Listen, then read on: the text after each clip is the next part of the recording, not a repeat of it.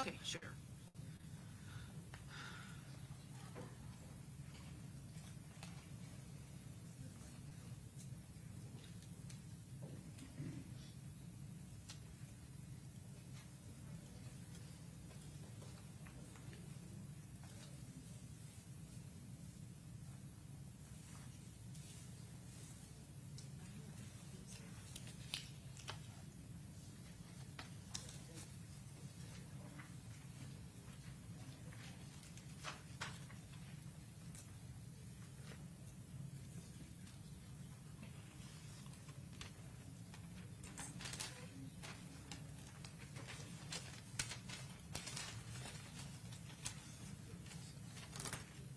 All right.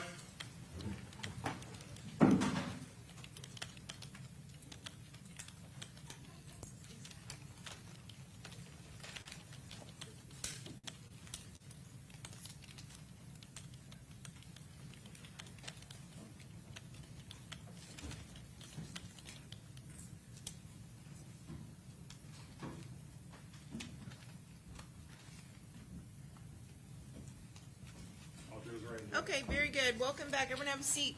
Welcome back, members of the jury.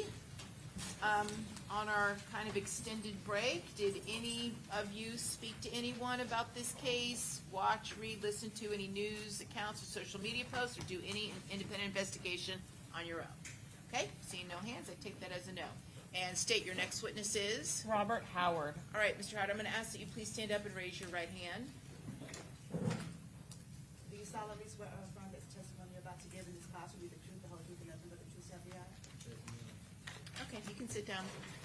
All right, you may proceed. Thank you, Your Honor. Sir, would you state your name into the microphone as close as you can there, just to make sure that everyone can hear you?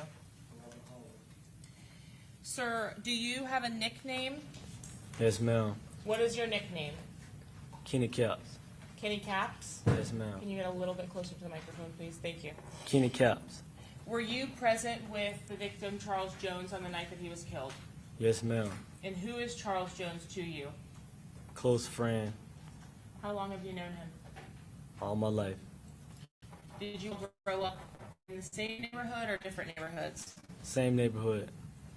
And did you know Charles Jones by any nicknames? Yes, ma'am. What are those nicknames?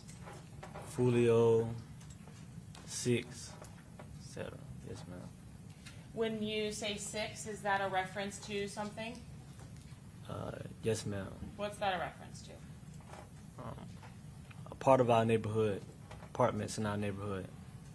What neighborhood would you say that you are from? Avenue B, 45th and Avenue B. 45th and Avenue B, is that in a certain area of Jacksonville? Yes, ma'am. What area of Jacksonville is that? North side. North side? Yes, ma'am. And was Charles Jones or 6 from the north side as well? Yes, ma'am. And what was the area that he's from called? Hilltop, 6 block. Yes, ma'am. Hilltop and 6 block? Yes, same thing. Are they also on the north side of Jacksonville? Yes, ma'am. Now, clearly you're present in court today and you're incarcerated. Yes, ma'am. What are you in jail for? Distribution charge. A distribution charge Yes, ma'am. of drugs? Yes, ma'am. Of drugs. Yes, ma'am. Is the distribution charge a state charge or a federal charge? Federal charge.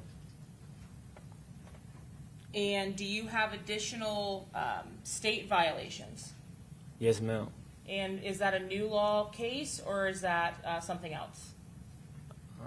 New law case, I think. What is the state violation for? The state violation is just the new charge of the federal charge. Okay, so if I can kind of clarify a little bit, you have a new federal case No. for distribution, the case you told us about just now. Yes, ma'am. And you have state level charges. Are you on probation for something at the state level? Yes, ma'am. I'm on Okay. probation. Yes, ma'am. When you mentioned that you have some state charges, what are you exactly on probation for at the state level? Manslaughter and an aggravated battery and a battery on the Leo. And were you sentenced and served the sentence on the battery, the simple battery? Yes, ma'am. Are you still on probation for the manslaughter and the aggravated battery? Yes, ma'am. Did those arise out of the same offense, like something that happened on the same day? Yes, ma'am. Who died related to the manslaughter charge?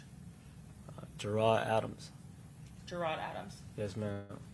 And who was shot when you indicated you have an aggravated battery as well? Willie Royal. Willie Royal. Yes, ma'am.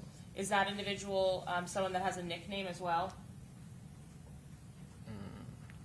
Yes, ma'am. Yes, ma'am. And do you know the nickname of Willie Royal? Go crazy, will go crazy, something like that, in that nature. Go crazy or will go crazy, is that what you said? Yes, ma'am. Now, you entered a plea of guilty as to those charges, is that right? Yes, ma'am. When did that actually happen? 2018. And did Joe Rod Adams have a nickname? Yes, ma'am. What was that nickname? Spaz.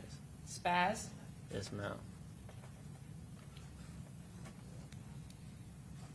Do you remember the day it happened in 2018? I'm not sure. I'm not direct. I think it's the 24th. I think it was August 24th, 2018. August 24th of 2018? I think so. Do you recall how long it took for you to be arrested for that offense? Like 3 days. I think that Tuesday happened Friday, Tuesday. What were the circumstances of that manslaughter and aggravated battery charge? What happened? Well, can you restate that? Yes. Your question. Where was was it a shooting? Yes, ma'am. Where did the shooting happen? At a high school in Jacksonville. What was the name of the high school? Raines High School. Raines High School. William M. Raines, yes, ma'am. And were you present at Raines High School on August 24th of 2018? Yes, ma'am. Were you present with other people? Yes, ma'am. Was Joe Rod Adams, as you mentioned, also present at that football game or after that football game? Yes, ma'am. And was the individual Willie Royal or Will Go Crazy also present at that football game? Yes, ma'am. After the conclusion of that football game, was there a shooting? Yes, ma'am. And as a result of that shooting, did Joe Rod Adams or Spaz pass away? Yes, ma'am. Is that the crime that you were arrested for a few days later? Yes, ma'am. And what was ultimately your sentence for that crime? 5 years in, 10 years on probation. When you say 5 years in, can you explain to the jury what that means? I served 5 years incarcerated and will have 10 years on probation. How old were you on the date you were arrested? 16 And were you charged as a juvenile or as an adult? as an adult. So is the probation that you are currently serving that you have violated with a new federal drug charge, the probation from that manslaughter and aggravated battery case? Yes, ma'am. And how long, so you spent the 5 years in custody on the original sentence. Yes, ma'am. Did you start probation upon your release? Yes, ma'am. Do you recall when you got released? May 31st, 2023. May 31st of 2023? Yes, sir. Yes, ma'am. And do you recall the date that you were arrested on the federal drug charges? June 23rd or 24th, 2024. The day of the homicide of Charles Jones or the day after? The day after the homicide, yes, ma'am. Okay. So only one day outside of him passing away, you were arrested. Yes, ma'am. In total, since your initial arrest on August 27th or so of 2018 through today's date, outside of the days you just told us, so from May 31st through June 24th, 2023 to 2024, have you been incarcerated for the rest of that time? Yes, ma'am. So you have the new federal drug case. Have you pled to that case, or is that case still pending? Still pending. And are you awaiting sentencing on that case? Yes, ma'am. How about the probation violation case? Have you had a hearing on that matter yet to resolve that case? No, ma'am. In this case, for which you are seated in the witness box, did you receive a court-ordered subpoena to appear? Yes, ma'am. Did you have an opportunity to speak with your attorney without telling us the context of that, but to understand the implications of not complying with that subpoena? Yes, ma'am. Do you want to be here? No, ma'am. Okay. If you understand the difference between you being here under a subpoena as a witness and being like a co-defendant or a defendant in a case, correct? Yes, ma'am. You're not charged with anything as it relates to Hillsborough County? No, ma'am. And do you understand that your case in Duval County are with a Duval County jurisdiction? Yes, ma'am. What about, do you understand your case with the federal government is with the federal government? Yes, ma'am. At some point in time, were you subpoenaed to appear via an investigative subpoena after your arrest by the federal government to make a statement in this case? No, ma'am. You did not receive a subpoena to give a witness statement? Yes, ma'am. Yes, ma'am. And present for that witness statement, did you also have an attorney? Yes, ma'am. Is that while you were still in custody for the sale or distribution of drugs, the federal charge? Yes, ma'am.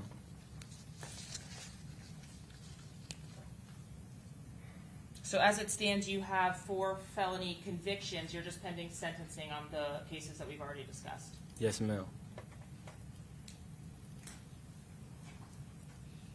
When you pled guilty to the death of Gerard Adams or Spaz, was there some type of was there a reason you pled guilty to that case in lieu of taking that case to trial? Yes, ma'am. What was that? It was best in my interest to plea out. How long had you already been in custody at the time you resolved that case? Almost 4 years.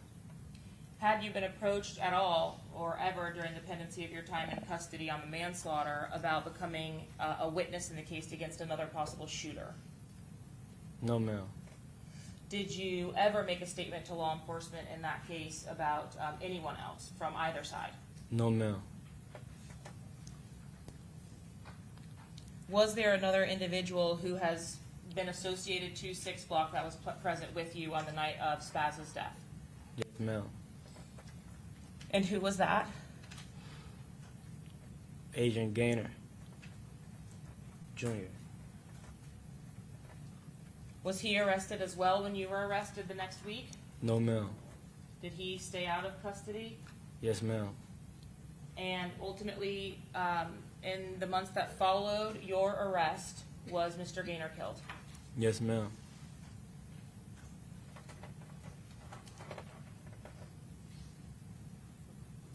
Did you receive some type of benefit or notoriety for not making a statement against anyone in that particular case?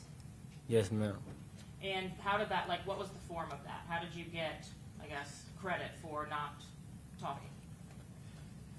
It was rumors about who actually pulled the trigger in that case. So, me not saying nothing gave me that honor or that fame. In 2018, when you went to jail, was drill rap the primary source of income for yourself or Charles Jones in Jacksonville? No, ma'am. Okay, go ahead. No, ma'am. When did drill rap start to become popular, if you remember? In my city, in Jacksonville, around 2020, I was already incarcerated around 2020. How would you hear about what was happening with the drill rap scene or YouTube and how you monetize that stuff? How would you hear about that? At the time, I was incarcerated, so video chat and new people coming in the jail. And they would kind of update you on the way things were evolving outside? Yes, ma'am. Okay. And when you actually were released in May of 2023, did you start to develop a little bit of your own following as well? Yes, ma'am. Even from custody itself, had you developed somewhat of popularity? Yes, ma'am.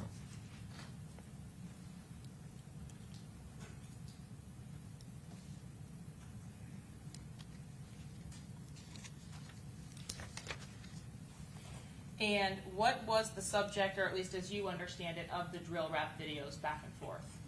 What would, for example, Charles Jones rap about? Dead people in our city, mostly, yeah. People who had passed away from, that didn't like us or didn't like him. You say people that would pass away that didn't like us or didn't like him? What do you mean by us? Or where we're from, our neighborhood. What, I want to be respectful in asking, how did you learn what neighborhoods liked you and didn't like you? Like, how did that come about? The dissing and the songs and, just history of Jacksonville stuff. Did you know as a child in the neighborhood that you grew up in, areas that you were permitted to go to and areas that you were not? Yes, ma'am. How did you know that? Just growing up over time, deaths, people passing away when I'm 5 or 6, and just growing up, gaining knowledge of Jacksonville and what's going on in Jacksonville. What if you are not directly involved in those things that happen back and forth? If you weren't there or you didn't know anyone involved, are you still taking that on? You still take precaution. Yes, ma'am. What if any neighborhood like divisions are there? Are there territories? So you said you're living in the north side. Is Yes. Mr. Jones also living there, staying there? Yes, ma'am. How about out east? Would you regularly go out east? No, ma'am. Is that one of the areas that we've talked about? No, ma'am. Yes, ma'am. Tell me why you wouldn't go out east. Just the history of Jacksonville, things that's going on in Jacksonville. I'm sorry, I can't hear you with this. Can you just speak up a little louder, please, Mr. Howard? I said things that haven't occurred in Jacksonville. So, Are you familiar with a reference 1200? yes, ma'am. And is that in some way related to or correlated with out east? Yes, ma'am. So if I said to you out east 1200, you would know what I'm talking about. Yes, ma'am. And what does that represent? Neighborhoods on the east side of Jacksonville. What about when I say to you 6th block, to you what does that represent? Apartments on the north side of Jacksonville. So neighborhoods is your Neighborhood. response to that. Yes, ma'am. Okay. Were you certified as a gang member when you were originally arrested for the manslaughter of Joe Rod Adams or Spaz? Yes, ma'am. And what gang were you associated to? I think PCE. PCE, is that Problem Child Entertainment? Yes, ma'am. And is that a group that ultimately was RICO'd about 2017, 2018? Yes, ma'am. And you're familiar with what a RICO is? Yes, ma'am. Did the older members of PCE at that time, were they all kind of arrested or scooped up? Yes, ma'am. Did you know the individuals who were arrested in that RICO case? Yes, ma'am. How were they related to you? Friends, family? Just in the neighborhood, same neighborhood. After PCE, the RICO comes down from that case, do individuals that were associated with PCE start gaining popularity under the moniker 6 Block? Yes, ma'am. Okay, so I want to ask you a very direct question. Are you going to tell me at any point during the course of your testimony today that 6 Block is a gang? No, ma'am. Will you ever admit that? No, ma'am. Will you tell me if 1200 is a gang? No, ma'am. Will you tell me if ATK is a gang? No, ma'am. That's never going to happen.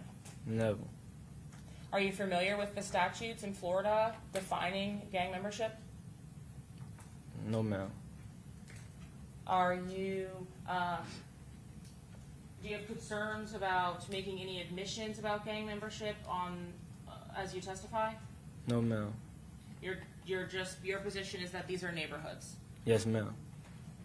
What if individuals from those neighborhoods kill on behalf of the neighborhood? You're still going to indicate not a gang. Not a gang. What if they throw hand symbols? Not a gang. No, ma'am. The statute itself does not matter to you, it sounds like. No, ma'am. So if I say groups or sides, would you understand the reference if you're refusing to say it's a gang?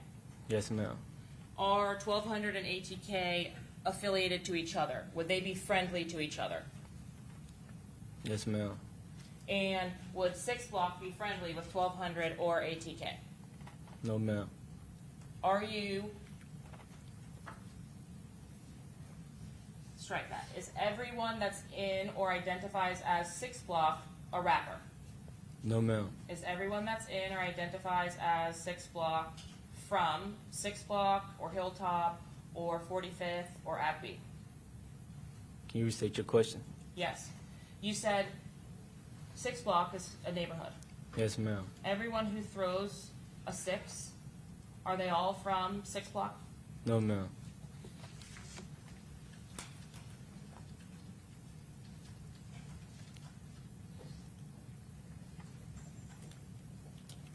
Now, just like we talked about PCE or problem child entertainment, many of those individuals you said go by 6 Block now. Yes, ma'am. At the same time from PCE or problem child entertainment, was there a similar group with 1200 that develops into 1200? Yes, ma'am. And what is that? Cuckoo gang, something like that nature. Cuckoo? Yes, ma'am. Is that KU? Yes, ma'am. And have you at least observed Cuckoo Gang representing 187 boys in their music or on the street? Yes, ma'am. But still, your statement is not a gang. No, ma'am.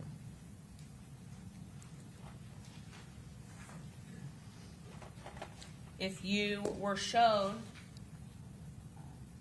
no, if someone indicated to you or did a sign that you understand to be 1200, would you recognize that? Yes, ma'am. If you saw that sign, would that be a friendly thing to you or an unfriendly thing to you? Unfriendly. Okay, so that's not someone you would like go get drinks with. No, ma'am. Okay. And you recognize that there are signs for 1200. Yes, ma'am. But your indication is that you don't understand that to be a gang. No, ma'am.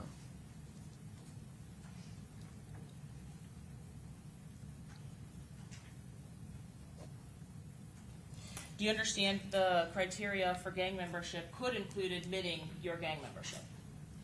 Yes, ma'am. Yeah, I must sustain the objection. Can you agree that there are specific sides or areas of town that you do not travel to as a result of what's happening in Jacksonville? Yes, ma'am. What area of town do you not travel to? East, west.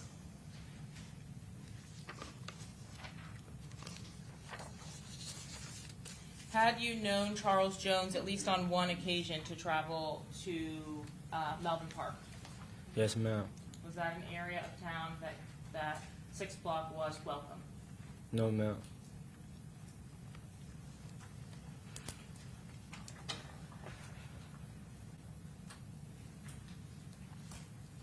How long has the back and forth between whether it was this name, 6 Block, or PCE, 1200, Cuckoo, how long has this back and forth been going on? A long time.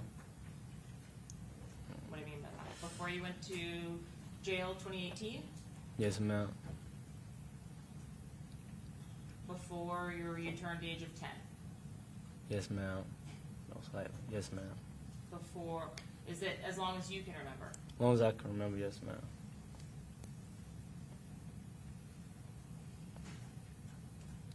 When you came home from prison in May of 2023, had you had an opportunity to see or spend time with Charles Jones?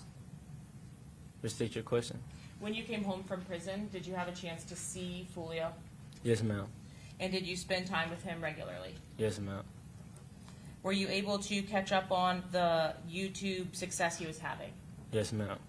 And were you also able to obtain some level of success in the same way? Yes, ma'am. Do you know an individual by the name of Gino Norris?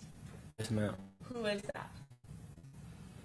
It's like my cousin, close friend to the family, but cousins by marriage. My uncle, my great uncle is married to his auntie, so Your great uncle and his auntie. yes. When you say close to the family, I think you've said that a couple of times. Do you mean like your parents or your parents' siblings are friends with their families? Yes, ma'am. Is that common amongst your friends in Jacksonville? Yes, ma'am. Do you know Gino by any particular nicknames? Just Gino. Just Gino. Yes, ma'am. Did Gino hang out the way that you and Foolio would hang out? Did he have club appearances, or did he go to shows, things like that? No, ma'am.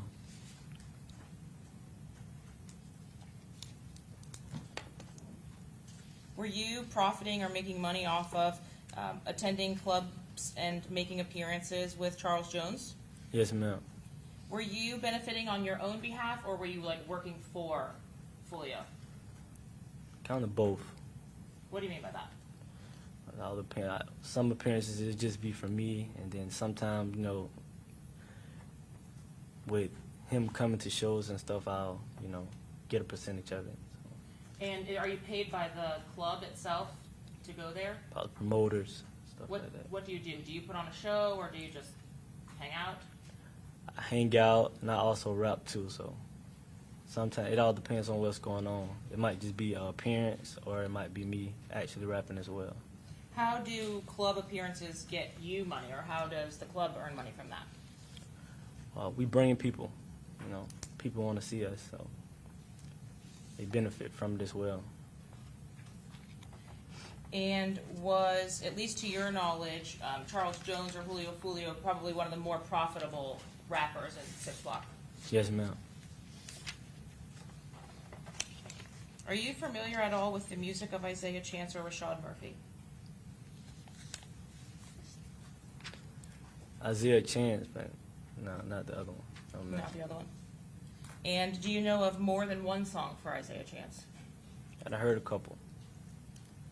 Are they doing the same numbers, essentially, that Charles Jones was doing on YouTube? No, ma'am.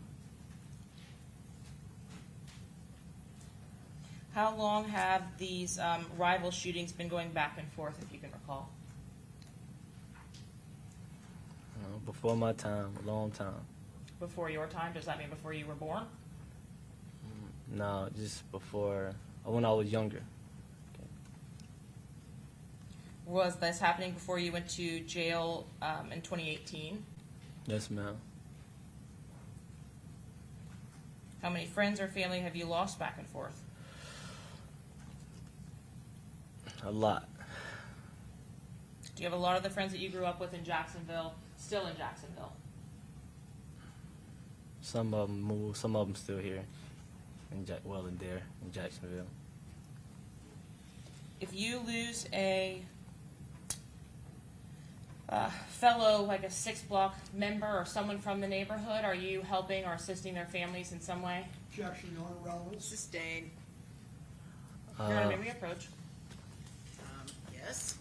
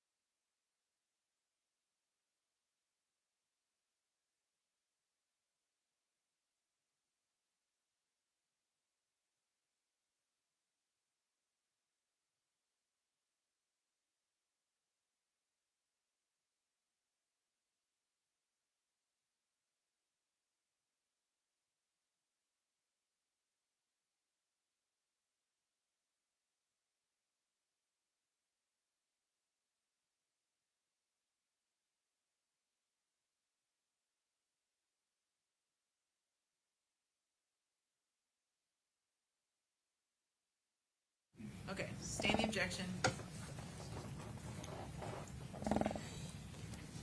Sir, after your release in 2023, did you start to see some of the drill rap videos that had been published? Yes, ma'am. Were those videos being published only by people from 6 Block? No, ma'am. Were there videos that were published from members of ATK? Yes, ma'am. Were there videos published from members of 1200? Yes, ma'am. Did you have an opportunity to see those videos? Yes, ma'am. At the time that you were incarcerated, so at 16 or so, were there drill rap videos that were to the level that they were when you were released? No, ma'am. Had you seen music videos where people admitted to crimes on YouTube? No, ma'am. Is that the style of, or is that like the life that you were leading when you actually were incarcerated when you were younger? No, ma'am. What was different when you actually got out? The songs, the music, I guess the No, era, I'm sorry, I can't hear Mr. Howard. He said the songs, the music. the songs, the music, it's the new music era of dissing. Way more vulgar and disrespectful. When you were originally incarcerated in 2018, were there unspoken rules about who would be dissed or who was off limits? Objection, relevance, and meaning. Overruled. That means you can answer, sir. Okay. What was your question again? Were there certain members, right, that were, or certain people that were off limits in these disses when you were first incarcerated? I wouldn't say that. It's just no one really was dissing like how people diss now. So, What do you do that? I mean, people wasn't talking about the dead people as much as they do now. So, I wouldn't say it was a wrong rule, but people just wasn't doing it. What about the actual family members of the ops or the opposing side? Yeah, people wasn't doing it. But they were doing that when you were released, Yes. and that would have been in 2023. Yes, ma'am.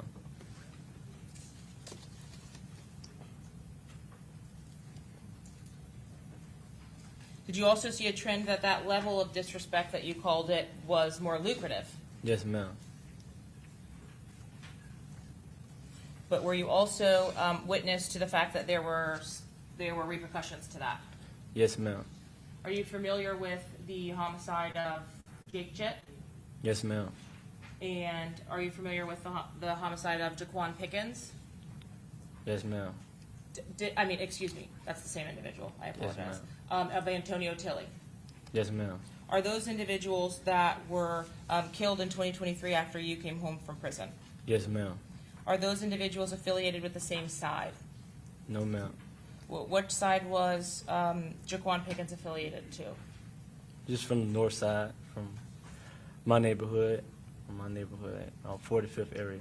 And what about Tilley? What side was he affiliated to?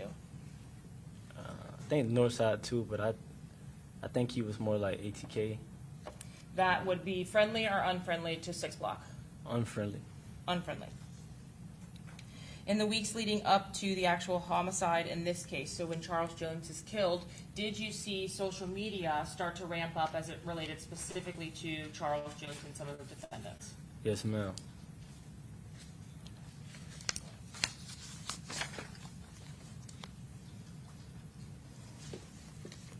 Had you had an opportunity to see specific Instagram posts back and forth between Charles Jones about a gravesite visit that he had?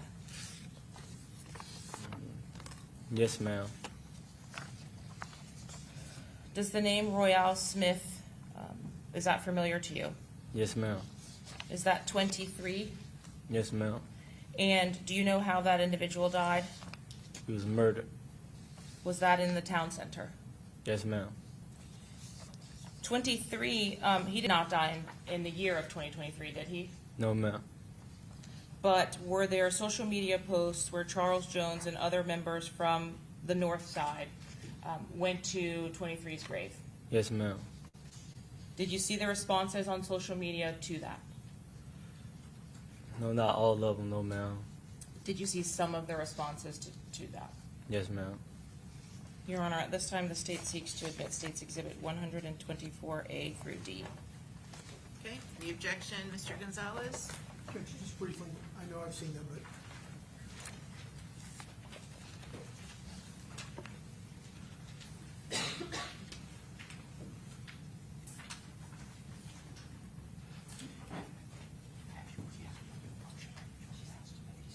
Yes.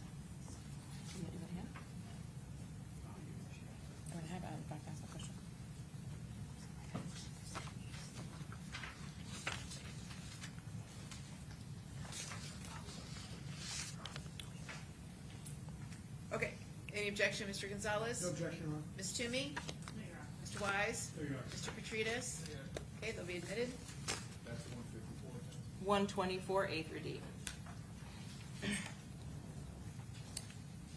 In showing you States Exhibit number 124B, is this one of those images that was on social media? Yes, ma'am. Was the response from the other side positive or negative to this post? So, restate your question. Was this post, did this post make people happy from 1200 or ATK or not happy? Not happy.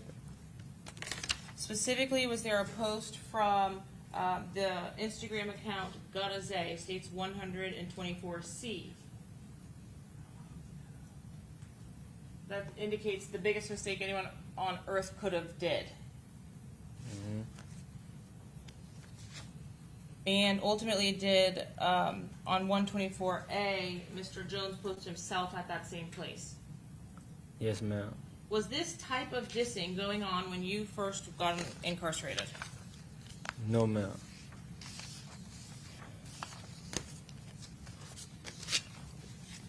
Did this incite some back and forth between Mr. Jones and several members of ATK and 1200? on Yes, social ma'am. media? Yes, ma'am. Did you also, in the months leading up to the homicide, have an opportunity to see a specific dispute back and forth between Charles Jones and Isaiah Chance? Yes, ma'am. I heard of it. Yes, Okay. ma'am. Did you see it on the internet? I was shown. Yes, ma'am. On what type of social media? I think Twitter. Is that Spaces, the X? Yes, ma'am. Was that a video or was that like a post? I think it was posts. I seen pictures and arguing. What was the dispute about, if you recall? I think clothes, reference of. Hold on. Okay, so, This is not for the Spaces argument back and forth, the audio argument. This is an actual Spaces post argument that's going back and forth between Mr. Chance and the victim. okay. And, come real quick.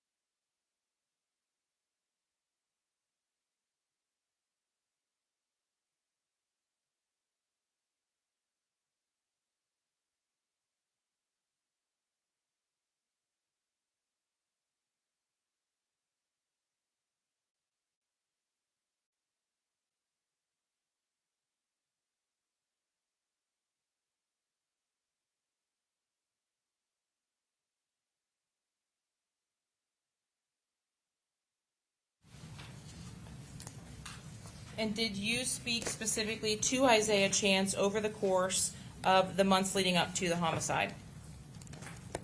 You restate your question. Did you speak to Gutta in the months leading up to the homicide?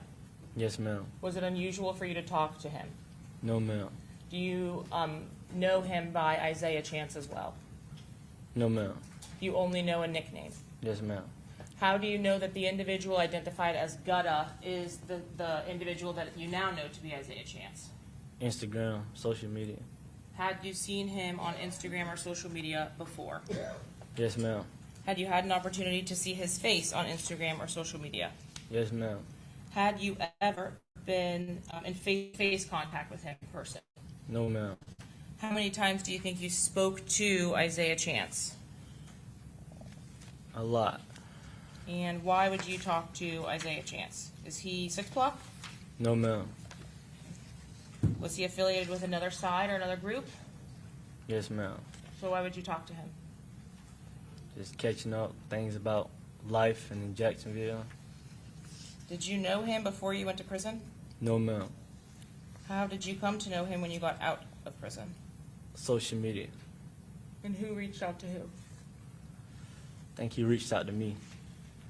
On several occasions, did you have a chance to see likes from Mr. Chance on social media accounts? Yes, ma'am. And during the course of these conversations that you had with him, you would talk about, you said Jacksonville. What about Jacksonville? Things that's going on in Jacksonville, people, stuff like that. People related to 6 Block and ATK and 1200, or the news anchor on the news at night? People in and from the neighborhood, Jacksonville thing. Okay. Let's talk a little bit about the weekend of June 21st of 2024. Did you have an opportunity to come to Tampa with Charles Jones? Yes, ma'am. What day did you come down here? I don't recall. Do you know what you did on the first day that you got here? Yes, ma'am. What did you do? We came down here, we got settled in, then we went out. Where did you stay? In a hotel or an Airbnb on night 1? Airbnb. Do you know anything about Tampa itself or the cities around Tampa? Not really. Do you know where the Airbnb was, like what city it was in? No, ma'am. Do you know that you went out to a club or a bar of some kind? Yes, ma'am. And would that have been Friday? Yes, ma'am. Okay. But you don't know the date that was yet? No, ma'am. When you went out on that day, did you have a performance or an appearance for yourself or Charles Jones or anybody else in your group? No, ma'am. We just went out. Just for fun? Just for fun. What was the purpose of the whole trip to come down here? Birthday. Whose birthday? Charles Jones. Was there anyone else other than yourself and Charles Jones with you all? It was me, Gino, and Charles Jones. In your car? Julio's car. Charles Jones' car. And other than Fulio's car, did other cars come down to Tampa with you all? Yes, ma'am. Was there an individual present by the name of Xavier Edwards?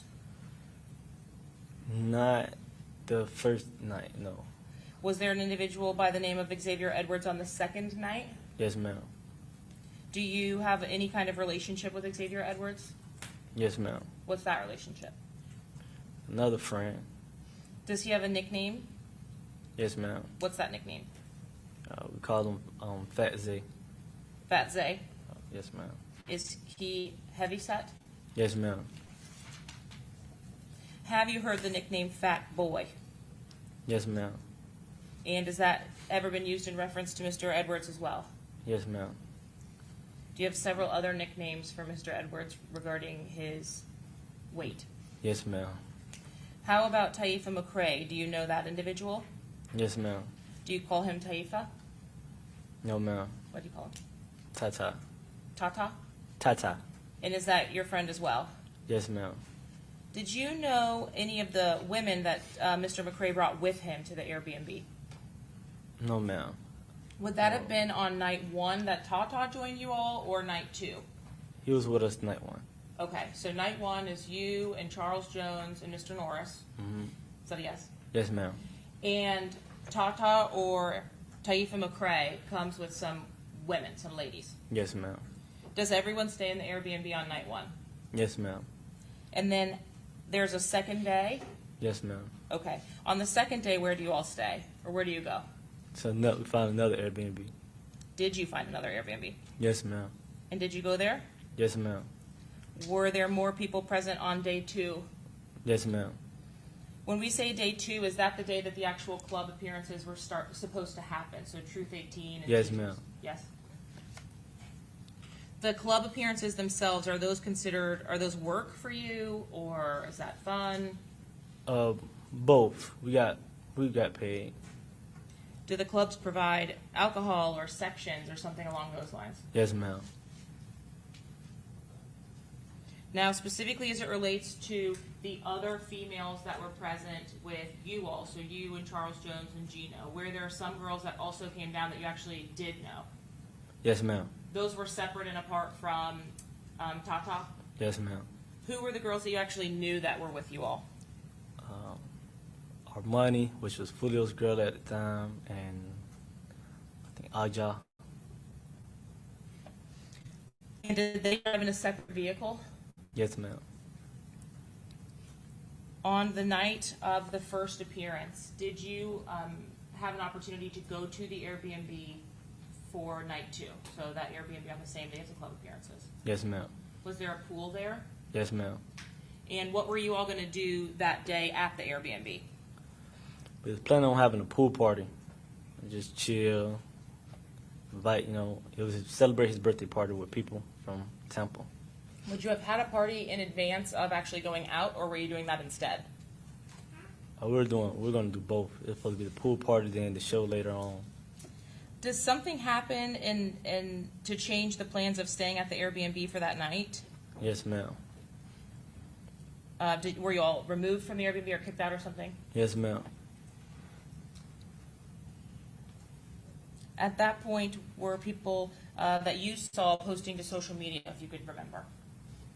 Restate your question. Were people posting on social media about the pool party and the party at the Airbnb? Yes, ma'am. Did you stay to help unload the Airbnb from that night? No, ma'am. What did you do? I fled. I left Where did you go to? to the club And what was your purpose in going to the club? to check, to see, just scope out the scenery. Scope out the scenery? Yeah, of the club. What does that mean? Just make sure everything's good, the location of it. Make sure I see everything's all right, before he shows. Do you have some information about what you're being promised before you get to the club as a part of the appearance? So a section or bottles or girls? Yes, only? ma'am. And is that what you were checking for when you say check it out? No, ma'am. Did you actually arrive at the first club, Teasers, before Charles Jones? Yes, ma'am. Was anyone else with you when you got there first? Yes, ma'am. Do you recall who was with you? His name is Tommy. Was Tommy also at the Airbnb? Yes, ma'am. Is Tommy's nickname tax-free? Yes, ma'am. When you actually arrived at club number 1, did you wait inside or outside for Charles Jones and the rest of his group to show up? And when they texted you that they had arrived, did you come outside? Yes, ma'am.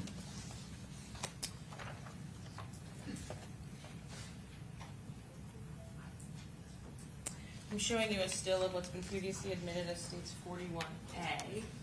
Are you able to see that picture okay? Yes, ma'am.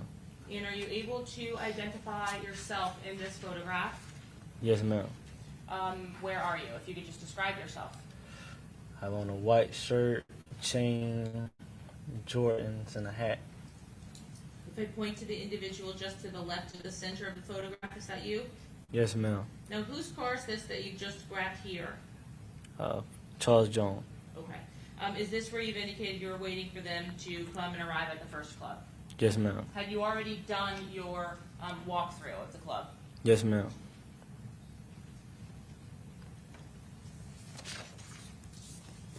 While inside of Teasers, did anything out of the ordinary happen? No, ma'am. Were there any problems inside of the club with people that were not a part of your party? No, ma'am. How about outside of the club? No, ma'am. Could you see that Charles Jones had been posting to social media? Yes, ma'am.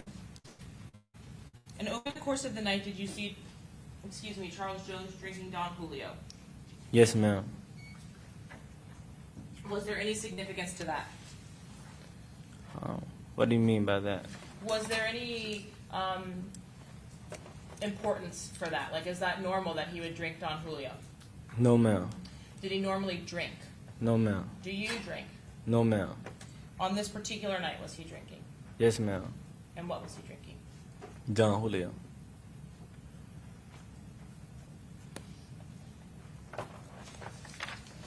Did you have a conversation with him about the amount that he was drinking? Yes, ma'am. Would that have been at club number 1 or club number 2? At the Airbnb before we left in the club. What was the conversation like? To slow down on this drinking. Was he listening to you? No, ma'am. Did you observe him drinking more? Yes, ma'am.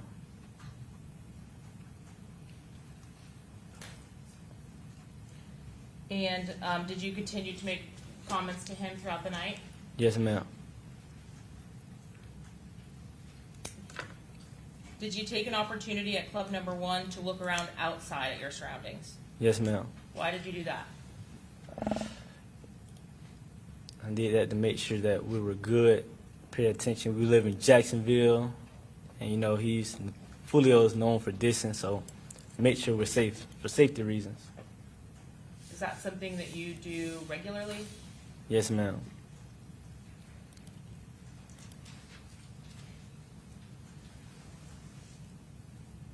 Did everything at club number 1 go as you had planned for it to go? Yes, ma'am. Did you finish that club appearance and head to another place? Yes, ma'am. When you got to the second club, is that the club that has 2 stories? Yes, ma'am. Do you remember the name of that one? I think it's Truth. Were you slated to appear at the first club alongside Julio or the second club? First. And when we say that you're going to appear, does that mean you are also on these flyers that promote the appearance? Correct. Were you on the flyer to promote the first club? Yes, ma'am. Was there a flyer to promote the second club that you were on? No, ma'am. When you arrived at the second club, had anything changed? Were there any issues? No, ma'am. Did you all go inside of the second club? Yes, ma'am. Did you have an opportunity to see whether Charles Jones was still posting on social media? Yes, ma'am. Was he? Yes, ma'am. At that point, did you say anything else to him about that? Yes, ma'am. And what did he say to you? To relax and to let him enjoy his birthday. And did you do that? Yes, ma'am.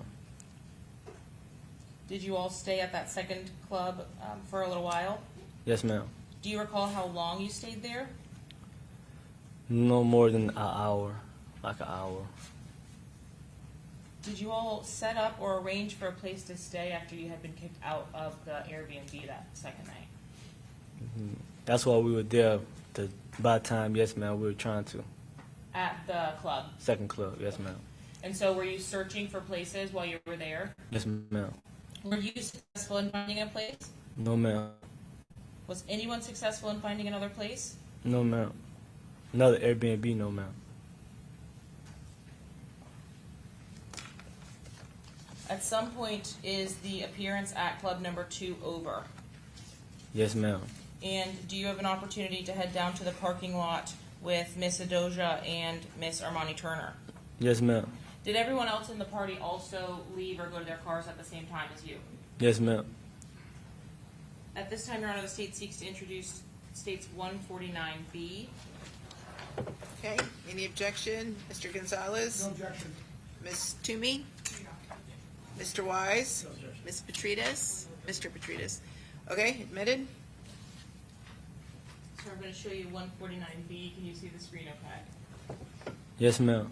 In this image, is this fairly depict what the first floor looked like when you all returned to your cars?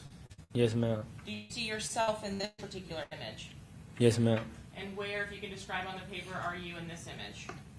By the car that's lighting up with the headlights on. That's lighting up with the headlights. So this individual at the center left. Yes, ma'am. All right. And you all are leaving at this point? Yes, ma'am. Now, whose car is this? Is this Mr. Jones's car, or are you leaving in another car? It's Armani's car. Is Armani Mr. Jones's girlfriend? Yes, ma'am. Who else was in the vehicle with you and Armani? Aja. And is that the group that you rode to the home to suites with? Yes, ma'am. Where were you seated inside of that vehicle? The back seat. And who was driving? Armani. When you actually arrived at the home to suites, did you stay inside of the car? Yes, ma'am. Could you see where Charles Jones's car was? Yes, ma'am. And what happens next as you are at the home to suites? That's when I hear the shots go off. Could you see where the shots were coming from? No, ma'am. What did you do? I ducked. And after you ducked, did you say anything to anyone? I told Armani to go. tell Armani to go anywhere in particular, anywhere specific? No, ma'am. And where did she actually go? She turned out, hitting, like, going on the street. Yeah. When you say she turned out, was she driving the car forward or backward once the shots rang out and you told her to go? She backed up. Backed up. As she backed up, did she get out onto the street without anything else happening? We bumped into another car. You bumped into another car? Yes, ma'am. Does that mean hit them with your car? Yes, ma'am. And did you keep going after that? Yes, ma'am. Where did you go? We found help. She found help. What do you mean by that? Like, tell me where the car went. Well, we was driving, so when we got back on the street, we did a U-turn, and as we were going down the street, we seen police officers stop. I don't know, they had someone pulled over. So she went to help. I didn't say anything. She talked to the police, and the police followed us back to the scene. Did you stay inside of Armani's vehicle at that point, Ms. Turner's vehicle? Yes, ma'am. Did you go back to the scene when the police were following you back? Yes, ma'am. When you got back to the scene, did the police tell you to get out?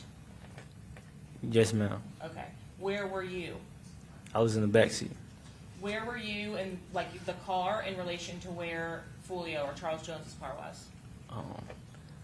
His car was parked like in a parking spot, and we were like facing like vertical towards it. So if his car was facing out towards the roadway, were you facing the same way, or were you like On the side, making yes. making a corner? Yeah, making a corner. When Armani Turner stopped the car, could you see inside of the black Dodge Charger? No, but when I got out and walked up to the car. When you walked up to the car, did the police start to yell at you? Yes, ma'am. And after the police yelled at you, did they put you in handcuffs or anything like that? No, ma'am. Did they give you any instructions on where to go? No, ma'am. So what did the police tell you to do? They told me they wanted to ask me some questions, but I had to wait till the lead detective came on scene, so I had to stay with them. Did you want to stay? No, ma'am. At this time, the state will seek to admit State's Exhibit 149C. Okay, any objection, Mr. Gonzalez? No objection. Ms. Toomey? Mr. Wise? Mr. Petridis? Admitted. All right, and publishing State's 149C. Are you able to identify yourself in this footage? Yes, ma'am. And where are you standing?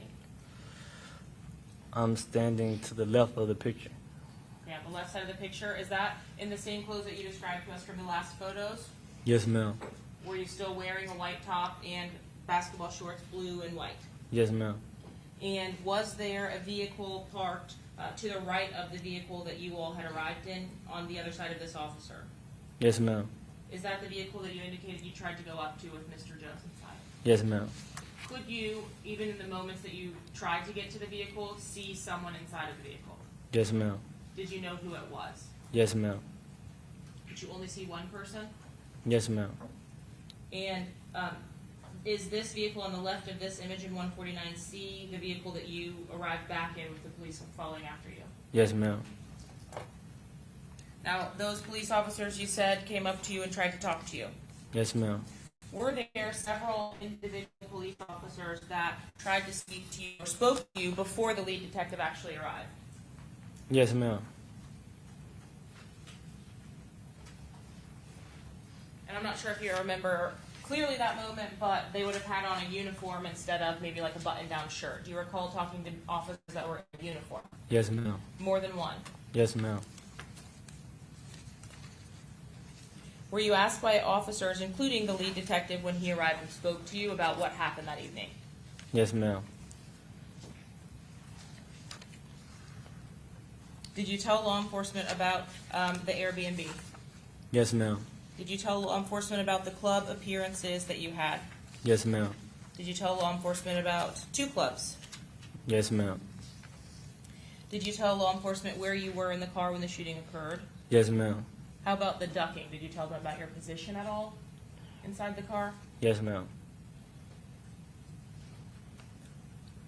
And when the first officers that responded and told you all to get away from the black Charger told you to wait for the detectives, did you do so? Yes, ma'am. Do you know the lead detective in this case? He would have been in plain clothes, not a uniform. Do you know if you talked to him? Yes, ma'am. Did you at any time assist law enforcement by helping to keep Armani away? Yes, ma'am. Were you asked about whether there had been any fights or arguments at the club appearances by law enforcement? Yes, ma'am. Did you answer those questions? Yes, ma'am. Did you tell law enforcement that there's a gang rivalry in Jacksonville? Objection, Your Honor. No, ma'am. Sustained, yep. Did you tell law enforcement anything about gangs during the course of those interviews? No, ma'am. Did you tell law enforcement anything about anyone being in a gang? No, ma'am.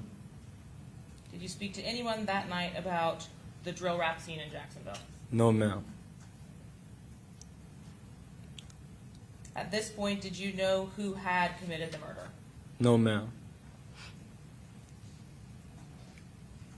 As you were on scene, did you start to see some posts that became relevant to you from individuals from Jacksonville? Yes, ma'am.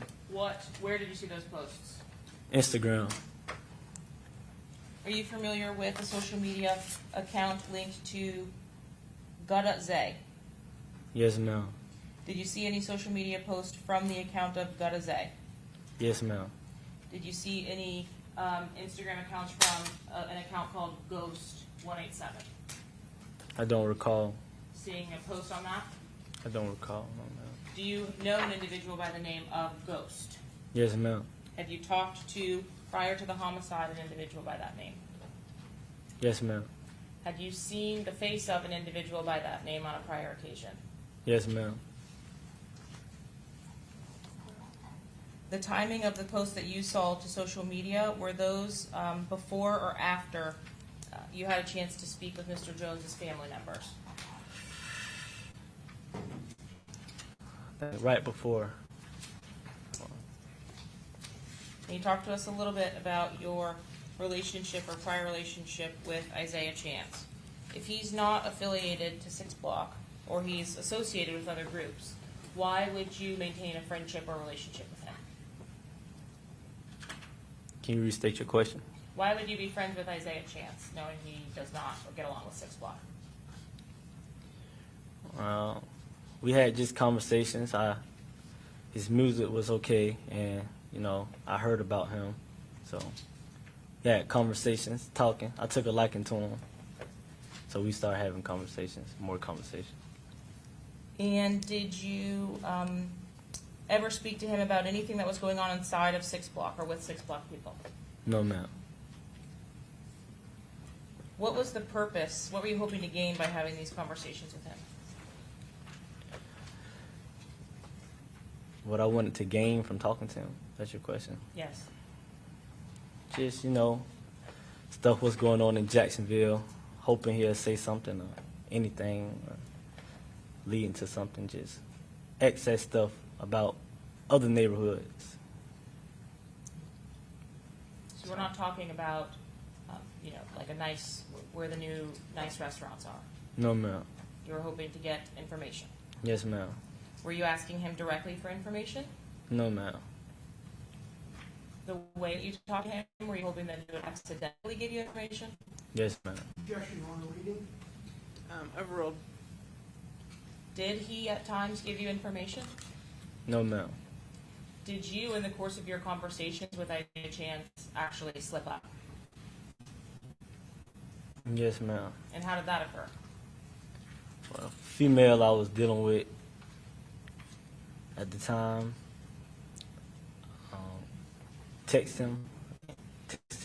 put his number into the cash app. Then I was messing off and text him. Okay, so I have to put it in layman's terms. A female that you knew at the time Yes, did a ma'am. little reverse lookup on a number that you were talking to on your phone. Yes, ma'am. Okay. Would you have had his phone number saved in your phone, like as a name? No, ma'am. So she just looked up the number. Yes, ma'am. So why did she think you were cheating? Or talking to another girl? I guess when she put it in Cash App, a girl's name popped up. Did you have an opportunity later to explain that to her? Yes, ma'am. So was it you utilizing your direct phone number to make these contacts or communications with Mr. Chance? No, ma'am. Okay, so you'd use a different number. Email. An email account, so you can make a FaceTime over iCloud or something with Yes, an email? ma'am. Yes, ma'am. You didn't have to utilize a phone number? No, ma'am.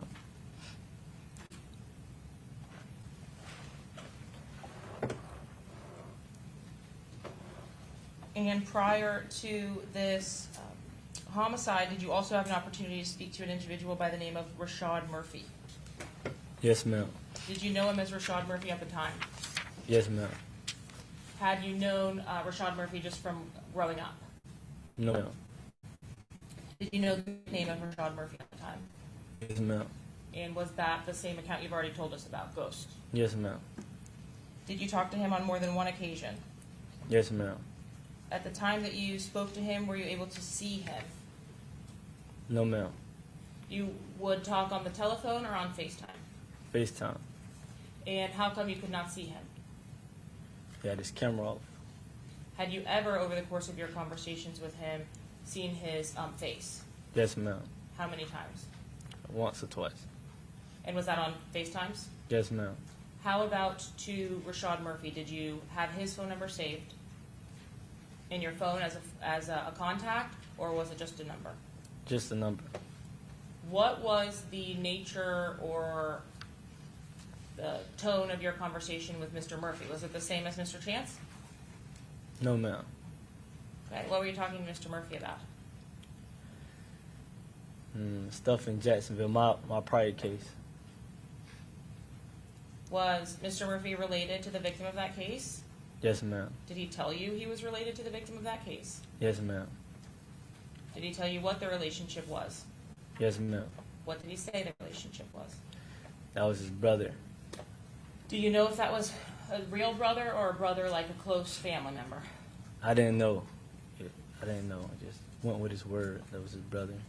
Did you reach out to him or did he reach out to you? I reached out to him. And did that happen on FaceTime like you indicated? Yes, ma'am. How did you get his phone number? I got his phone number through him. Through him? Yes, ma'am. Did you communicate with him on social media? Or telephone via text? Yes, ma'am. Somehow you made contact with him. Yes, ma'am. What is the conversation, or are there more than one? It's more than one. And what are you talking about specifically about your prior case? Who actually killed Gerard Adams? Stuff like that. But this is at a time when you had already been released from custody Yes, from ma'am. that case, correct? Yes, ma'am. Are you still on probation for it? Yes, ma'am. So it would have had to happen after your release. Yes, ma'am. So at some point after you get out in May, you speak to him. Yes, ma'am. What is he asking? Who did it? That's it? Yeah, just some clarity. Who actually did it? Were a lot of people asking you that question? Yes, ma'am. Had you admitted or made any statements about who actually had pulled the trigger in that case? No, ma'am.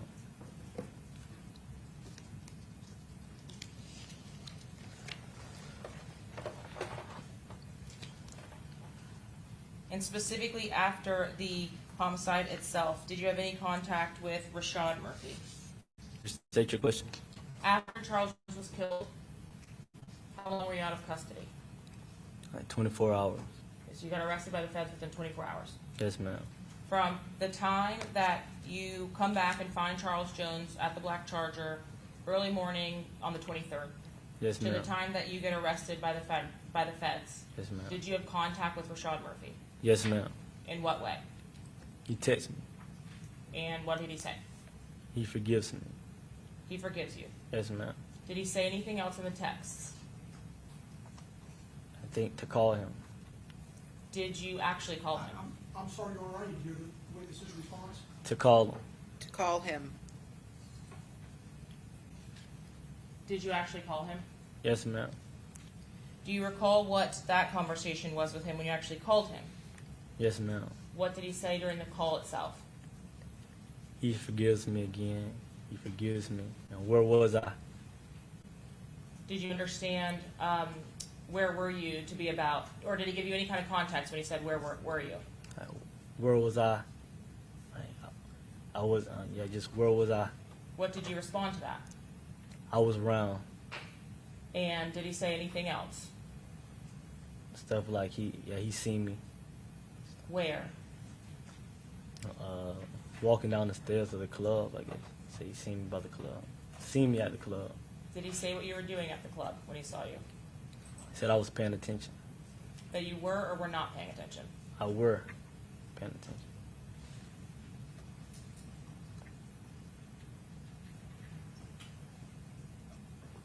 Then did he make any statements about the actual home to suites, the homicide scene, the location? Yeah. He said that was him in front of that car. Did you have any idea what he was talking about? I kind of did, yes, ma'am. At that point, had you seen some of the video? No, ma'am. So how did you know what he was talking about? I'm guessing he's in that car, so. When he said he was standing in front of the car, could you see where the shooters were when you were actually being shot at? No, ma'am.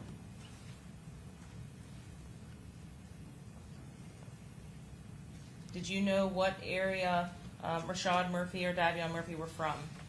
Yes, ma'am. Where's that? Out east. And is that 1200 territory? Yes, ma'am. Did you know anything about Sean Gathright before the homicide? No, ma'am. Have you been to his house in the suburbs before the homicide? No, ma'am. Did either Sean Gathright or Isaiah Chance grow up in any of the either projects or neighborhoods or areas that you're familiar with? No, ma'am. Do you know whether Rashad Murphy or Davion Murphy, on the other hand, were legitimately from out east? Yes, ma'am.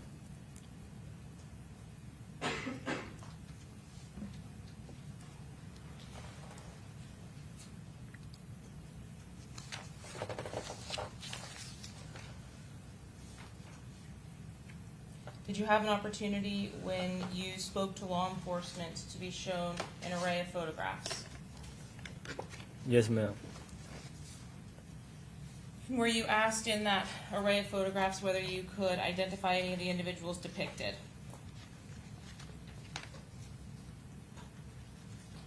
Were you asked if you knew anybody in there? Oh, yes, ma'am. Yes. Showing you what's been marked as states 107. Do you recognize these papers? Yes, ma'am. Do you recognize your signature? Yes, ma'am. And during the course of that, did you have an opportunity to make an identification of an individual in those photographs? Restate your question. Did you say that you knew anyone from those pictures? Yes, ma'am.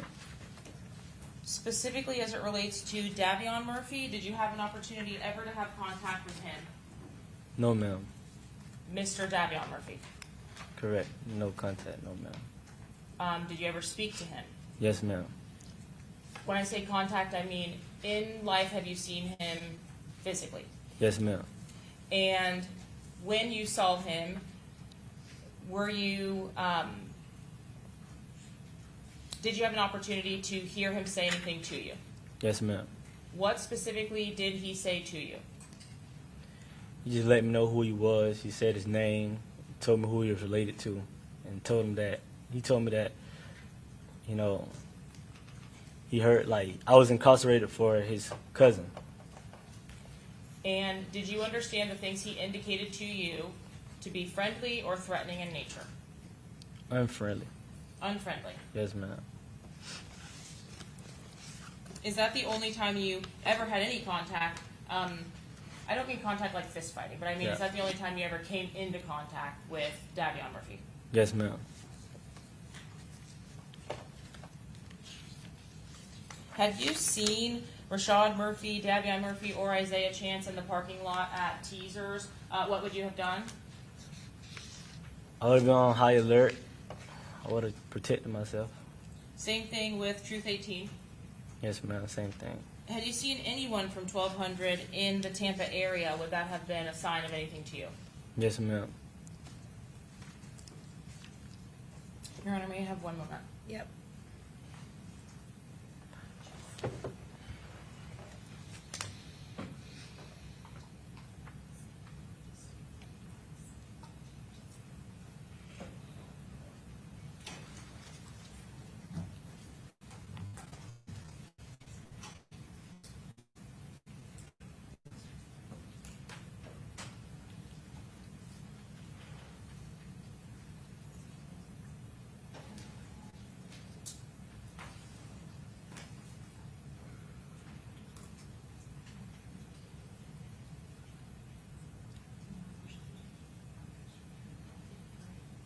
Your Honor, I will pass the witness at this time. Okay, Mr. Gonzalez?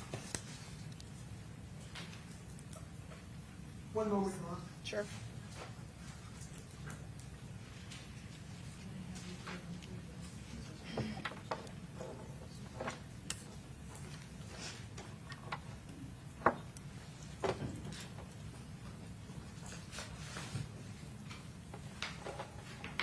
Excuse me, you know the camera's on.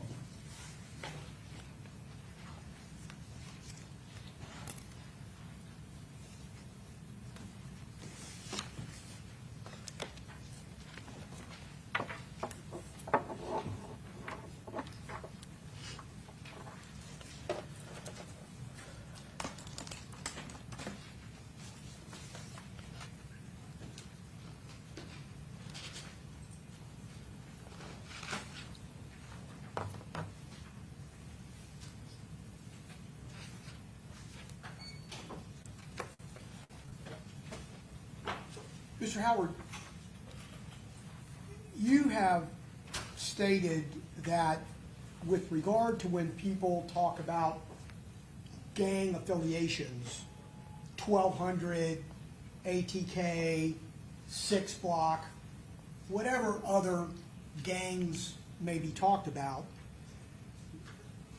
the world calls them gangs, but you just call them neighborhoods, correct? Correct. And you believe 6 Block is just a neighborhood, Hilltop, right? It's an apartment complex. Correct. And you believe 1200 is an area out east, correct? Correct.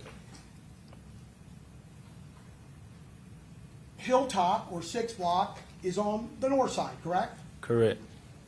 And in between and all around, there are other groups, not gangs, that operate based on their neighborhood and who they know and who they grew up with, correct? Yes, sir.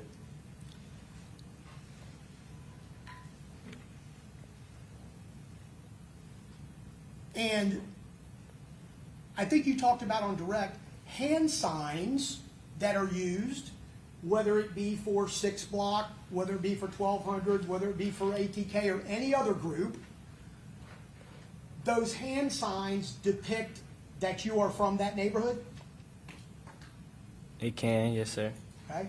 And putting your thumb with your middle finger like this, that's 1200, right? It can mean several things. In Jacksonville, they would think that, yes, sir. Jacksonville. In Jacksonville, yes, sir. They think that. If we were in Jacksonville and we did this, it'd be 1200, right? Yes, sir. Okay? And people that aren't in 1200 do this in Jacksonville, don't they? Yes, sir. Okay? In fact, you have done this before, haven't you? Yes, sir. Okay? And you do it just to do it? Just because it's doesn't really mean much, doesn't mean anything, does it? Yes, sir.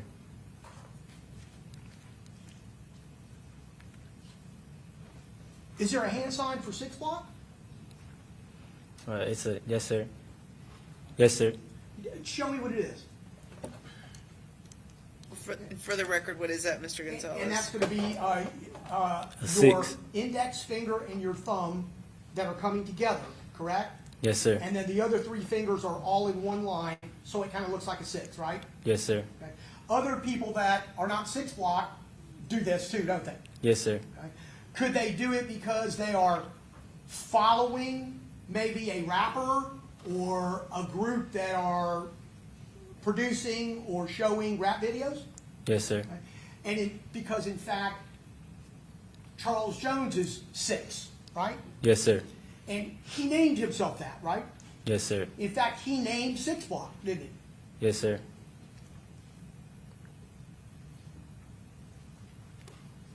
And you were very close friends with Mr. Jones, correct? Yes, sir. You talked about some other people. You talked about Xavier Edwards, right? Yes, sir. Okay, who you know. Yes, sir. And you called him Fat Boy. Yes, sir. You've given some statements already, and you've testified in the past in this case, right? Yes, sir.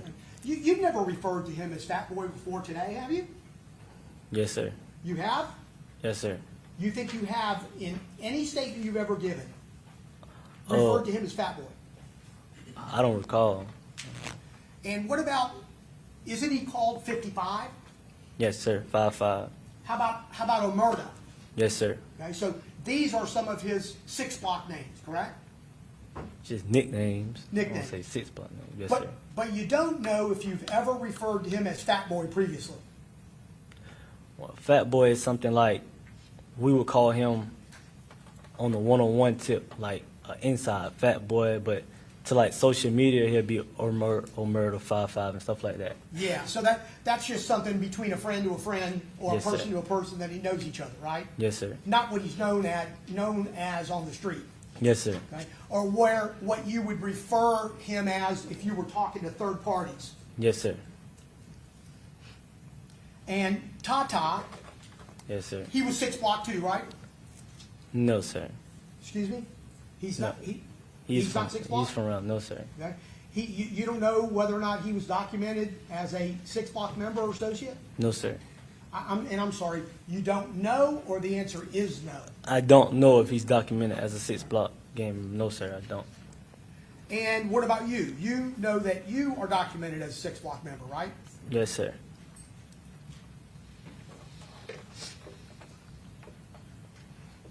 And I think you told State on your direct examination that the night that you were at the hotel, you didn't talk to them about neighborhoods or gangs, correct? No, sir. And you didn't talk to them about conversations that you were supposed to have had that caused you concern, did you? No, sir. And you didn't talk to them about anybody that you thought, because of these alleged conversations, might have been a person that could have killed Charles Jones, correct? No, sir. In fact, you say on a regular basis, don't you, I don't talk to police. Isn't that a fact? On a regular basis? Yeah. You normally, and your position is in your life, I don't talk to police. Isn't that the case? Can you rephrase it? In your regular life, walking around, you have said, I don't talk to police. Isn't that true? Yeah, I've said that. Yes, sir.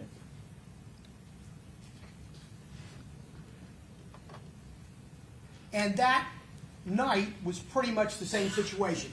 You didn't talk to the police about the things that might have been going on behind the scenes, correct? I talked to the police about the questions they asked. Yes, sir.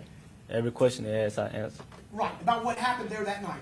Yes, sir. And where you had been, and who you stayed with, and what you saw, right? Yes, yes, sir. But nothing about what really could have been happening, right? Correct. Yes, sir. And Mr. Howard, you're called Kenny Caps because you cap people. Objection, Your Honor. You can answer. No, sir. Right? And I think you've said you're called Kenny Caps because of South Park? Correct. Kenny on South Park? Correct. Kenny McCormick on South Park, right? Yes, sir. Okay? That doesn't have anything to do with Caps, does it? It has to do with Kenny. It came with it.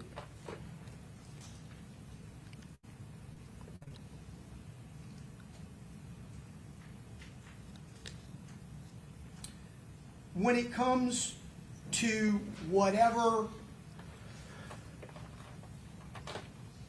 vague knowledge you have about Rashad Murphy, you have heard that he's 1,200, correct? No, sir. Go ahead, restate your question. You have heard from others that Rashad Murphy's 1,200, correct? I know and I heard, yes, sir. Okay? Correct. And you know because other people have told you so, correct? Instagram and social media. Instagram name. Well, you've never seen Rashad Murphy on Instagram, have you? I seen this Instagram page. Okay? Yes, sir. And his page doesn't have a picture of him, does it? No, sir. And it doesn't have any pictures of his kids or his fiance, does it? No, sir. And it doesn't have any pictures of him hanging out with other people, correct? No, sir. What it has is an Instagram, Ghost187. Correct. And because of that, that is why you believe that Rashad Murphy is Ghost, correct? Yes, sir.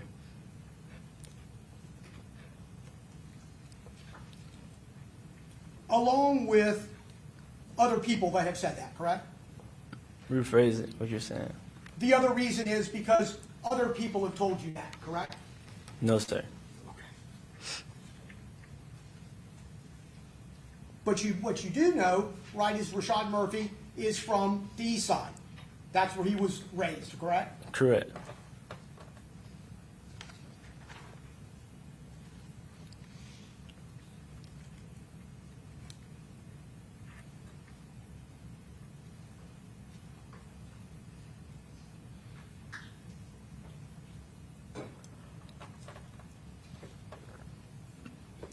So as I understand your testimony, Mr. Howard, you are telling us that you had communications with Rashad Murphy, correct?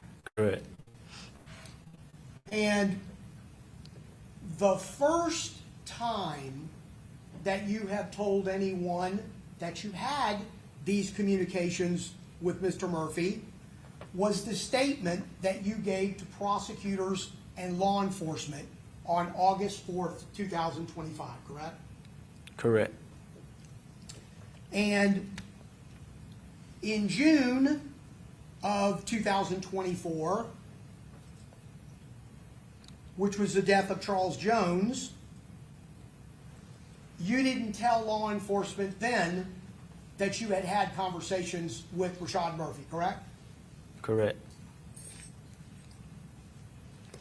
But since that time, even though you were arrested right after you got back, I think you think June 24th, correct? Correct. You had seen Mr. Murphy on the news a lot as it relates to this case, haven't you? Correct. And it was all over social media as well, correct? Correct. And even though you are incarcerated, you can see those things on a regular basis, right? Correct. And people in the jail talk about it constantly, day and night, do they not? Correct. So, you picking out Rashad Murphy from a photo pack, a group of pictures, shouldn't surprise us because you already know what Rashad Murphy looks like as a result of all of that TV coverage, right? I talked to him. I knew how he looked before the TV coverage. Well, we'll get to that, but you said that was one time, right? 2 times. Okay. And, well, I thought, did you not testify in direct examination you saw him one time? I said 1 or 2 times. One, you said 1 or 2 times. Yes, sir. You don't know exactly how many times, correct? Yes, sir. What you did say, though, is that you had 3 or 4 FaceTime conversations with him, right? Correct. And those FaceTime conversations, were either showing a black screen or the ceiling or the wall, correct? Correct. That's what you testified to, correct? Correct. You also said that the way that that happened is that you got his number and you reached out to him. Correct.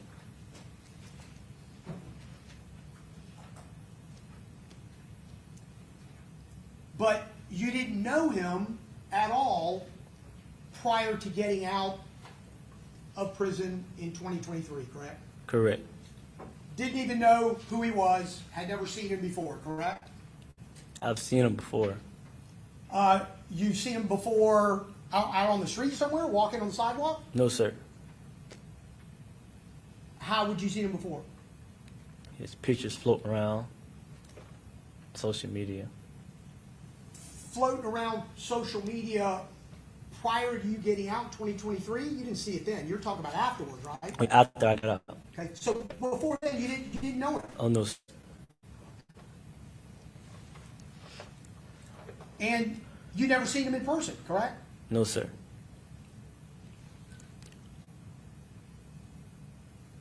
So this conversation that allegedly occurred after Foolio's murder Yes, sir. happened when you got back to Jacksonville, correct? Yes, sir. And you say that during the course of that conversation, you simply got a quick glance, 5 or 6 seconds of his face, correct? Because he was putting the phone up to his ear? Is that a fact? I seen his face before then. A FaceTime before then. And that was I thought it was one time. 1 or 2 times, and you're not sure which, 1 or 2? Not the last conversation, a time before.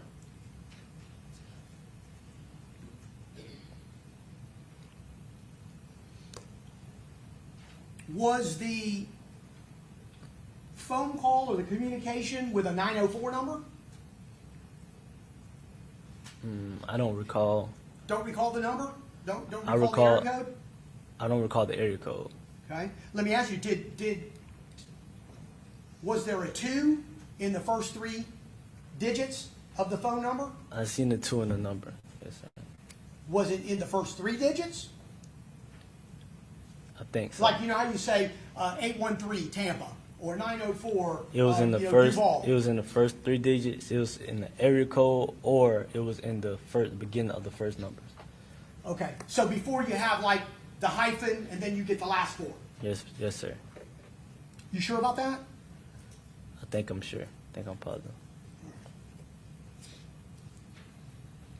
Would it surprise you if Mr. Murphy's phone doesn't have a 2 in the first 3 digits?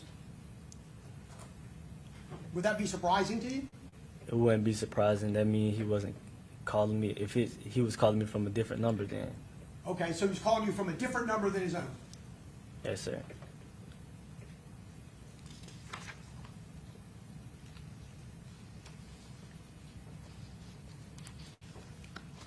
You wouldn't have saved his number in your phone, correct? No, sir.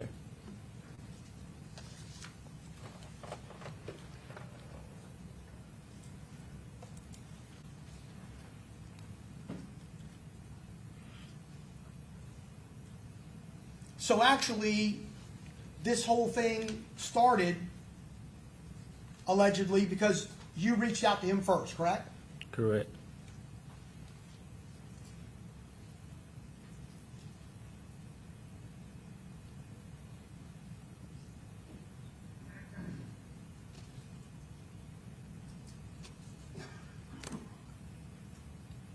Would the number that he was calling from end up being in your phone because of that communication, correct?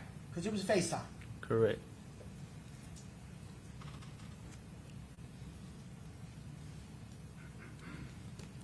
And you had that number since you got out of prison in 2023, correct? No, that phone wasn't in service. I'm sorry? The phone wasn't in service. Okay, so the phone that you were talking to him from, it was the phone you had since you got out of prison, No. It was a different phone? Yes, sir. And that phone had a username, correct? Correct. Kenny Caps? No, sir. 8 p.m. Yes, sir. 8 p.m. Kenny Caps. Yes, sir. ABM Kenny Caps? Correct.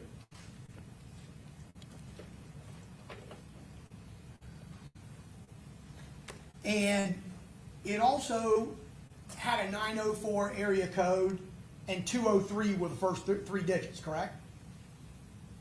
I don't recall. You don't recall? You don't recall what that number was? No.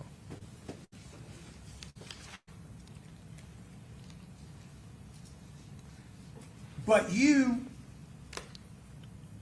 had that phone on you when you were arrested in Jacksonville, right? Correct. And that phone was seized or taken by law enforcement, correct? Correct. And that's where it is, as far as you know, right now as we speak today. Correct. So talking a little bit, strike that.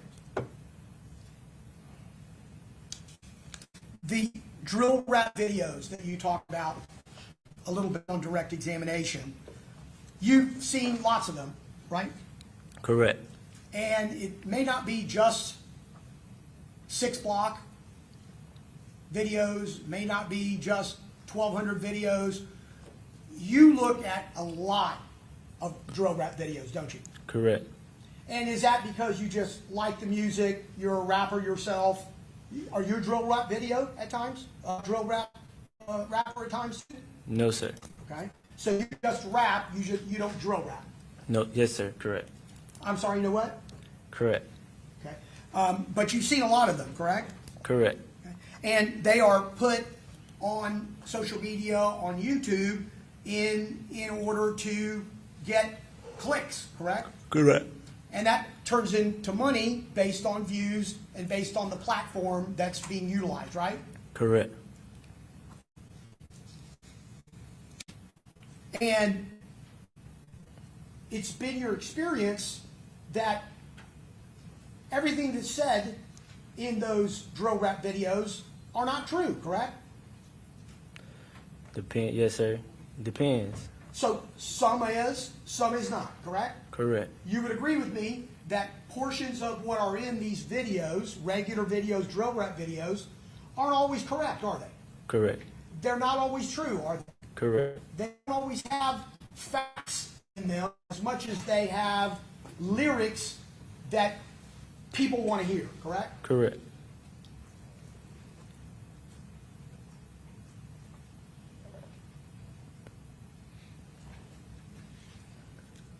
So, talking about your history a little bit, Mr. Howard, as you testified earlier. It's your testimony that Adrian Gaynor killed Joe Wright Adams, correct? Rephrase that. It is your testimony that Adrian Gaynor killed Joe Wright Adams in 2018 at Rains High School, correct? When is that testimony? Well, I'm asking you, isn't that a fact? Correct. And that was like anything else in Jacksonville that has to do with neighborhoods, not gangs, you know, you said, but neighborhoods. Lots of people in Jacksonville knew that, didn't they? They knew it immediately. Correct. And people that were there knew it, correct? I can't speak on them. I can't speak. Well, I don't know. when it happened, you were around, right? You just didn't shoot anybody, right? Correct. And other people that were there knew and saw what happened, correct? I, If he knows, Yeah. if you know. I can't say who saw. I don't. You don't know who was there when it happened? I do, but I can't say that everyone, other people saw. I Okay. got my, yeah. Would you agree with me that they were there, other people were there in the proximity of where it occurred, watching what was happening? You agree with that? I agree that other people was in the proximity. Correct. And I'm sorry, I didn't understand you. He Is said that- he agrees there are other people in the proximity. Okay. So you would also agree with me that there was lots of word out there. There was lots of people, the street knew that Robert Howard didn't kill Joe Rod Adams, right? Correct. So anyone who wanted to know what that story was, all they needed to do was ask a lot of different people that had information on it. Isn't that right? Correct. But yet you got charged with it, and Adrian Gaynor did not, correct? Correct. Is it your testimony that you actually didn't even see Joe Rod Adams get shot? Correct. And your testimony, is it a fact that you didn't even know Joe Rod Adams was at the football game, correct? Correct.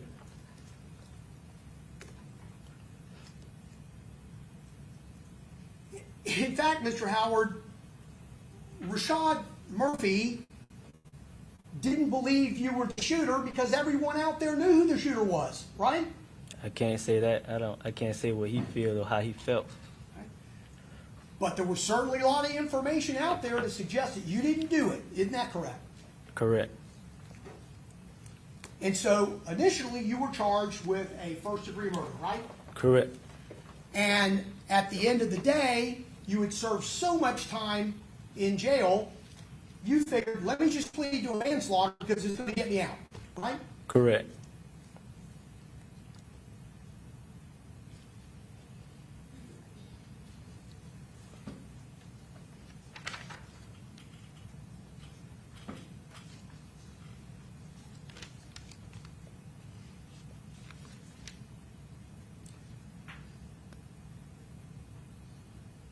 Truth is, Mr. Howard, that when you got back to Jacksonville and you were thinking about who might have done this, you were concerned about a bunch of fake pages that were on social media that might have been involved in this case from other neighborhoods, right?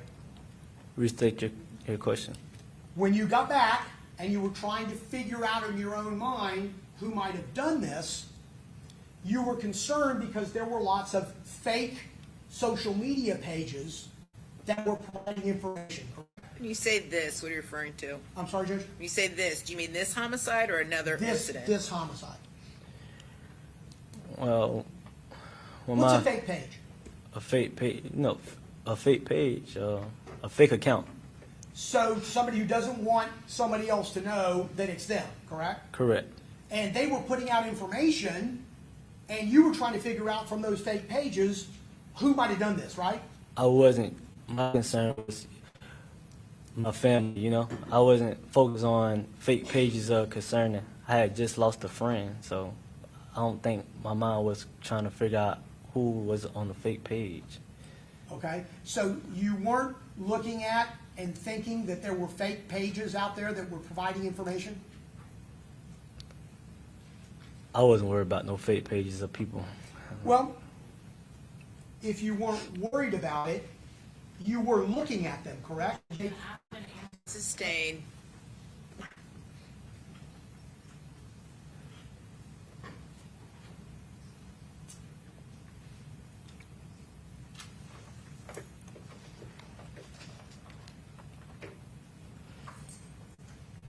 And you saw, as you were still in Tampa, until you went back to Jacksonville, social media was on fire, wasn't it? Correct. And you were looking at lots of accounts and lots of posts, and some people saying things that might have truth, and other people saying things that don't have any truth at all, correct? Correct. And you started reviewing these things in the morning or when you got back? Not really. I just checked I really was trying to stay off my phone. I was seeing just posts like, news feeds and stuff like that, but I really wasn't talking to no one. Friends, family, I was trying to keep, I just went through something very dramatic, so Well, but you were looking at social media, right? Yeah, And you I were was. seeing what people were posting, right? Yes, sir. And you're talking about notifications, meaning not a social media notification. You're talking about a notification from like a news Yeah, notification. I wasn't worried about really who was texting me or sending me stuff. I was just looking on my timeline. Like, Were you looking for specific people posting, or were you just reading about anybody and everybody that was posting? Because there was lots of it, right? but yeah, whatever came on my timeline, I seen it.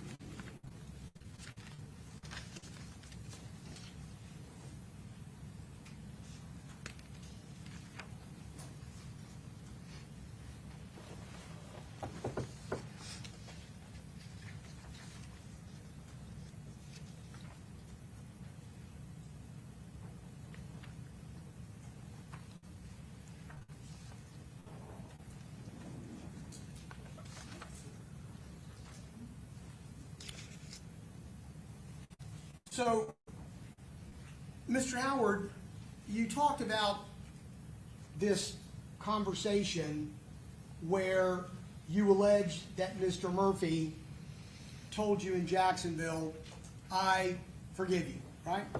Correct.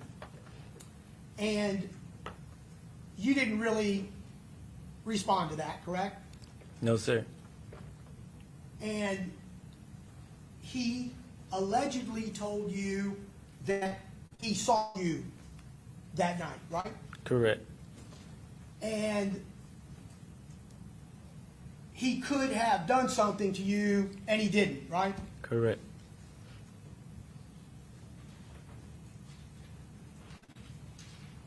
He was talking about allegedly you paying attention, right?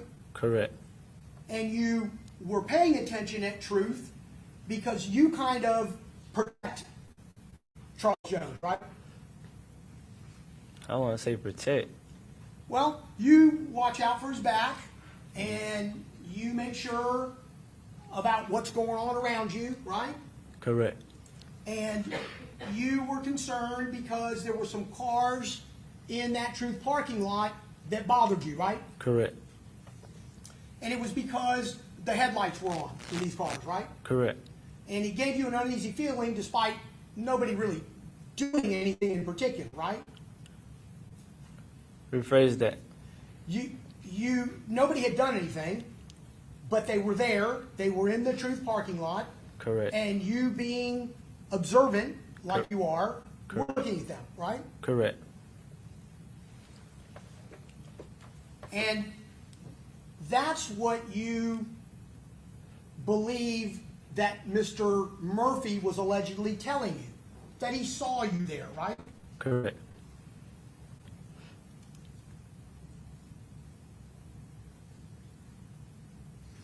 When you saw these cars, were you on the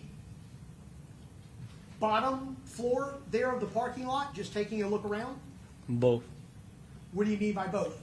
When I was on the floor and walking up the steps, I watched the whole parking lot.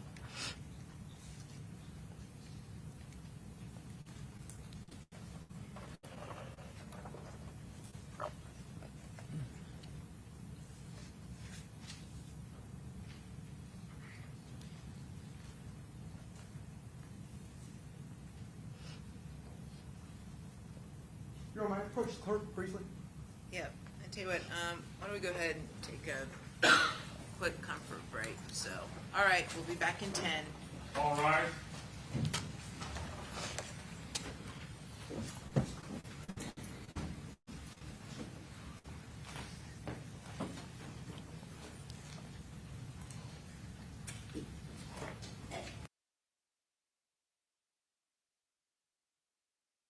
Are now back. Defense counsel's present. The witness is on the stand. State's present. And let's go ahead and bring in our jurors.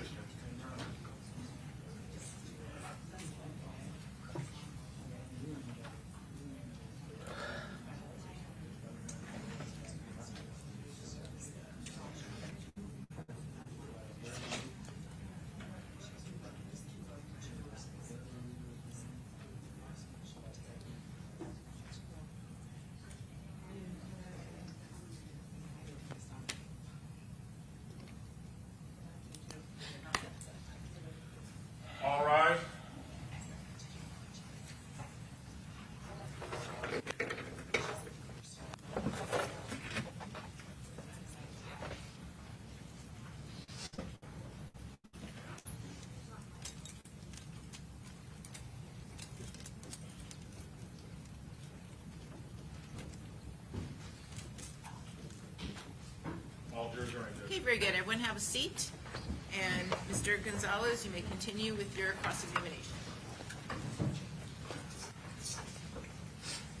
So, Mr. Howard, we're going to backtrack just a minute so we see where we were when we left off, okay? All right. Tired? No, sir.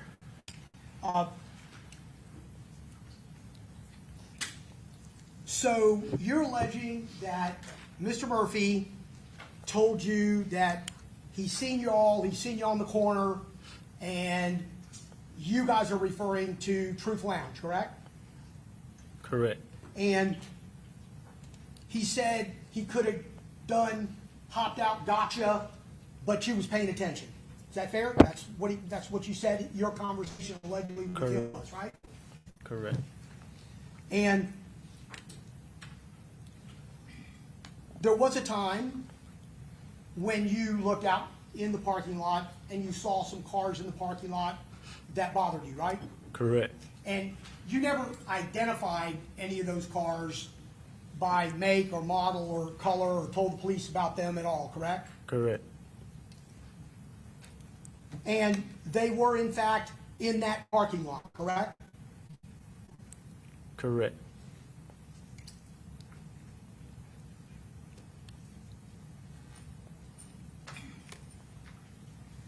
And this conversation that you're alleging and testifying to today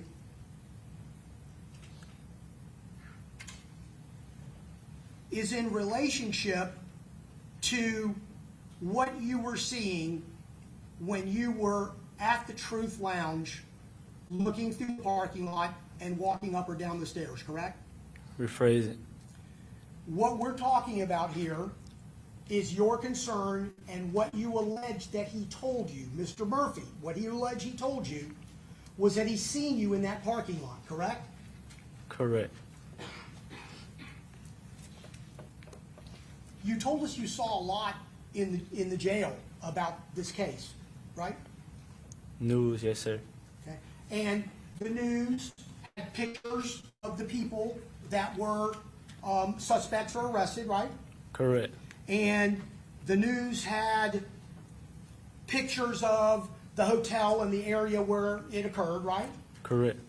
And the news had a video of what occurred, where the people were shooting from, where the cars were. It was like a clip of the actual shooting, wasn't it? Correct. How many times did you see that? They played it a lot. I've seen it on the news numerous times. I'm sorry, you seen it? I said I've seen it on the news a couple times.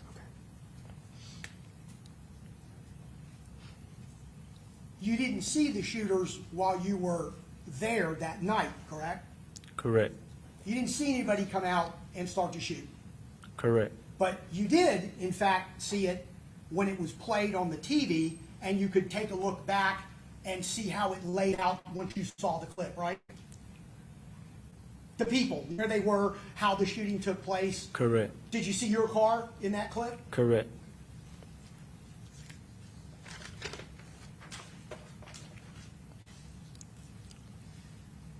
So, Mr. Howard, you have a pending federal criminal court case, correct? Correct.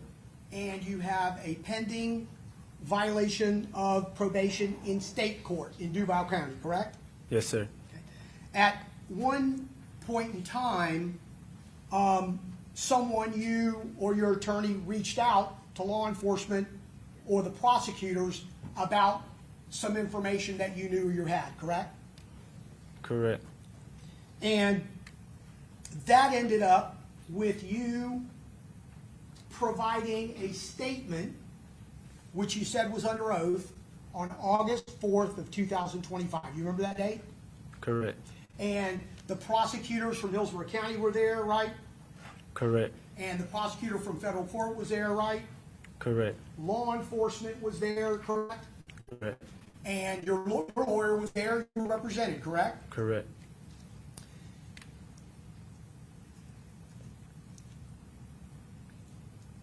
But even though you don't talk to the police about things like this, you never do, You did then, didn't you? Correct. You talked a lot for a couple hours, didn't you? Correct. That would be a little bit different than what you normally would do with the police, isn't it? Correct.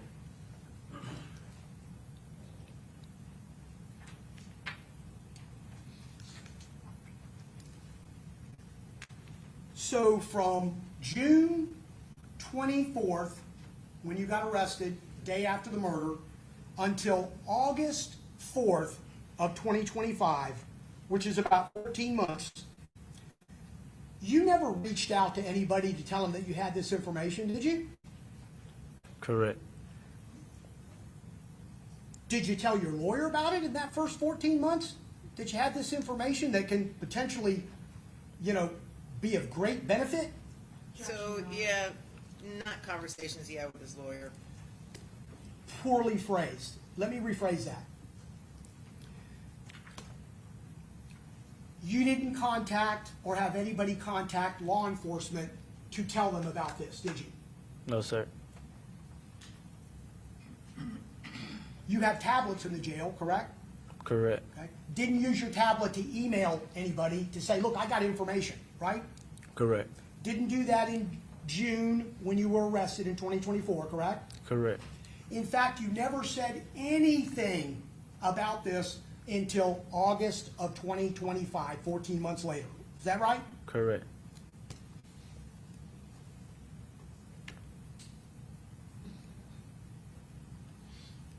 But what did happen is that you had already pled guilty to your federal charges, right? Correct. And you were waiting for sentencing, weren't you? Correct. And you didn't provide this information to either law enforcement or prosecutors anywhere until you were getting ready to be sentenced in federal court. Isn't that correct? Correct. So in federal court, I think you've said you were charged with distribution of methamphetamine, correct? Correct. And you have in state court your violation of probation for the manslaughter that started out as a first-degree murder, correct? Correct. And also aggravated battery in that same case, correct? Correct. And I think you said battery on a law enforcement officer, correct? Correct.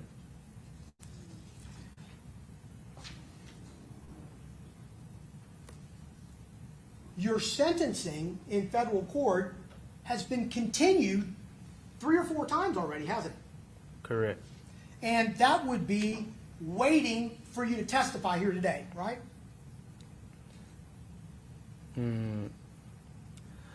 Well, it's something that else contained in my federal case. Well, you already pled guilty to it. Once you plead guilty to it, you get set for sentencing, don't you? Yes, sir. And then if you don't want to be sentenced on a certain day, you ask to move the sentencing, right? Yes, sir. And you guys have done that. You and your lawyer have done that at least 3 times, correct? Yes, sir. And you're now getting ready to be sentenced again after this testimony, right? Yes, sir. And so you sold a half a pound of methamphetamine to an Yeah, we're not gonna get into the details, okay? Unless it's some special relevance. So do we need to approach? Can we approach that? Yep.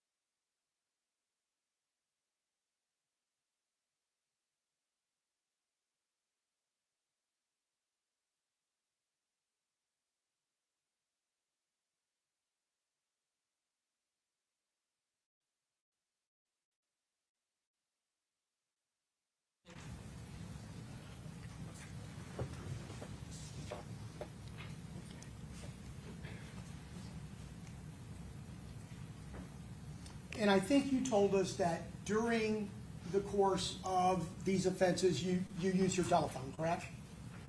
My email, yes, sir.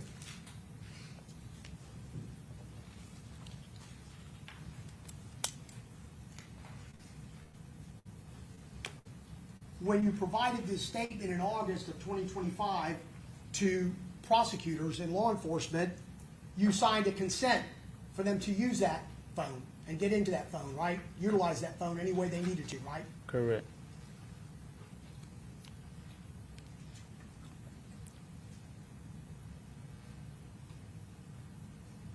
You have some enhancements to deal with in federal court because of your prior criminal history, don't you? Correct. So it's not just regularly what the guidelines may call for. You also have, because of those priors, a possibility of enhanced sentencing, correct? Correct. Already, one of the two charges in your federal case was dropped, correct? Correct. And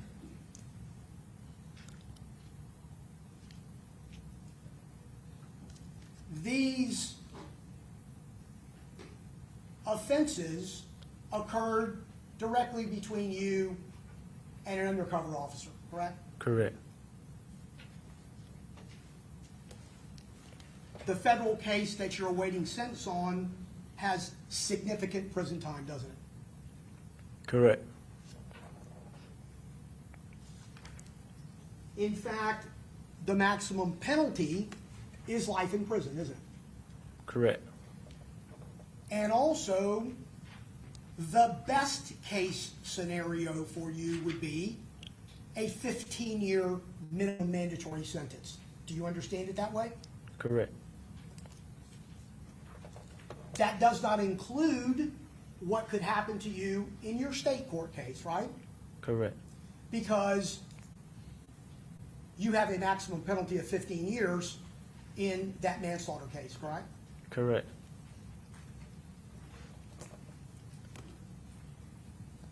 And you entered into a plea agreement with the federal government, right? Correct. But that plea agreement doesn't set out what your sentence is going to be, does it? Correct. It doesn't tell you, I plead guilty to this and I get this sentence, right? Correct. In fact, that is left up to a judge, right? Correct. But a federal prosecutor can file a motion in order to ask a judge to give you less time, right? Correct. Do you know what 5K 1.1 is? Have you been spoken to about that? I know what it We're is. not gonna invade any attorney-client privilege, okay? Are you aware of what 5K 1.1 is? I know what it is, yes, sir. And it allows for departures in sentencing than what the minimums and maximums would be, correct? Correct.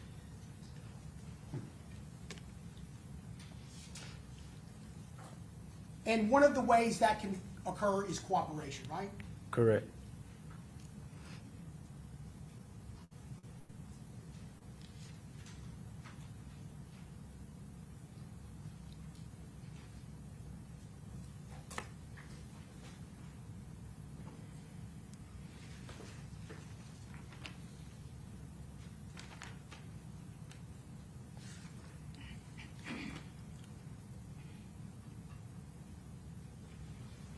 Your plea agreement was signed way back in February of 2025, right? Correct. You could have been sentenced a long, long time ago, right? Correct. But after your statement in August of 2025, we're still waiting for that to happen, right? Correct. For people to evaluate what you're doing here today, right? I wouldn't say that. I don't know how to answer that. Can you rephrase it? Are you aware of any other reason why your sentencing had been put off so long? Correct. May 1st, well, just this upcoming May 1st, a federal law has changed in my case, so Well, you don't want to serve a 15-year minimum mandatory in federal prison, do you? No, sir. And you don't want to serve any more time if you can help it in your manslaughter and aggravated battery case in state court, do you? No, sir. And you would do about anything for that not to happen, wouldn't you, Mr. Howard? I don't want to say anything. But Right? Well, you wouldn't go out and commit another crime, right? no, sir. And, you know, you wouldn't get in trouble in jail or in prison because that could harm what could happen to you, correct? Correct. But what might be of significant benefit to you is what you're saying here today, right? I'm here because Well- I was subpoenaed here. You've spoken to prosecutors about wanting to get benefit for what you're saying here today, right? If it helps, it helps. But I'm here because I got subpoenaed. Oh, I know you got a subpoena, but the bottom line is you would have never got a subpoena unless you told somebody that you had information to give. Now, would you? Because nobody would have known. Correct. Sustained, and we're getting into a lot of asked and answered territory too. Yes, Judge. You would like to have cooperation and get a benefit and a reduced sentence for the story that you're telling today, would you not? I would like to not get a contempt court and not providing or answering questions that will help me further violate my state probation. Nobody reached out to you before you reached out to somebody else to say you had this information, did they? Correct.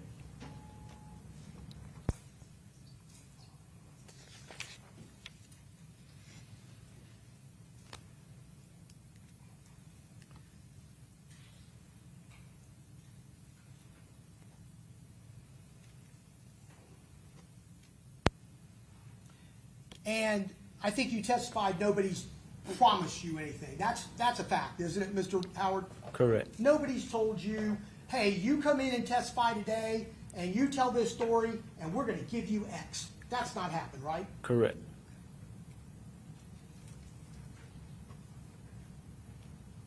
But you absolutely want that assistance, given an opportunity to have it, right? Objection, Your Honor. Ask and answer. Sustained. Rephrase your question. Well, we don't need to. I Don't need sustain to. the objection. As to asked and answered. Mr. Howard,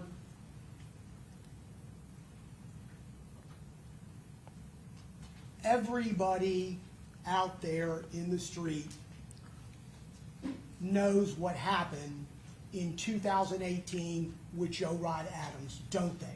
And it's been asked and answered many times. Mr. Howard, Rashad Murphy would have no reason whatsoever to talk to you based on the facts of the Joe Rod Adams murder in 2018. Objection, asked and answered, and calls for speculation. I don't have any other questions, Your Honor. Okay, thank you. All right, Ms. Toomey?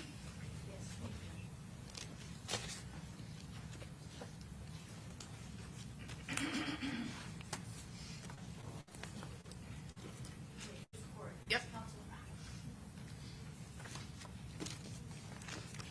Good afternoon, Mr. Howard. How are you? I'm doing good. How about yourself? I'm doing well. Yes, ma'am. All right, so let's start off with kind of where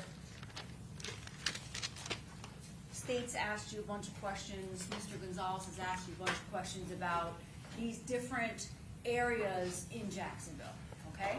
Yes, ma'am. I think you testified for the state that you would never admit to being part of a gang, right? Correct. But in the same context, there is what's known as 6 Block, right? Yes, ma'am. Which is purely, according to you, a neighborhood in Jacksonville, right? Yes, ma'am. And then there is 45th Avenue, I think, Avenue B, Yes, ma'am. and that's kind of where you lived in Jacksonville. Yes, ma'am. And Charles Jones was part of 6 Block, right? Correct. Yes, And- ma'am. And that's like an apartment building, an apartment complex, Yes, ma'am. right? And then you have other areas located in Jacksonville, 1,200. What other cliques or neighborhoods? Yeah, several. There's a lot in Jacksonville. Give me a few. Yeah, Sherwood, 21st, Lackawanna, all different IDs. Outies? Yes, ma'am. And would you agree with me that these different cliques, these different neighborhoods have no like leader, or they're just really groups of individuals that hang out because they are from the same neighborhood? Correct. Now, there's been a lot of talk about your conviction for the murder of Joe Rod Adams. Correct. And that homicide occurred in 2018, Correct. August of 2018. Yes, ma'am. And you would agree with me that you, along with another individual by the name of Adrian Gaynor, who also goes by Bibby, right? You both were a potential suspect in that homicide. Yes, ma'am. But you basically took the fall for Bibby, or Adrian Gaynor, who was your best friend, right? Correct. And Bibby, along with Foolio, were, according to you, your prior testimony, were best friends, your best friends. Rephrase it. You, Bibby, and Foolio were close friends, right? Correct. And you're originally charged with first-degree murder Correct. for that homicide. Yes, ma'am. You were arrested, what, almost immediately? Correct. And Adrian Gaynor was out in town. He wasn't arrested, right? Yes, ma'am. So you were arrested. Bibby, Adrian Gaynor, was out on the streets, and then eventually he gets killed, right? Yes, ma'am. Because everybody really thinks, word on the streets, is that he was actually responsible for Joe Rod Adams' death, right? Correct. But you took the fall for it, right? Yes, ma'am. And I think it was the prosecutor that asked you, the state that asked you that you've never admitted or told anyone that Bibby or Adrian Gaynor was actually responsible for Joe Rod Adams' death, Correct. right? And does Joe Rod Adams have a nickname? Yes, ma'am. Is it Spaz? Yes, ma'am. And actually, that's not really true when you told the jury that you never told on your best friend that he was actually responsible for Spaz's death. Rephrase it. When you told the jury that you've never told anyone that Bibby, Adrian Gaynor, was responsible, not you, but he was responsible for Spaz's death, that was not correct. How is that not correct? When you spoke to the state, I think your defense attorney was there. Objection, Your Honor. This is improper impeachment. This- Yeah, sustain the objection. Do you recall telling the prosecutors in this case that you took the fall for your best friend on August 4th of 2025? Your Honor, objection, improper impeachment. The question to the defendant, the question to the witness was whether before this case. So, objecting again. Okay, sustain. Before your testimony here today? Did you ever So- make that statement? So restate your question. Before your testimony here today, did you ever tell anyone that you took the fall for your best friend? I think when they asked what did Adrian committed, I said correct. I don't think I ever came out and just said, yeah, like told them on. Okay. Yes, ma'am. So I'm going to refer counsel in defense to page 52, August 4th, 2025, transcription of recorded sworn statement. You recall giving a sworn statement on August 4th of 2025, right? Correct. Your federal, or your defense attorney in your federal case was there. Correct. Members of the state attorney's office was there. Correct. I believe Detective Ramos of TPD was there. Correct. And you were placed under oath to tell the truth, like you were today, Correct. right? And during that interview, you indicated that basically, I basically took the rap for my best friend. But he ended up essentially getting killed shortly thereafter, Correct. right? Correct. I'll move on.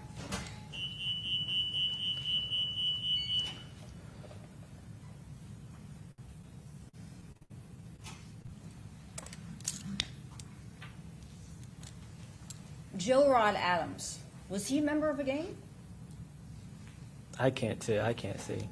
I didn't know him. Okay, in fact, you had previously testified that he was not in a gang. Yeah, I can't. I don't know him. I can't say. Okay, so you don't know either way whether he was involved in a No, gang ma'am. or what. Once again, according to you, quote the state, you would never say that you were in a gang. No, ma'am. Because all of these individuals that you associated with or didn't get along with, it's kind of like being in high school, right? You have the jocks, the nerds. They don't Is that really. a question or a comment? What's your question? It's a question.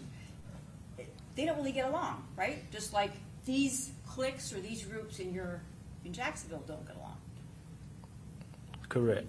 right? Yes, ma'am. Different sides of the streets or grow up in different parts of the neighborhood. Yes, ma'am.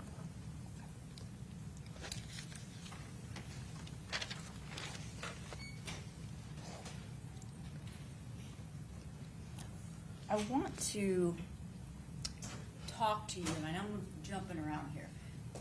The state, if I can approach the clerk, 149B.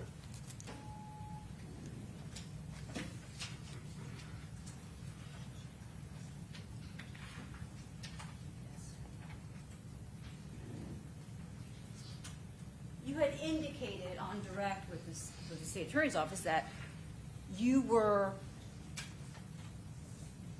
very cautious in trying to protect, obviously, yourself and Charles Jones on that evening when you came down to Tampa, right? Yes, ma'am. But isn't it true at some point in the evening that you and Mr. Jones had gotten into an argument? Correct.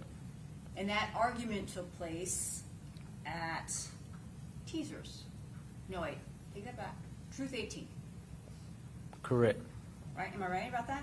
Correct. Okay. And the argument was about what? Him drinking and consuming drugs, drinking alcohol. Along with him posting where his location was, right? Correct. Wasn't that part of the argument? Both. Correct. Both. And then when you left Truth 18, you actually didn't ride with Charles Jones, right? Correct. You left Truth 18 with someone else. Correct. And that would have been what, Armani Turner Correct. and another female? Correct. And so 149B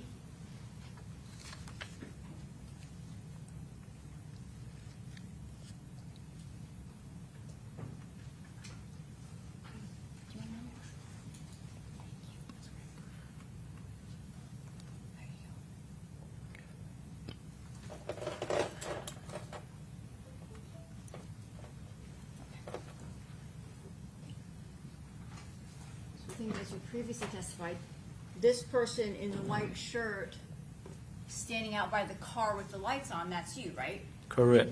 And that is outside Truth 18. Correct. And at that point, you had gotten into a little bit of an argument with Mr. Jones, right? Yeah, before this. I'm sorry, before that? Yes. But yet, when Mr. Jones and his people, or his other friends, right, leave Truth 18, you leave in a completely different vehicle. Correct. And when Charles Jones arrives at the hotel, you don't even get out of the car when he goes and tries to get a room. Correct.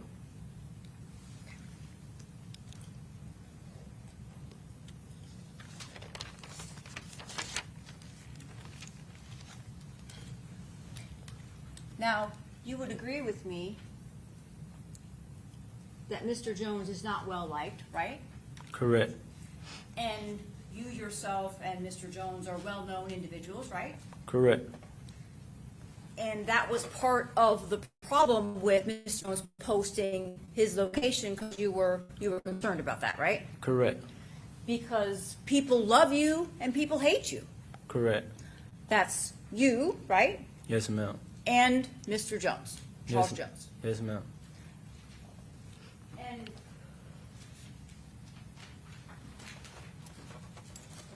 when law enforcement, specifically Detective Ramos, spoke with you,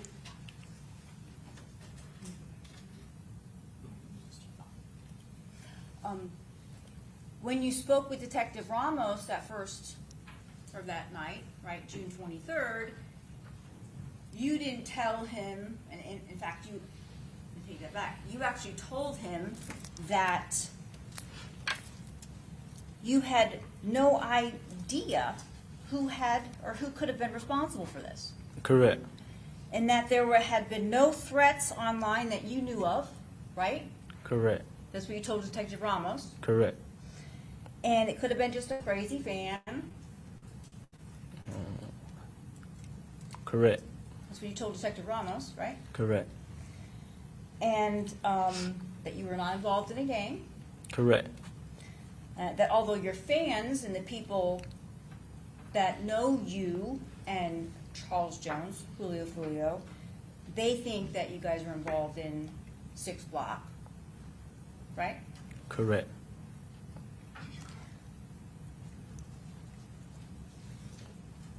But that's different than what you've testified here today. Would you agree? No, ma'am. You left a lot of stuff out, didn't you? Well, at a scene where, it's your friend is killed and you're on probation, I don't think you want to be sitting talking for hours and going on about it. I really want to get away from the scene. I wasn't going to be there that long. And did you leave on the 23rd of 2024? I left the next day. My friend was killed. You left, I got incarcerated the next day. My friend was killed. right, but you got incarcerated on June 24th of 2024 because that was like the last time you distributed Violation methamphetamines, of I think, probation. right? Correct. To the undercover CI? Objection, Your Honor, same objection. Sustain the objection.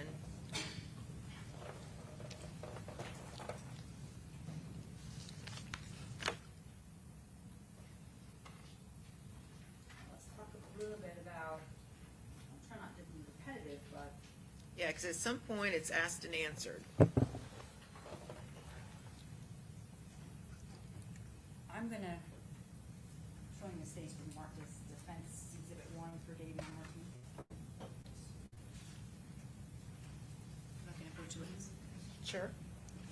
I'm gonna show you what's marked, right identification as Davion Murphy's exhibit number 1. I'm just going to ask you if you recognize it. Yes, ma'am. Okay, and is that your signature? Yes, ma'am. Is that how you recognize it? Yes, ma'am. Okay, you wanna just flip through it? To make sure? Yes, ma'am. I'm sorry. Yes, ma'am. Yes, you recognize it? Yes, ma'am. At this point in time, I would move into evidence marked as defense exhibit 1 for Davion Murphy. No objection to the defense of any evidence in the state's case.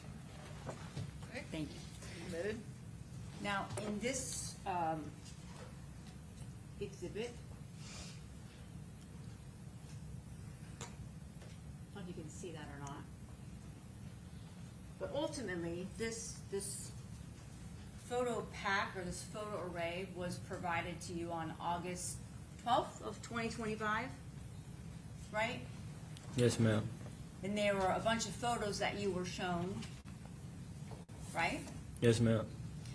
And you did not select, or were unable to select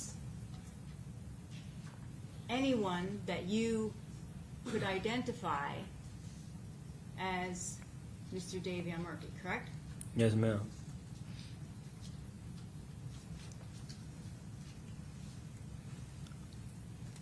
All right.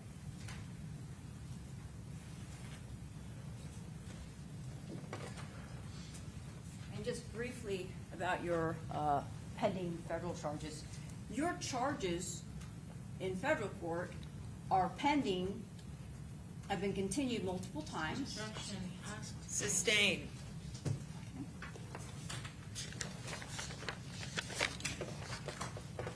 In those federal charges, you're facing 15 years to life in prison, right? Yes, ma'am. Sustained. You indicated on direct or on cross that the lowest amount of time you could receive on the federal charge was 15 years. Is that not really correct, right?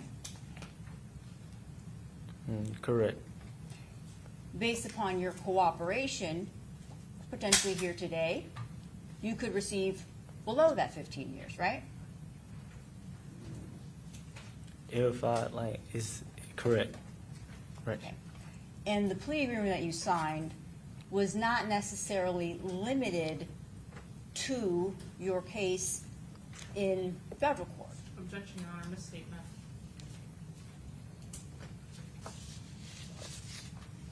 Sustained. Judge Queen approach? Yeah, come on up.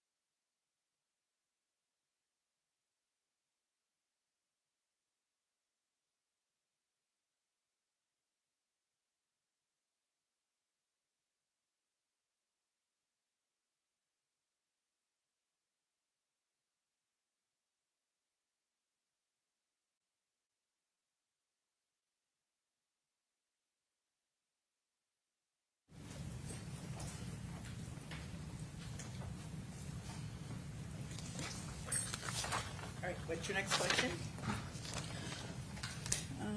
I just have a moment, Judge. Sure.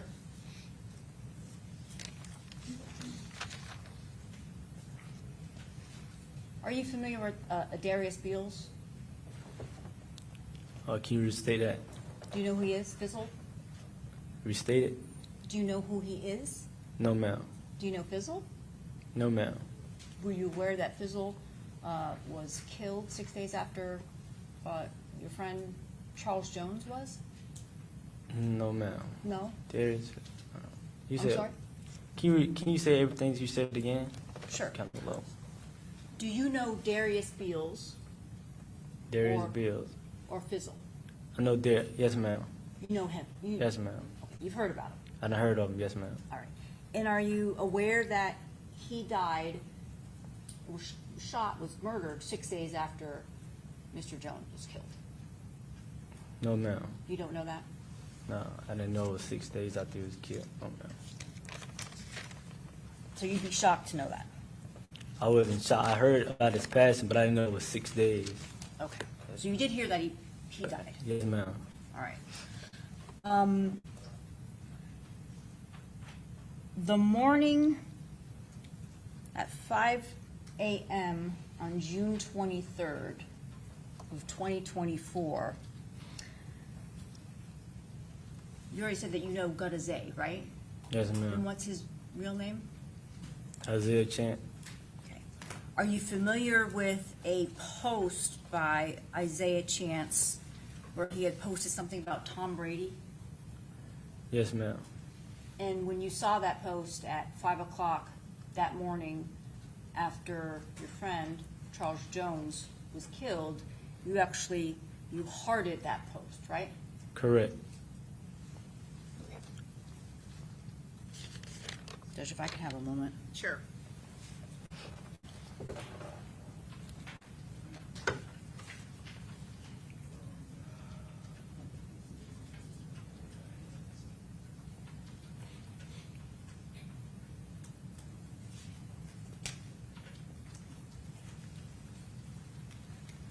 Thank you, Mr. Howard. Yes, Okay, thank you, Ms. Toomey. Ms. Finkelstein, are you crossing this witness? Okay, go ahead. Yep.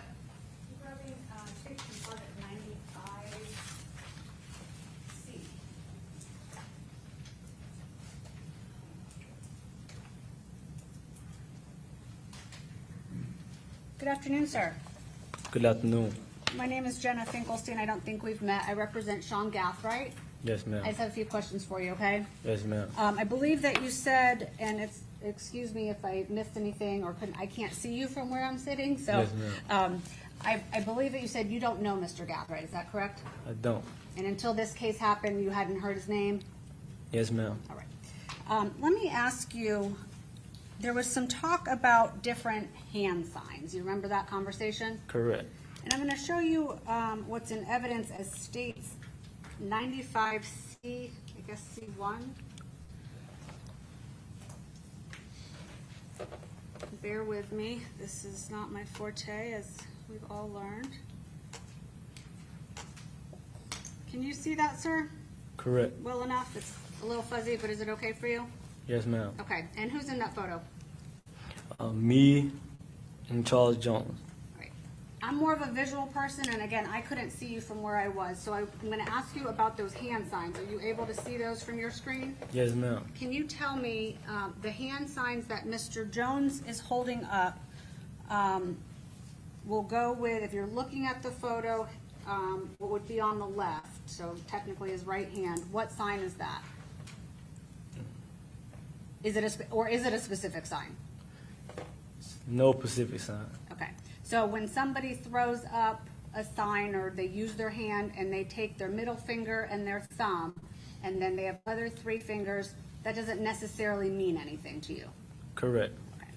Okay. So if we hear that that means 1,200, that could be true, Yes, ma'am. but it also could be just something that Mr. Jones and other people throw up, right? Correct. Your understanding, Mr. Jones was not affiliated with and was actually, I guess, in opposition to people associated with 1,200, right? Correct. And from what you know, who else is in that photo? Is that you? Yes, ma'am. So this was promoting something, right? Yes, ma'am. So it's supposed to be, hey, come to our party, watch us perform. Correct.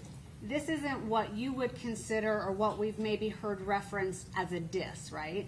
No, ma'am. This was a good thing. Correct. Okay. And this wasn't directed at anybody other than people in Tampa to come watch you perform. Correct. Okay, sir. I don't have any other questions. Thank you. Okay. Okay, Mr. Petridis?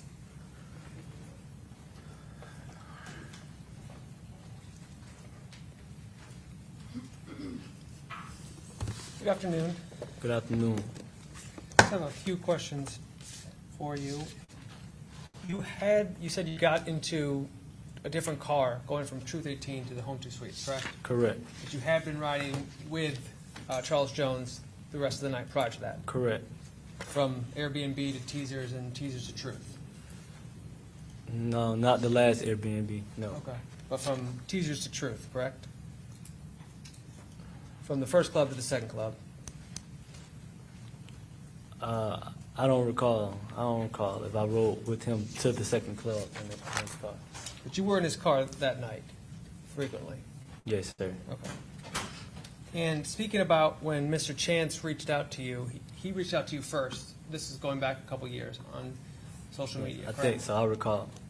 And it was, like you said, friendly post. Correct. And I think, was it a welcome home message? No, not a welcome home. Just friendly conversation. Asking for advice or guidance or anything like that? No, sir. Just friendly, though. Okay. But no threats. No, sir. And he never contacted you after the murder? You were only out for 24 hours? No, sir. Never called or texted?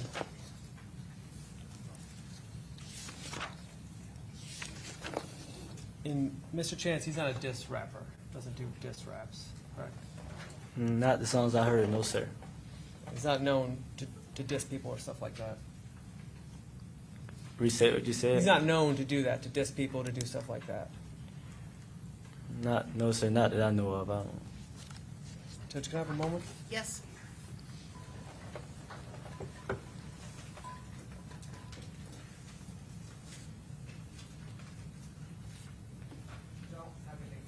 Okay, redirect. Yes, Your Honor, very briefly.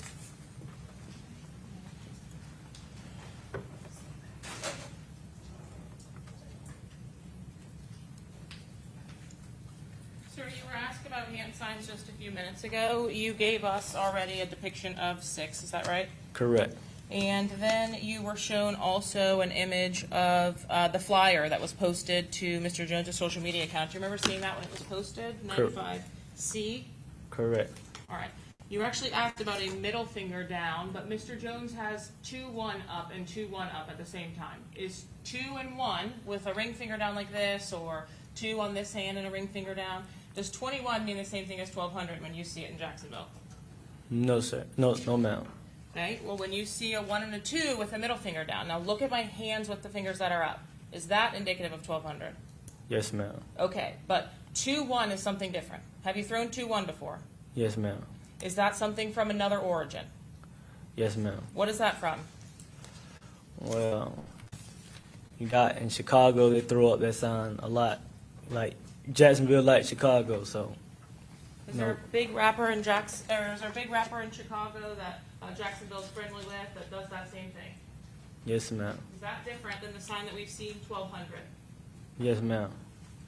You were asked on direct also about the 6. Are there signs that are also used to be disrespectful to the ops or to the other side? Yes, ma'am. What would that look like?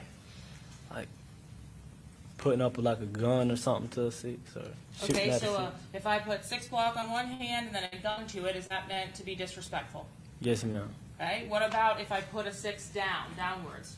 Yes, ma'am. How about any of the other signs? If you put them upside down, if you put a gun to it, are those signs that are meant to be disrespectful? Yes, ma'am. During drill raps or during disrespect that's being done in photographs, do you often also see trolling of using the other side's gang sign when speaking about something specifically? Yes, ma'am. Mr. Gonzalez asked you whether Mr. Murphy called you from a number that you recognized or whether you could recall the phone number that Rashad Murphy called you from. Do you remember that number by heart? No, ma'am. Did you make it a point to utilize your own personal phone number when you were calling a rival, or did you make it a point to utilize something else? Yes, ma'am. I'll use like my email or something. You were asked about whether you told the police about everything that was going on in Jacksonville in your conversation with Rashad Murphy. Did Rashad Murphy text you, "I forgive you," before or after you talked to the police on the morning of the murder? After.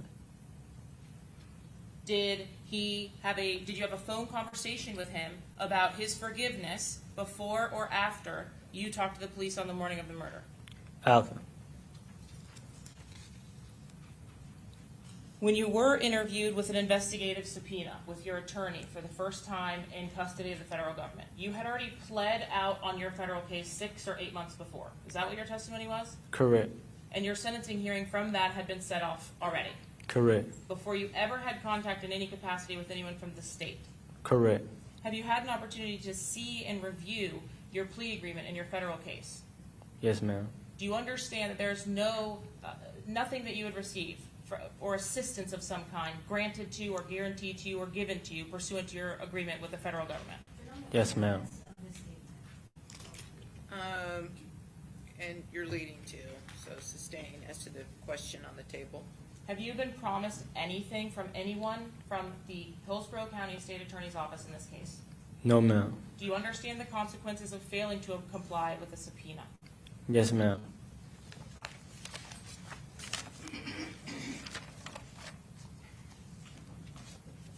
You were asked questions about who knows what about Bibby and Spaz's murder. At the time that you came home from prison, had you actually confirmed for anyone who pulled the trigger? No, ma'am.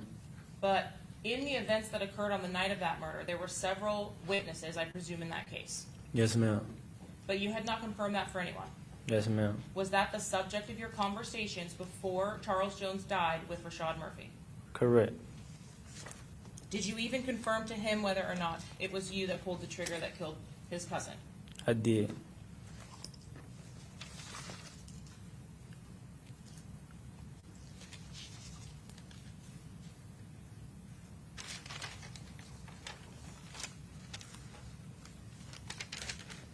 And sir, I believe that you were asked, oh, one moment, Your Honor, please.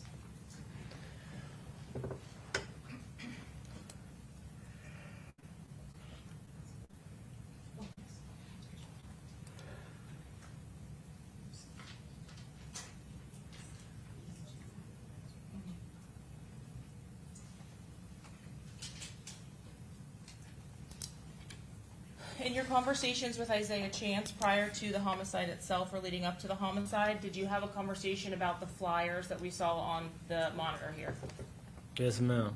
What was that conversation?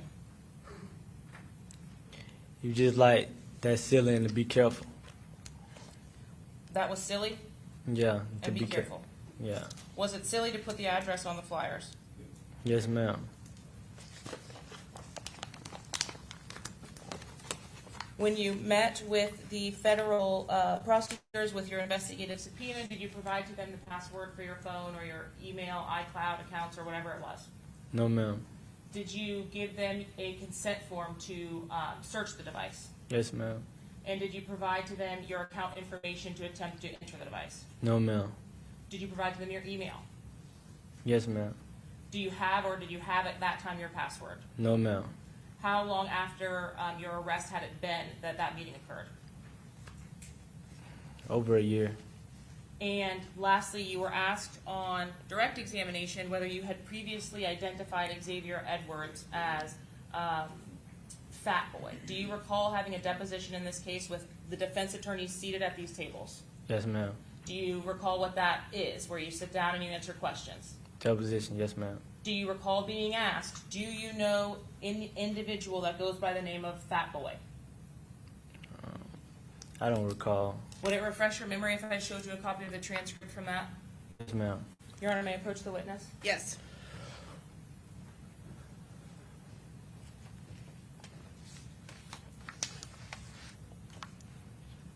Just read to yourself if you would, and then let me know when you're finished. Yes, ma'am.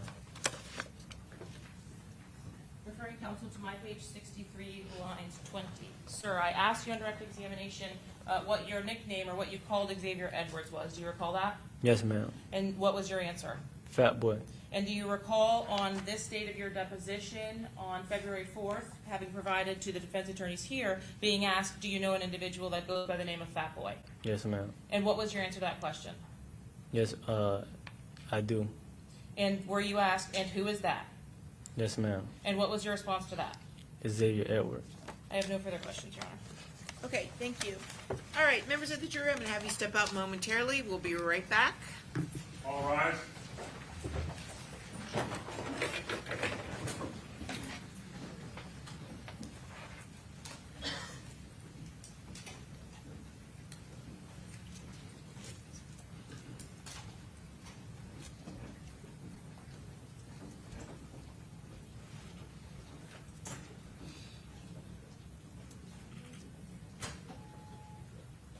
All jurors are out, Judge. Okay, very good. Everyone have a seat. May this witness be excused? Yes, Your Honor. Okay, thank you. Mr. Howard, you are finished. Who's going to be your next witness? Judge, Detective Matthew Jones. Okay. Okay. So once we get Mr. Howard out, then we can go and bring our jury back in. And are you going to put Ramos back on the stand today or tomorrow? Yes, Judge. Okay.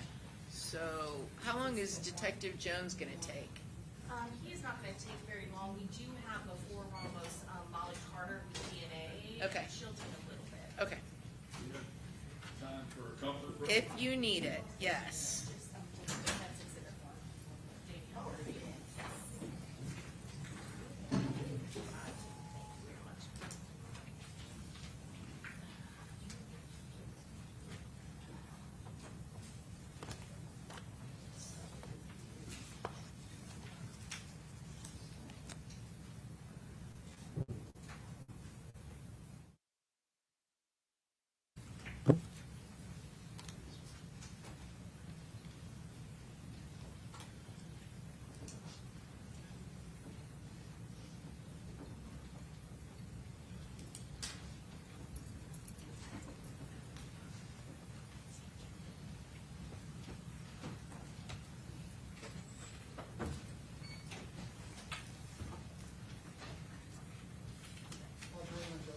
Okay, very good. Everyone have a seat and state, call your next witness. State calls Detective Matthew Jones.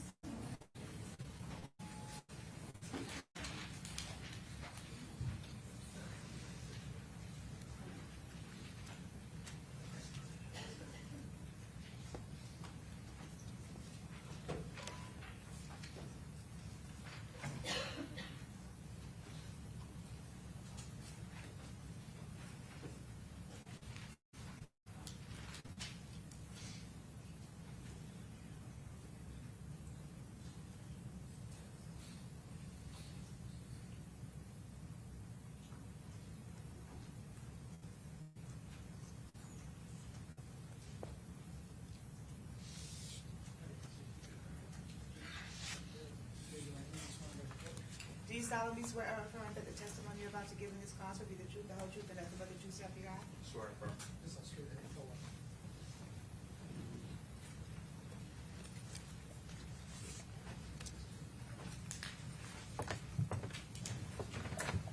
Okay, very good. You may proceed. Thank you, Your Honor. Please state your full name for the record. Matthew Jones. How are you employed? I'm employed with the Jacksonville Sheriff's Office. What unit are you with the Jacksonville Sheriff's Office? I'm in the Gang Investigations Unit. How long have you been with the Jacksonville Sheriff's Office? A little over 9 years. Back in August of 2025, were you contacted by Detective Christopher Draybeck? Yes, Is he also in the gang unit with you? he is. Specifically going to August 12th of 2025, you were still in the gang unit at that time? I was. Were you, did you take part or were you physically investigating the homicide of Charles Jones that occurred in Tampa, Florida? No. Were you asked to assist with showing what is called a photo pack or photo array to a witness in this particular case? Yes. I want to ask you a little bit about photo packs. Is there a policy and procedure how photo packs are administrated or shown to potential witnesses in a case? Yes.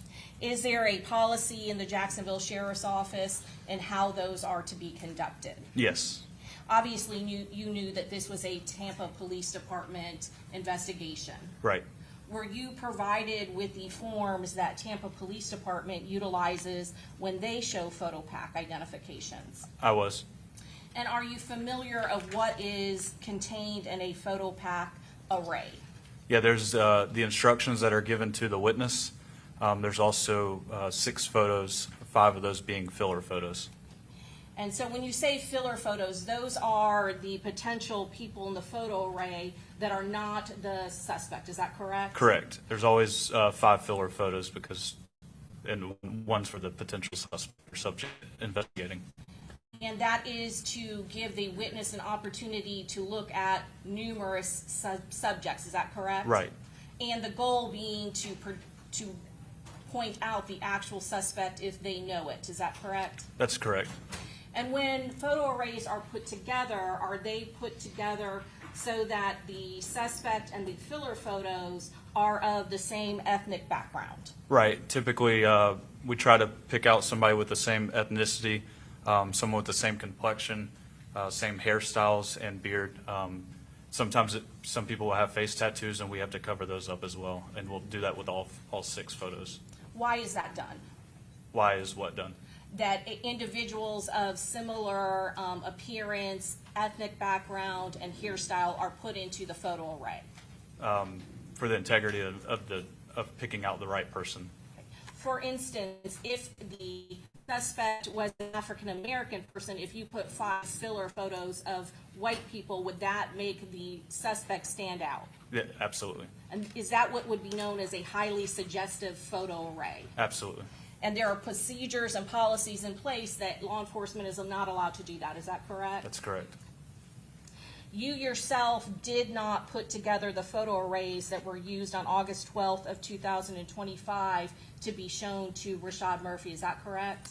I did not make up the photo array. Were you considered what is called an independent administrator of the photo pack? Yes.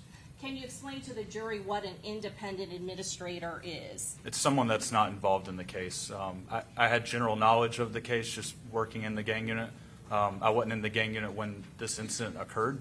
I had general knowledge, but I didn't have every detail of it, so I was considered an independent administrator. And you yourself did not put the photo packs together, is that correct? I did not. When you were administrating the person showing the witness, did you know who the suspect is in the photo pack that you were showing? I didn't know what the photo lineup looked like until I opened it up. I was told it was in reference to a homicide in Tampa, but I did not know who was in the photos. And you did not know which one was the target suspect in each photo pack, is that correct? No, not when I opened it. Were you showing 2 separate photo packs to Robert Howard? Yes, 2 separate at 2 different times. And were you called to show it by Detective Christopher Draybeck also with the Jacksonville Sheriff's Office? Yes. Where did the photo lineup take place? It took place in a neighboring county, Bradford County detention facility. Jacksonville doesn't have a federal housing facility, so the neighboring county was Bradford. It's about 45 minutes outside of Jacksonville is where we traveled to. That's a detention facility where Robert Howard was housed, is that correct? Right, that's right. And so you went to the location where he was incarcerated? Yes. Who was present at the time when the photo array was shown to Robert Howard? Myself and Detective Draybeck as well as Robert Howard. But you were the one that was administering it, is that correct? That's correct. Detective Draybeck present because he was assigned as the assist for the Jacksonville Sheriff's Office in investigating the homicide that occurred in Tampa, Florida. Is that correct? Yes. Your Honor, at this time, we'd introduce into evidence State's Exhibit 107. Any objection? No objection, Your Honor. Mr. Sonardi? No objection, Your Honor. Mr. Wise? Mr. Petridis? Admitted. Detective Jones, I'm going to go through each page of 107, and we're going to start at the top. 1 second. You said that you yourself were provided with the Tampa Police Department form for the photo array lineup. Is that correct? Right. And when you met with Mr. Howard, did you go over all of the instructions that are contained on this form before having him look at the sequential photos? Yes, I read it verbatim because the Jacksonville Sheriff's Office has a similar photo lineup instructions. However, I was not familiar with this. Was the first time I've seen this. I read it verbatim. And is there a place for you to put the witness's name and date and time when this is being shown? It looks like the witness's name was already printed, but that is my handwriting of the date, time, and the ID. And these instructions and the photo pack were provided to you by Detective Draybeck, already compiled, is that correct? Yes. And so you said, what is the date and time when you are meeting with Robert Howard to show him this sequential photo array? 8/12, which is August 12th of 2025. The time was 10:11 a.m. And you said you read these instructions verbatim to him prior to showing him the actual photo array, is that correct? That's correct. Can you read to the jury what exactly you read to Robert Howard? Yes. Read to the witness before the photo display and have the witness then read an initial below. You want me to read everything? Yes, sir. Okay. You will be asked to view a series of photos of individuals. It is just as important to clear innocent persons from suspicion as to identify guilty parties. The person of interest may or may not be in this photo array, and the photos are not in any particular order. In parentheses, it says optional. Individuals presented in the series may not appear exactly as they did on the date of the incident because features such as head and facial hair are subject to change. You should not feel like you have to make an identification. If you do identify someone, I will have you designate the photograph of the person you have identified. Regardless of whether you make an identification, we will continue to investigate the incident. The photos will be shown to you one at a time and are not in any particular order.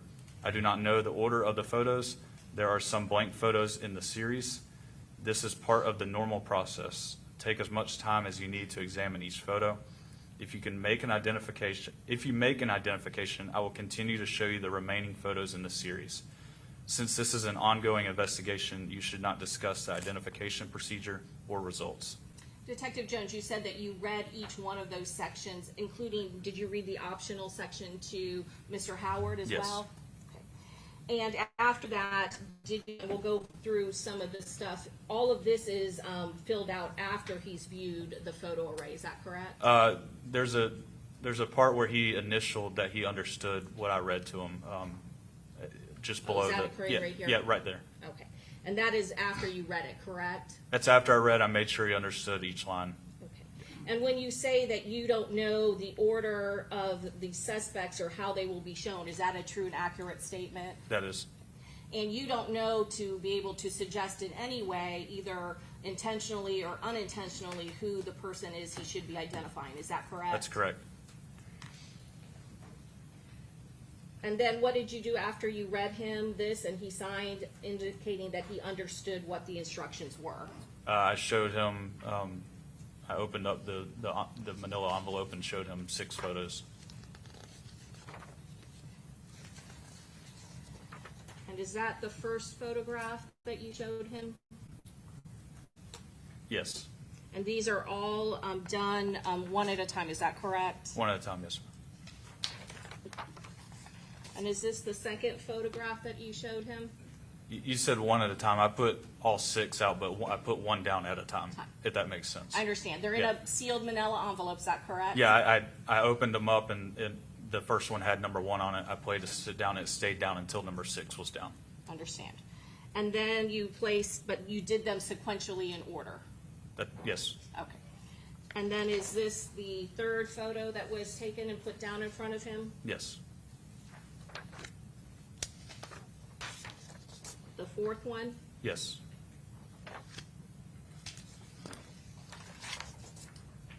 Number 5? Yes. And number 6? Yes. And after he reviewed and looked at all of those photos, was he able to make an identification in relation to Detective Draybeck's investigation? He was. I'm going to put back number 2. Is number 2 the photograph that he was able to identify? Yes. And what is this down here under the number 2? Under the number 2 is the date. So I'll start from left to right. Yes, on the left, it's got RH, which was the initials that he used to sign that he understood. The date, which was 8/12 of 25, and then in parentheses, that's what he identified this person in the photo as, Person he whether is. that be a nickname or his government name. Okay. So that was what he designated as ghost, is that correct? It appears, yes. And then after he did that, did you then fill out the rest of this first sheet of State's Exhibit 107? Yes. And again, there is Mr. Howard's signature. Yeah, and just above that, he checked the box that says he selected photo number 2, and that's his writing. Okay, and that's as a person who is ghost, is that correct? That's who he identified as photo number 2. Mr. Howard did. And again, he dates it, is that correct? Yes, And you then sign and date as well. correct.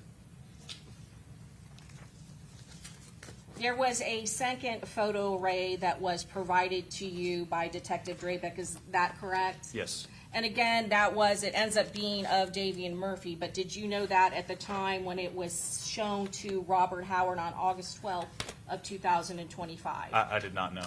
And I'm going to show you defense exhibit for Davion Murphy, exhibit number 1.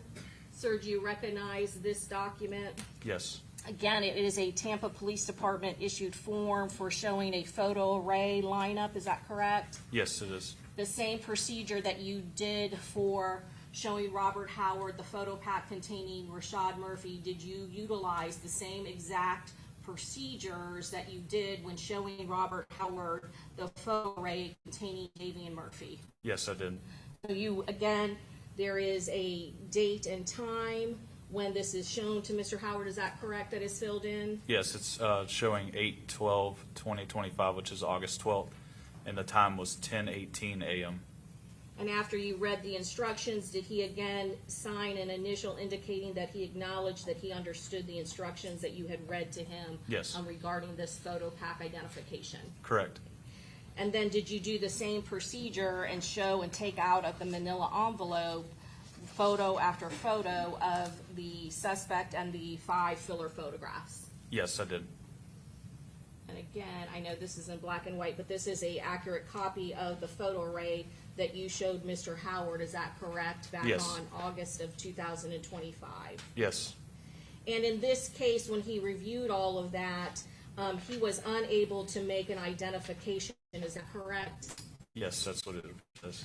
And you would have notated that, again, on the front sheet, that he was unable to select any photo of the suspect, is that correct? He would have notated that. Yes, and he was not able to make an identification. Correct. And sir, you don't know when or how long ago it was that Mr. Howard had seen any of these individuals, is that correct? I don't know. No, I don't know what his. Overall, go ahead. Do you know how many times he would have seen either one of those individuals? I didn't know the relationship between the two whatsoever, and that both Murphys. I didn't know the relationship with Mr. Howard.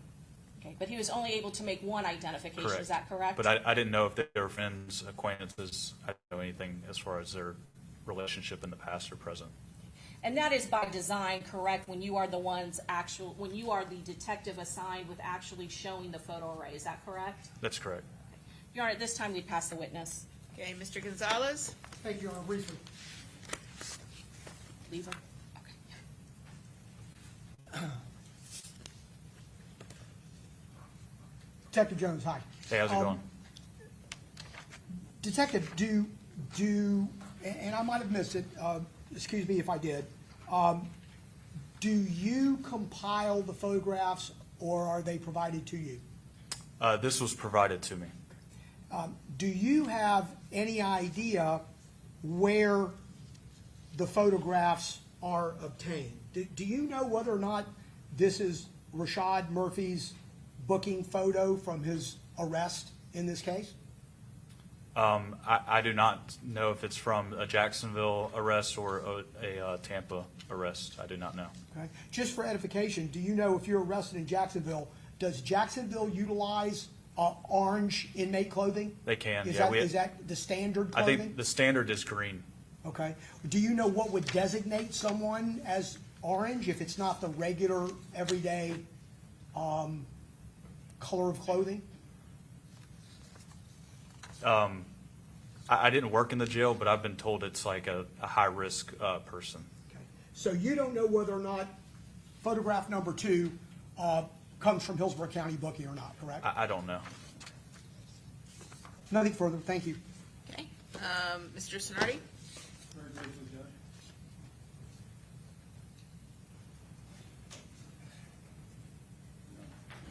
Good afternoon, Judge. Good afternoon.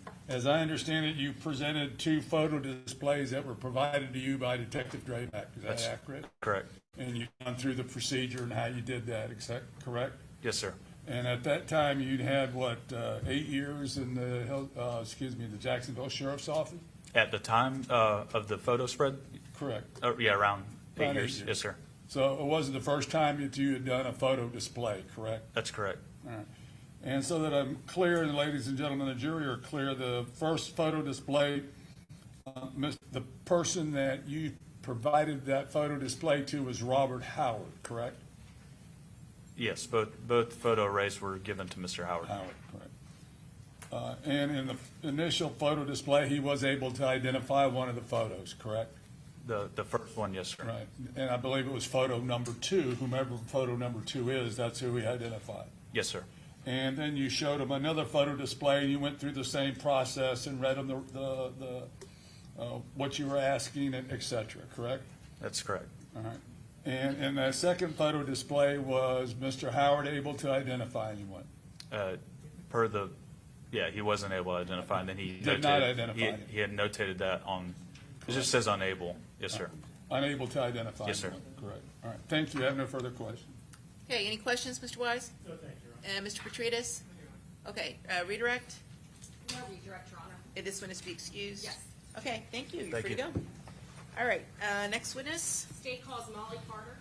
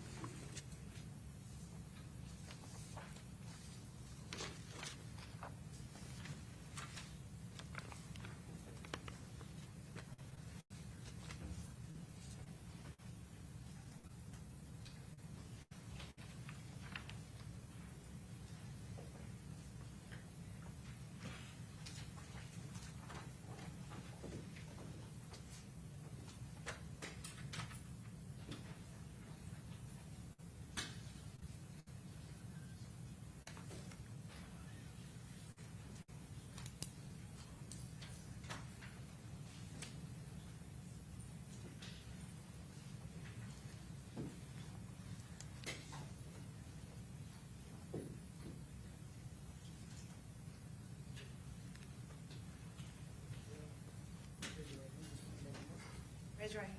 Do you solemnly swear or affirm that the testimony you're about to give in this case will be the truth, the whole truth, and nothing but the truth, so help you God? Yes, I do.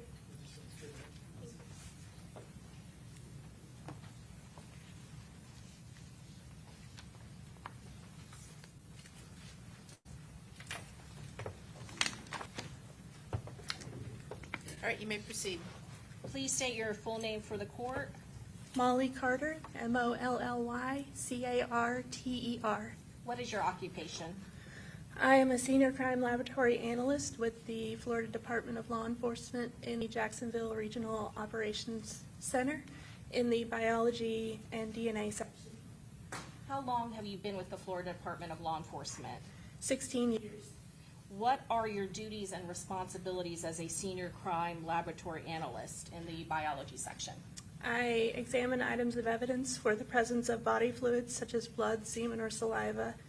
And I also can swab items or cut swabs for DNA testing. And then I analyze the results of those DNA testing and issue my findings in a report. What is your educational background? I have a Bachelor's of Science in Biology from the University of West Florida.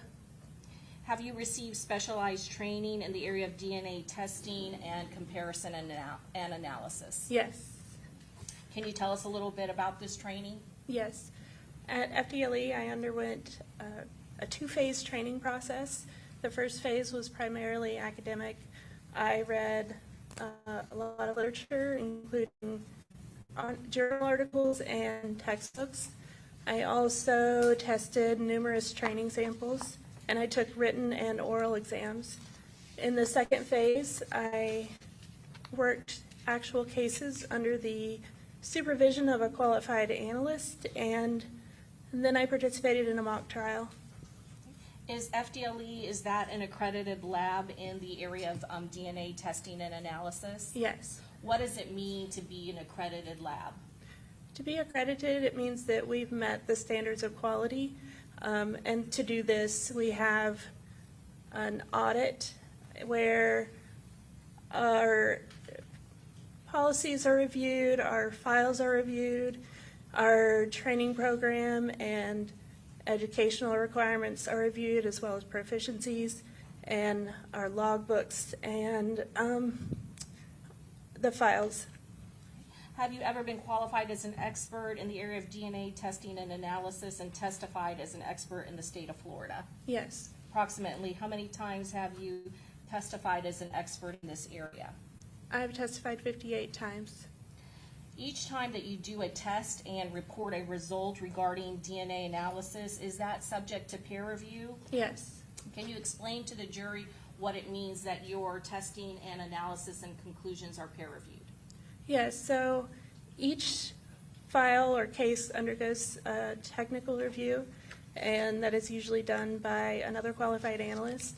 And it's a complete review of the entire case file, and it's to ensure that all of the policies were followed during testing and that my conclusions match the results.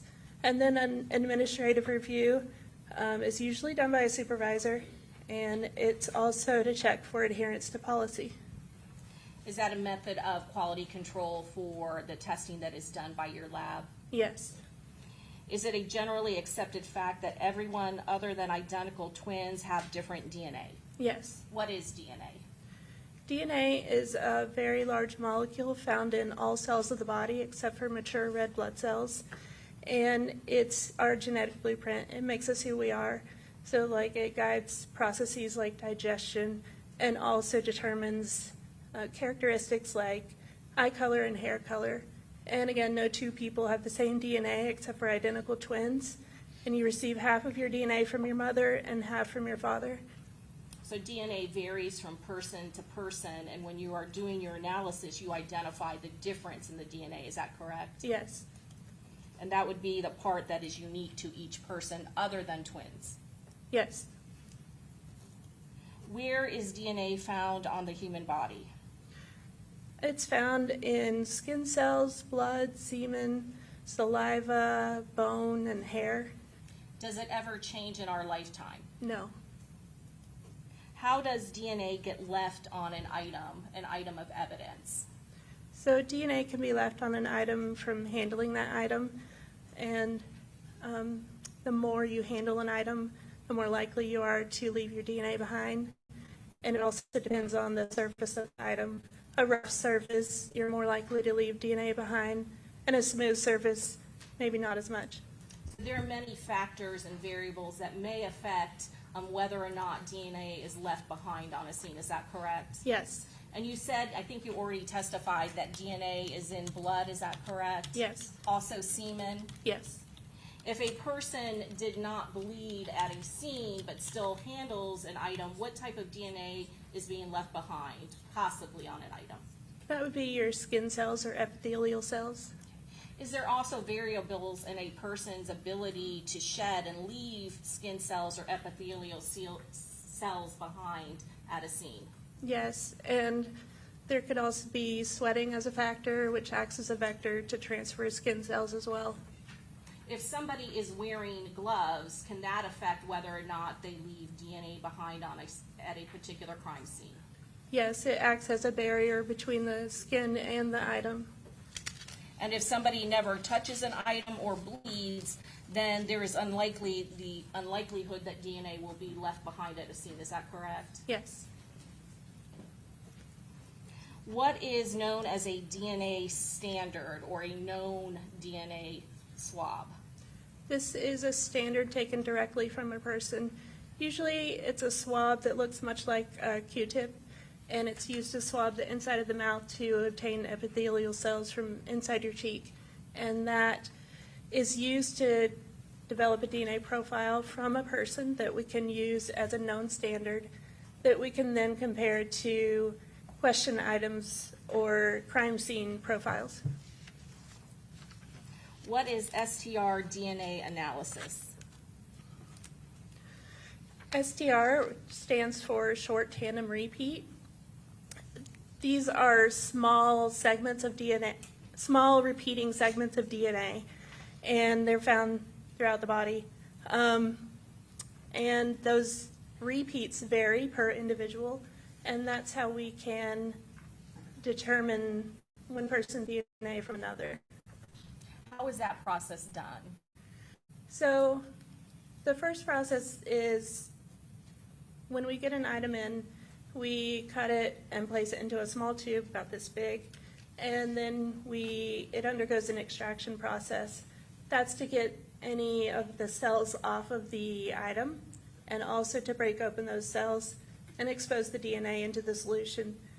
And then the next step is quantitation.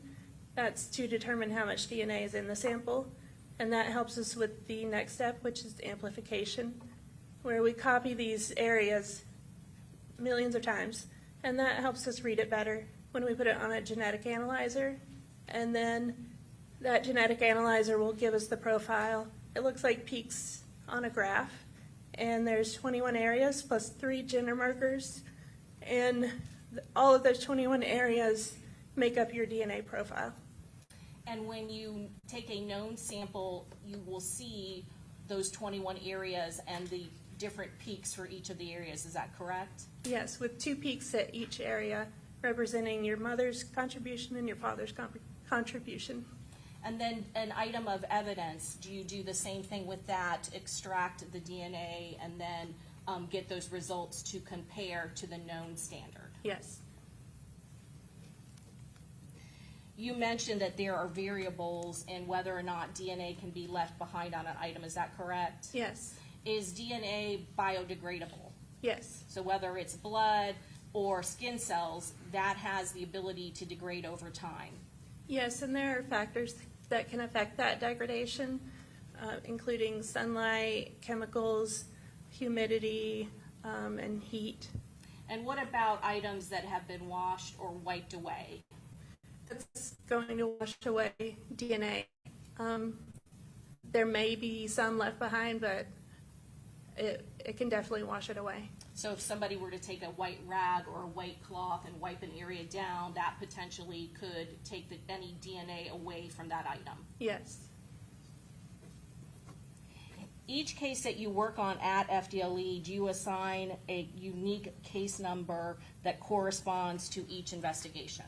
Yes. Does that help you later be able to document and identify each case that you actually worked? Yes. Did you work on FDLE case number 2024-0403-556? Yes. And that is for the listed subject of Sean Gathright, is that correct? Yes. Did you personally know any of the subjects involved in this case? I do not. And does the information that is documented on the items that you receive at your office, does it list the type of offense? Yes. Along with the law enforcement agency that submitted the evidence to your office for analysis? Yes. And who was the law enforcement agency in this case that submitted items of evidence for this specific FDLE case number? That is the Jacksonville Sheriff's Office. What items of evidence did your office receive in this particular case to review and conduct analysis on? Our laboratory received wrapping tape from the handle of a rifle, buccal swabs from Sean Gathright, and buccal swabs from Isaiah Chance. And those were the only 2 buccal swabs that you were submitted by the Jacksonville Sheriff's Office, is that correct, to do this analysis? Yes. I'm going to start with State's Exhibit number 140. It's already in evidence. Do you recognize State's Exhibit number 140? And you can look on your screen in front of you. Do you recognize this item? I do. And how is it that you recognize State's Exhibit 140? The yellow label is the FDLE label, and this tag here with the case number, item number, and the analyst's initials is from FDLE. And was there another lab technician at the Florida Department of Law Enforcement in the Jacksonville area that actually opened the items and processed the items? Yes. And would they be responsible for documenting on this particular package the unique FDLE number, as well as initialing to indicate that they are the ones that received this package and opened and processed it? Yes, And do you recognize the initials of that person? I do. And who is that? That's Leanne Grissom. And is she another analyst assigned at FDLE to the biology section? Yes.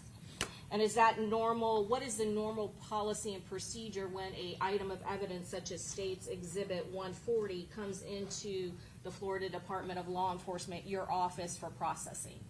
We use a teams approach, so there may be someone that actually processes the item of evidence and obtains the samples for it to go through the DNA testing process. And then another analyst may extract that item, and then another analyst will analyze the data and issue the report. And then again, other analysts will tech review that file. And is that what occurred in this particular case, that one of the analysts actually processed the items, but you received the data from the test and interpreted the results? Yes. And that is standard procedure at the Florida Department of Law Enforcement? Yes. And does each analyst properly document the unique case number to ensure that you are working on a specific item with regards to a specific investigation? Yes. And what process did the analyst in this case do to this particular item of evidence, 140, the wrapping tape from the lower rifle? So the analyst observed an adhesive side and a non-adhesive side on this evidence, and she swabbed each side with separate swabs, and they went through the DNA testing process separately. And so there are two samples, is that correct? Yes. And prior to that, had there also been received by your office State's Exhibit 141, I apologize, the buccal swab of Sean Gathright? Yes. And again, taking a look at Exhibit 141, both sides, do you recognize this particular package? I do. And again, is there the unique FDLE case number? Yes. And is there the same documentation by the same analyst who processed the wrapping from the rifle? Yes. And you recognize the case number as well as the initials of the analyst who did the processing? Yes, that's also Leanne Grissom.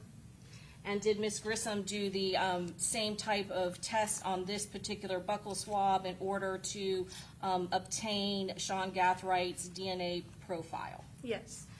Did you then look at the results and the raw data of that test to interpret the DNA profile? I did. Was there, from States 141, Sean Gathright, was there a full DNA profile for all 21 areas that was obtained from States Exhibit 141? Yes. And that is a unique profile to the known person that was obtained to Sean Gathright, is that correct? Yes. Did you also receive a buccal swab from a known buccal swab from Isaiah Chance? Yes. Did the same process happen with that buccal swab where it was put in and extracted and then a full DNA profile was obtained for Isaiah Chance? Yes. And then going back to States 140, you said that there were two samples. One was from the adhesive side and one was from the non-adhesive side. Is that correct? Yes. Let's first talk about the swabbing from the non-adhesive side of the tape, the wrapping tape from the rifle. Were there DNA that was extracted from the non-adhesive side? Yes. And what was the results of the DNA sample that was extracted from the non-adhesive side? This demonstrated the presence of a mixture consistent with 4 contributors, including at least one male contributor. What does it mean to have a mixture of DNA? A mixture just means that more than one person left their DNA behind on an object. And if you have a mixture, is it more difficult sometimes to pull out each individual contributor to the mixture? Yes, it can be. And in this particular case, you said that you had at least 4 people contributing to the DNA that was found on the non-adhesive side. Is that correct? Yes. Did you then compare the results of the mixture to the full profile of Sean Gathright? Yes. What was the result of that analysis? So Sean Gathright was included as a possible contributor to that mixture. And then after you are able to include him as a possible contributor, do you then do a statistical comparison? I do. What is that called? That's called a likelihood ratio. What is a likelihood ratio? So a likelihood ratio is a ratio of 2 probabilities that gives a numerical value that shows strength of support for one scenario over another. Namely, did the person of interest leave their DNA on this item, or was it an unrelated individual that left their DNA behind? So a likelihood ratio of 1 would mean that both of those scenarios are equally likely. And then the higher the number, the more support for the person of interest leaving their DNA behind. And then conversely, the smaller the number, the more support for an unrelated individual leaving their DNA behind. And what was the likelihood ratio in this case when you compared Sean Gathright's full profile to that mixture obtained from the non-adhesive side of the tape from the rifle? The observed mixed DNA profile is greater than 700 billion times more likely to occur if the sample originated from Sean Gathright and 3 unrelated individuals than if it originated from 4 unrelated individuals. So the strength of the likelihood is 700 billion times, is that correct? It's greater than 700 billion times. This is a cutoff that we use for reporting purposes. Once you get over 700 billion, you don't go further, is that correct? Correct. So you just report that it's greater than that. It's actually bigger than more than 700 billion times, that it is his DNA that is in that mixture. Well, not that it's his DNA that's in the mixture, but that the profile is greater than 700 billion times more likely if the sample originated from Sean Gathright and 3 unrelated individuals than if it originated from 4 unrelated individuals. I understand. You're comparing the DNA profile, correct? Yes. Okay. And based on that, did you also, you said that it's a mixture of 4 or more individuals. It's consistent with 4 individuals, yes. Can you do a breakdown of the percentage of each individual that may be contributing to that mixture? Yes. And what was the breakdown for each individual? What percentage of their DNA profile is consistent in that mixture that was taken from the non-adhesive side of the tape? So for this mixture, contributor 1 contributed 65% of their DNA to the mixture. Contributor 2 contributed 15% of their DNA to the mixture. Contributor 3 contributed 11%, and contributor 4 contributed 8%. And who was the highest, the one that is contributing the 65% of the mixture to that sample, to that swab from the non-adhesive side of the tape? Contributor 1 was consistent with the profile of Sean Gathright.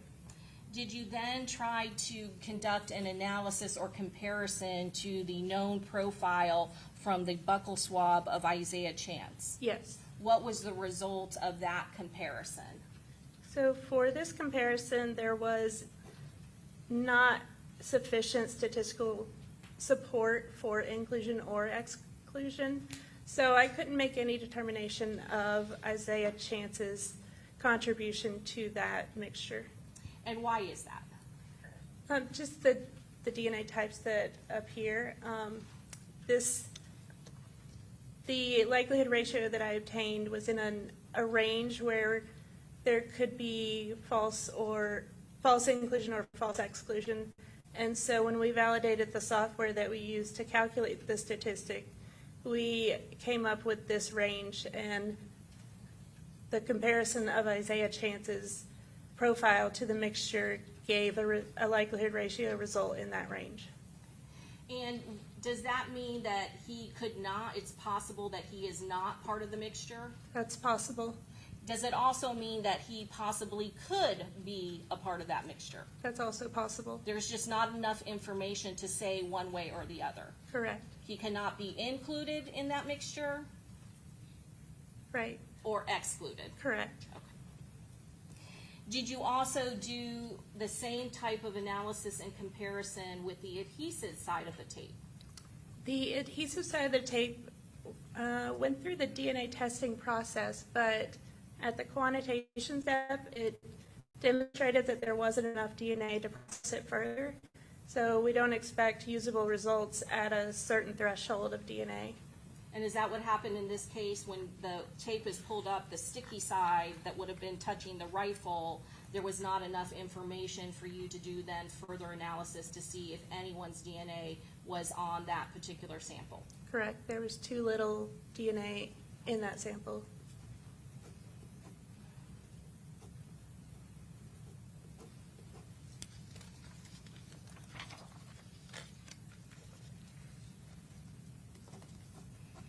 Does FDLE have policies and procedures when conducting DNA testing to see for law enforcement to follow when submitting items of evidence? Yes, we have an evidence submission manual. And is that to give guidance to law enforcement to know which items they could submit to your office for testing? Yes. Is there also a limit that is placed on law enforcement of the number of items that can be submitted for DNA testing? Yes. And why is that in place?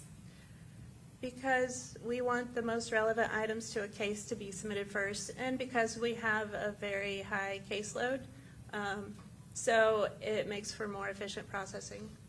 So for instance, if there were DNA swabs that were taken from a vehicle in which the assailant or attackers never entered, would you then test those items in order to determine identity of assailant? No.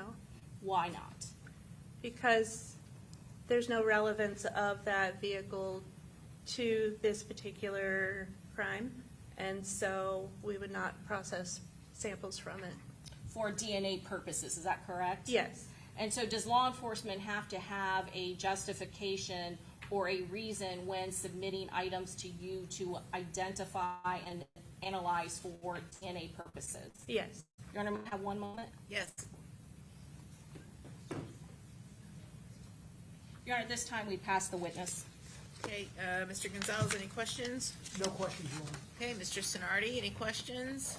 Do you want any of these items up here, Mr. Sonardi? Do you want these items up here? Good afternoon, Good Ms. afternoon. Carter. Hi. How many years you been with FDLE? 16. Always in the biology section or different department? Always in biology. Okay.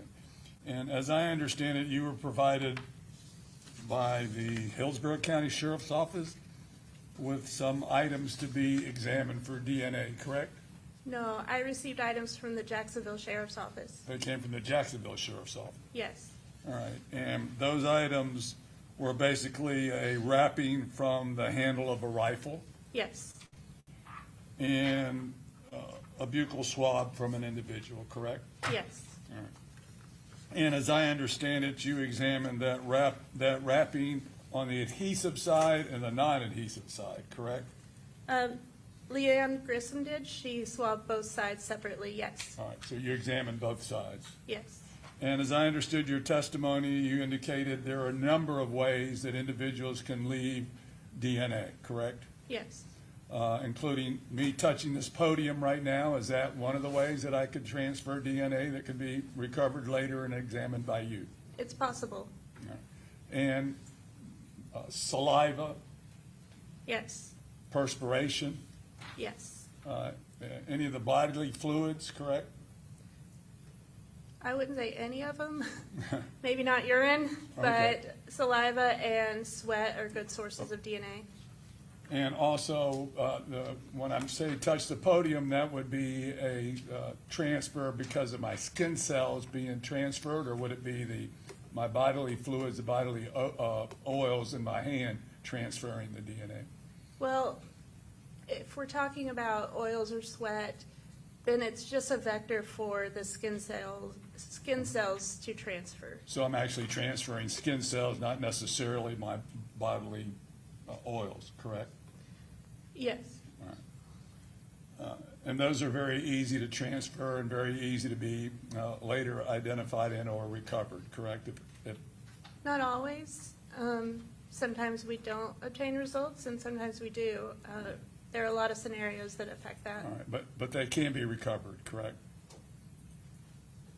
Not well- again, not always. Well, I understand that, but you did examine the adhesive and non-adhesive tape, Yes. all right, and you did locate what you identified as DNA on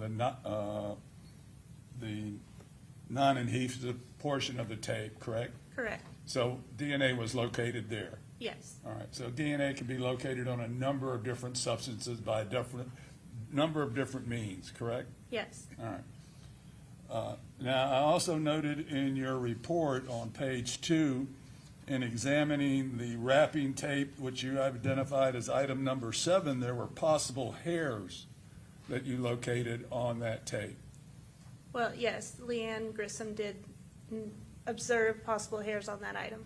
Were there hairs or were there not hairs? We're not experts in hair identification, so we refer to them as possible hairs. Possible hair. It Yes. looked like hair to you. Right. Is that correct? After 16 years, can you identify hair? I can identify if a possible hair is suitable for DNA testing, but I can't state that it's a hair. Okay. All right. And why would that be important to identify a possible hair? Because it's just the scope of the item and what she observed. And that can also be tested for DNA, can it not? If it's suitable for DNA testing, then yes, but there are definitely possible hairs that are not suitable. Well, we don't know in this particular case whether or not that possible hair was suitable for testing or not, or do we? Correct. They were not examined microscopically. They were just noted on the item. All right. Thank you. I don't have any further questions. Okay, Mr. Wise?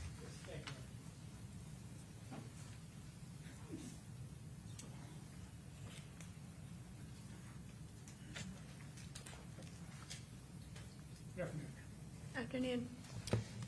One of the things Ms. Story left off asking you about was limitations on items that could be submitted to you by law enforcement.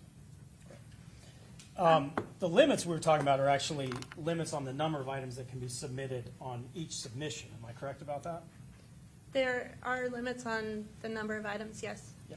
But law enforcement can make multiple submissions Correct. to FDLE, correct? Yes.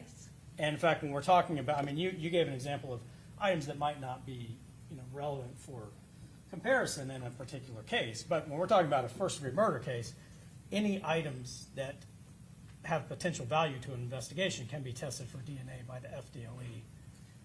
Correct. There is some discretion involved. After the first submission, our supervisors can deny additional submissions. And but that's something that would be law enforcement could submit whatever they feel is appropriate, and if FDLE believes that some items may not be suitable, they would reject them, potentially, right? Potentially, yes. That didn't occur in this case, right? Correct. And ultimately, you as the examiner, it's not your decision to decide what should be tested, right? Sometimes it is. Okay, sometimes. In this particular case, did that kind of discretion come in play, or were you just testing what you were asked to test by law enforcement? In this case, it was just what was submitted. Now, the one item we've heard about today, wrapping tape from a rifle handle. You don't, I assume, know any information as far as like where that rifle was collected or what significance it may have to the investigation, right?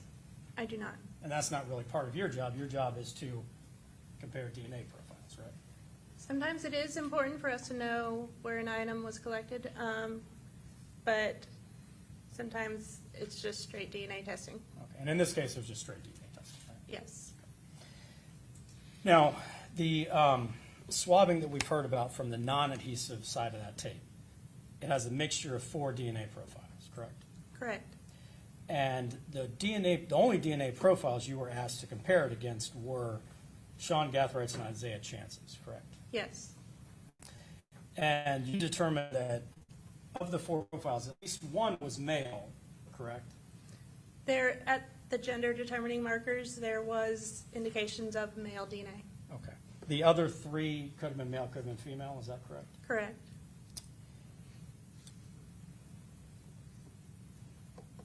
The DNA, any of the DNA profiles, but just take the DNA profile that was consistent with Sean Gathright's DNA, you can't say when that profile would have been deposited on the tape, correct? No, the DNA testing does not tell me that information. Could have been the day before, could have been many, many days before, right? Yes. And you also can't determine how the DNA profile may have been deposited. Correct. Mr. Snarty asked you about, for instance, if he touches this podium, his DNA may be on the podium now, right? Maybe, yes. Maybe.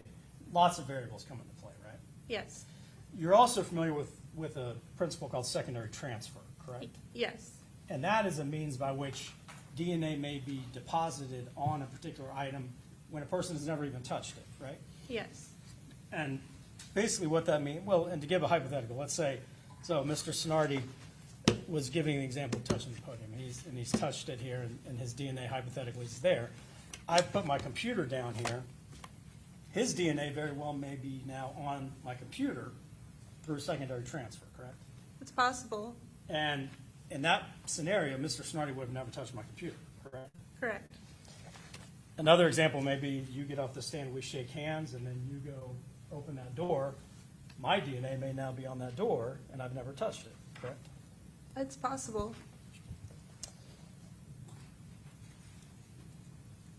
And one thing, I think Mr. Snarty covered this, but there were multiple potential hairs that were observed on the wrapping tape, correct?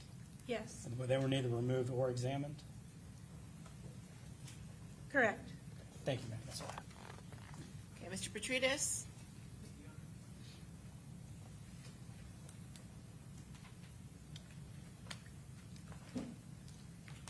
Good afternoon. Good afternoon.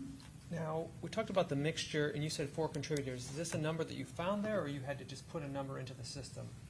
I analyzed the mixture, and based on my training and experience, I determined that there were 4 individuals in that mixture. Could there have been more individuals in the mixture? I have to go by the information I have, and it looked like 4 individuals. And when you put in the different numbers of contributors, that changes, I assume, the statistics you get out from the STR, correct? Yes, that would change it. So if you put in 5 or 6, the numbers you gave earlier would be slightly different? It could be slightly different, yes. Or significantly different, possibly?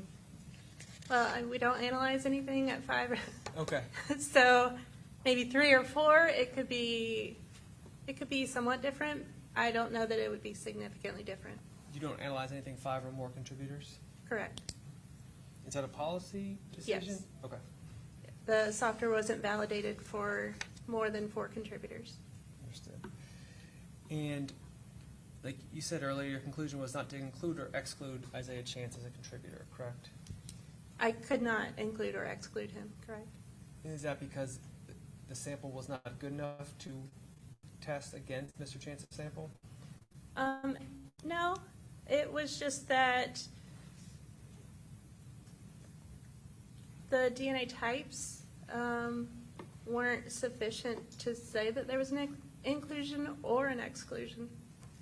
And you mentioned a 700 billion number earlier for Mr. Gathright, but that's obviously not the only number you use. It could be a lot lower, correct? Yes. And so in some cases, if there's a chance that multiple people could have left the DNA, the number could be in the millions or thousands or even hundreds, correct? Correct. And you didn't use any of those. You couldn't feel comfortable using any of those for Mr. Chance, correct? Well, the likelihood ratio I got was not in the thousands or millions. Okay. So it was lower then? It was in the range, it was low. It was in the range that we use for not included nor excluded. Okay, so you can't say with any degree of certainty that he left DNA. No, I can't. Okay, thank you. Okay, redirect? Just briefly, Your Honor. Ms. Carter, when you receive hears at Florida law enforcement, why are they not tested? We can possibly test possible hairs. And it's always an option to go back to it and test it later if needed. But in this case, it was not determined to be needed. Is that because you were able to get results from the item that was submitted by law enforcement? Is that correct? Yes. And when you're looking at hairs, are all hairs suitable for testing? No. And what makes a hair suitable for testing? So when I'm looking at a possible hair under the microscope, I'm looking at the root end. And if there's cells attached to that root, or if it's in a certain growth phase, that means it would be suitable for DNA testing. And when you are examining an item, or whether another analyst is examining items, are you examining and testing what you believe or that analyst at the time will give you the best source of DNA to compare to a suspect? Yes. And in this particular case, was it the swab that was taken directly from the tape that was surrounding the rifle? Yes. And you were asked specifically about whether or not you would look at mixtures involving more than 5 individuals. Is that correct? 5 or more. And you do not do that because the software is not designed for that. Is that correct? It has since been validated for 5, but we did not validate it at our lab for 5. So we stick to single source, 1 contributor, up to 4 contributors to a mixture. And is that what the policy and procedures for what is part of your accreditation for the DNA analysis that you do? Yes. And then going back to the call that there are 4 individuals that are in that DNA, is that based on your training and experience looking at all of those 21 locations and 2 possible peaks for each individual? Yes, I'm looking at how many peaks there are, and knowing that there's half from your mother, half from your father, and also considering that some people could have the same DNA types at areas, but overall they're not going to have all the same DNA types. And then the amounts that each DNA type contributed, those all factor into my interpretation of the mixture as 4 contributors. And you were of that opinion that there were 4 contributors at least to this particular mixture obtained from the non-adhesive side of the tape? Yes. And when you're looking at, I believe Mr. Petridis asked you about that likelihood ratio and the percentage or the numbers increasing. When the individual that you said was it 64% who made up 64% of that mixture, Sean Gathright? 65%, yes. 65, thank you for correcting me. That is the person who you're able to do the likelihood ratio of the presence of his DNA profile is there was support for 700 billion times more likely. Is that correct? Yes. And that is based in somewhat part of the contribution of his percentage into that mixture. Is that correct? Yes. The less of the DNA that is in the mixture, then those numbers go significantly down. Correct. And when there is not enough of a person's DNA, you are in the position where you cannot say whether or not that DNA is truly included or excluded in a mixture. Is that correct? Yes. Right. I have nothing further, Your Honor. Okay, may this witness be excused? Yes. Okay, thank you. You're free to go. Thank you. Okay, come on up quick.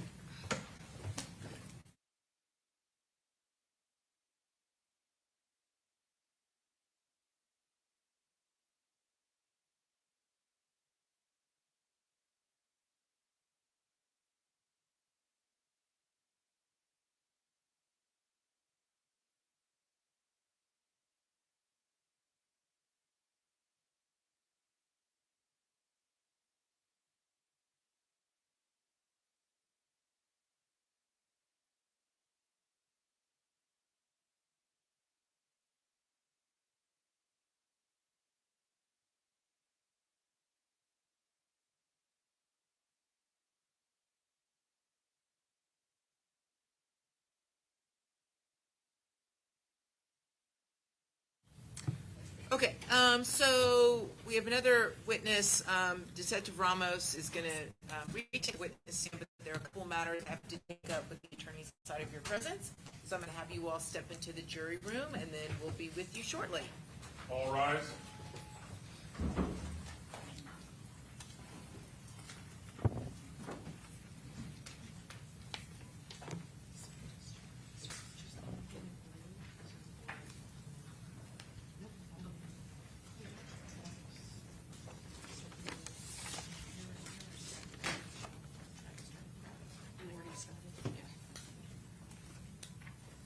All jurors are out, Judge. Okay, very good.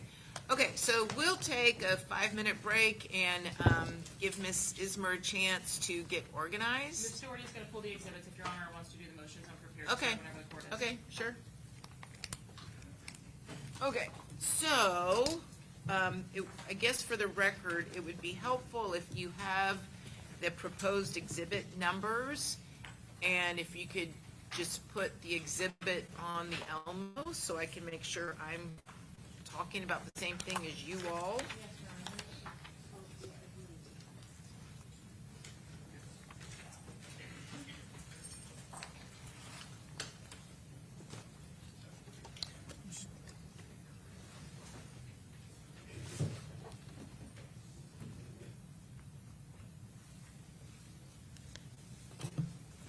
Okay? So, Okay? begin, Your Honor? Yeah? So, Judge, referring to defendant Rashad Murphy's 7th motion in limine, which now has changed a little bit because we're referring to, instead of what was previously Exhibit 65, it's now Exhibit 101. Okay, let's And- put it up on the, so I can see it. Yes, and Exhibit 101, Judge, is a cell block extraction of the jointly possessed phone, 904-386-0925. First, Judge, would be State's Exhibit 101R. Okay? And obviously, this photograph depicts Mr. Murphy face and upper torso. I would certainly argue that this is not relevant, it's not admissible under 401. If there is any relevance whatsoever, it is outweighed by the extreme prejudice that would exist. Certainly, what appears to be Mr. Murphy's smug or otherwise maybe indicative of a lack of remorse after Mr. Jones's homicide. These facial expressions, I think, give rise to a significant risk that the jury will interpret this appearance as reflecting some sort of character that he's exhibiting or some type of consciousness of guilt. And I don't, A, understand relevance, and B, certainly would not suggest that it's outweighed by any prejudicial value. Any probative value. Okay, so it looks Probative like, value. according to the records, it looks like this image was created June 25th of 2024 at 3:04:21 UTC time, correct? Correct, Your Honor. So what's the relevance, Ms. Ismer? Your Honor, in this picture, the state's not asking for any witness to determine what the significance of the defendant's facial expressions are, but instead to assert the defendant's possession of this device, his wearing of the clothing that is depicted in the Walmart footage before the homicide, and in apparently this description or depiction from after the homicide. It certainly puts the defendant, even with having a cap on and the jewelry and the black top, in the same position, same clothing he was in Walmart as well. I understand that the defense's argument is that it is a shared device, and that's fine, but there are dozens of posts that come from what the state is asserting is this device over the course of this 5-day period. So it is an item or an exhibit asserted to establish the defendant's possession of this device thereafter. Okay. No one's asking the opinion of what the face means. Right. And I would note, I mean, there does appear to be some religious jewelry on there, so that could be helpful to your client as much as Judge, I'm certainly not looking at the religious aspect of it being helpful to Mr. Murphy, but certainly the fact that he's wearing a black T-shirt and a beanie would have, in my eyes, zero relevance to anything that occurs with regard to this murder, whether it be what shooter number one is wearing, or what he's wearing at Walmart. We've never insinuated in any way, shape, or form, based on our questioning, based on the answers that we are eliciting, based on what was said to the jury in opening, that that phone is not a jointly owned or jointly possessed phone of Rashad Murphy.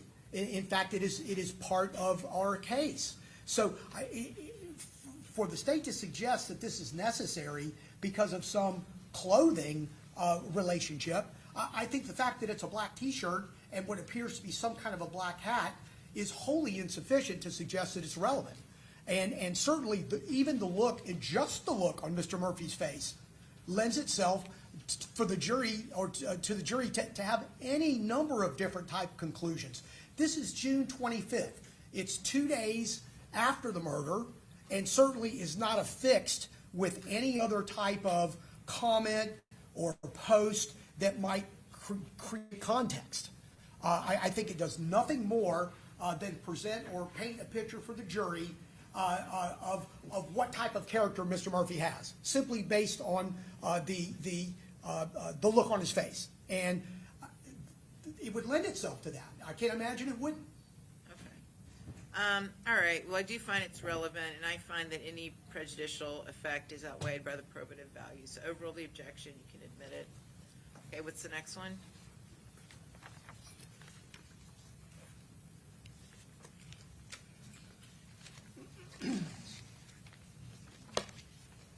Next would be states 101J. Okay. What is that? Your Honor, 101J, Yep. and I can't get it all, well, I can, I know what I'm doing. Well, that's fine. I just make sure I'm looking at the same copy. It appears to be someone's right arm and a car in a driveway. Yes, Judge. It looks like the associated date is the 20th of June. Right. At 7:16 p.m. UTC. I believe the state's going to intend to argue that this photograph is Charles Jones' vehicle. I don't know that there's going to be any evidence that this is in fact Charles Jones' vehicle. Right. Or any identification of the person who happens to be in the partial picture, or what address that is and where it's at and what relevance it may play to Mr. Jones. Again, I think the state would assert, well, it's a couple of days before the murder, and Well, let me hear from the state then, so. I'm sorry, Let me Judge? hear from the state then what the relevance is, okay? Judge, the exhibit posted in 101J was a photograph that was sent with another photograph at the same exact time and same exact second, which depicted the victim. There are also identifiers on the vehicle which are specific to the victim, or at least similar in nature to the victim's vehicle, including the hood, the bumper itself, the lights, the grille, but most importantly, it is sent in essentially a text message, 2 pictures, really 6 pictures with other context that Mr. Gonzalez is aware of, but the pictures do include photographs or a photograph of the defendant, the victim in this case, on the defendant's device. So certainly relevant to each other. Okay, and they were sent either to or from the joint phone, the jointly owned phone with Ms. Steiger? Yes. Okay. Judge, the additional argument here is that there's no, in addition to there being no foundational evidence to establish the vehicle ownership, I think simply saying that generally it's a black car that may or may not be a Charger that has similar features doesn't get us any closer to determining whether or not it's Mr. Jones' car and it's relevant. I think in addition to that, Judge, it's the same argument that it's recovered in a part of the phone which is a system generating cache. It's an area where I don't believe the state can testify that Mr. Murphy even ever saw this. The fact that it's in the phone, it's in the extraction, it's in an area, it's in a place that it could have been generated, it could have been in that cache, And I don't believe there's any means to determine whether or not it was ever viewed by him or Right. whether or not he knew it was there. Well, it sounds like your cross of Detective Ramos in your argument for the jury. What's your response, Ms. Ismer? Your Honor, there's a source file path associated with these images that has been attached to the exhibit itself, and these images were located in the mobile SMS or text messaging data of the device. So the state can authenticate these images as well as have the detective, testify about their authenticity. All right, again, I do think it's relevant evidence, and really, this goes to weight, not admissibility, so. All right, overrule the objection, be admitted. Next. Judge, next would be 101C.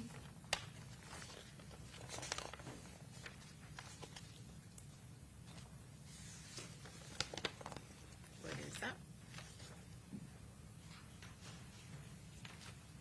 This is 101C, Judge. Is it the profile photo, the purported profile photo? Huh? Yes, Your Honor, that is what the state extracted it as. I don't know what app it is from because I do not have that information, candidly. Okay. On what account, essentially. And is that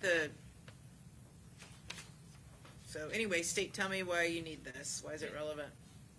Only because of the content in the photo, Your Honor. It is obviously believed that the subjects or suspects in this case were utilizing face, head coverings, and gloves, and what would appear to be the defendant is taking a photograph of himself or some kind of a selfie on the 17th of June at 5:30 in the morning. In advance of our homicide, charged conspiracy dates beginning of June before the date. Judge, first of all, I don't think the state can identify that that's Mr. Murphy taking a selfie of himself. Okay, that's the first thing. The second thing is the fact that this person's wearing gloves and a hood doesn't in any way, shape, or form comport, even if you look at the picture, with what was being worn by shooters that were 6 or 7 days later. Again, whatever limited relevance it may have is certainly outweighed by its probative value. It's on the phone, and that's the end of it. If they could see a face and it's Mr. Murphy, or it's Mr. Murphy's profile picture on Mr. Murphy's account, one of his accounts, that would be another story. Do you have any evidence, or can you link it up to any account that's? I do not have any kind of source or file data that says what account it came from, just that it is in the mobile library images of the device. All right. Okay, as to this one, at this time, I'm going to sustain the objection. Now, if something, Ms. Ismer, you think the door gets open somehow or it becomes relevant, we can readdress, but at this point, I'm going to sustain the objection. All right, what's up next? Judge, we would be moving now to State's Exhibit 88. I'm correct. 88, Judge, and I believe that it would be, bear with me 1 minute.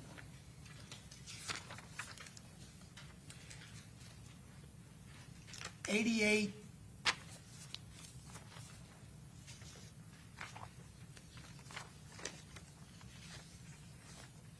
I don't. Which one is it? This is the one that's getting. 88, 1 through 11 you listed. B, 80B, and then D, 1 through 11. That is 88B. Judge, in 88B, this appears to be an Instagram communication between an unknown individual named John Wall and an account Ghost187 _ 12:38 a.m.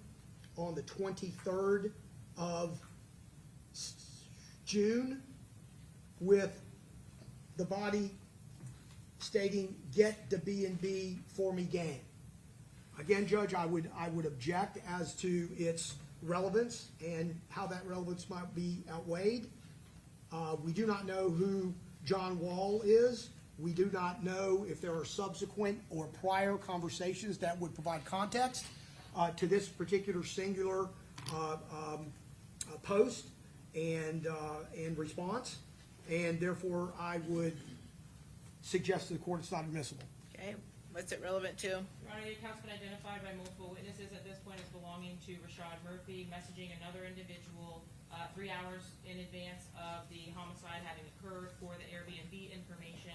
And this message is sent minutes after the victim is posting to his Instagram, actually just a minute after the victim has posted to his Instagram account that they are at an Airbnb. Also, several hours throughout the day after the victim has been posting, and other individuals from the Airbnb have been posting about a party at the Airbnb in Tampa. Just short follow-up, Judge. First of all, I would suggest that although there has been testimony with regard to Ghost 187 being an account that's associated with Mr. Murphy, no witness, every witness that has been inquired of has suggested they've never seen a picture of him on that post. They've never seen anything related to him on that post. They've never seen him, they've never seen a family picture, a child picture, anything that would associate him with that Instagram account other than just simply saying it is. And I don't think it is sufficient. Well, again, that sounds like your argument for the jury. I'm going to overly objection, be admitted. I find it's relevant and the probative value outweighs any prejudicial effect. Okay, next. Judge, I can take the next images, and I guess we'll have to go through them individually, but what I will do, Judge, is simply say that the argument is the same. Okay. I'll make the argument initially, and apparently these images range from June 14th to June 25th, as the court sees them. And again, I would make a 401 and 403 argument to them, collectively as well as individually, that the relevance does not exist, and therefore, if there is any relevance, it is outweighed by the probative value is outweighed. And I would start, Judge, with 88D1.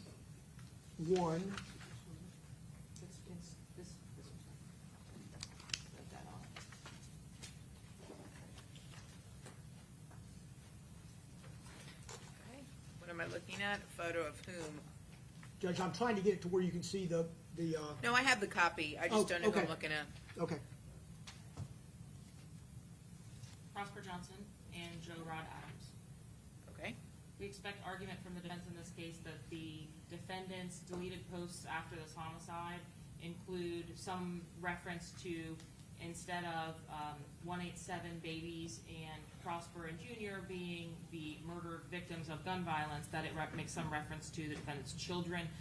This establishes the defendant has knowledge of these other individuals and obviously was posted in sequence with the other events that have occurred in this case. So it's certainly relevant to establish his knowledge of these other individuals. The state also has sufficient rebuttal evidence to establish the birthday defense would not suffice. So certainly relevant to the state's case in chief and also specific rebuttal evidence if needed.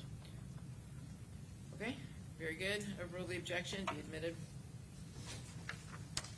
Next, Judge, would be States D2. If I may, D2, 3, 4, and 7 have already been published through the recording, and I believe Mr. Gonzalez is in agreement that those have been at least admitted in another fashion in this case. Judge, note my objection. They have been admitted. They were objected to at that time, Yep. and I want the court to renew the objection. And that was D2, D3, D5, 4, D4, and D7.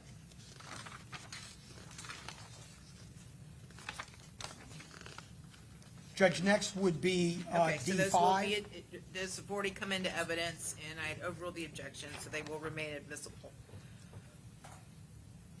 D5, Judge. Okay? That's the quote from Sun Tzu? I'm not sure who that, I can't read here. Anyway, what's the relevance? Judge, this is posted in a series of Instagram posts just after the celebratory posts, including the one with the middle fingers from the defendant, and to be followed immediately by the Prosper and Junior G-Day Today posts and Hate Me Kindly posts. This is ultimately just to complete the posts from the morning after the homicide. Date and time stamp on this post relevant to our case would have been 10:52 a.m. on June 23rd. Overrule the objection, be admitted. Next, Judge, is the post that Ms. Ismer was referring to just prior in her same argument. D6. Okay. Overrule the objection, be admitted.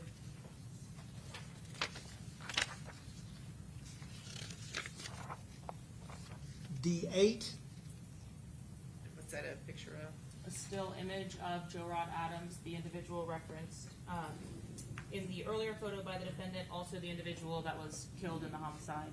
Okay. Robert Howard pled guilty to. And that was posted June 24th, correct? Correct, Your Honor.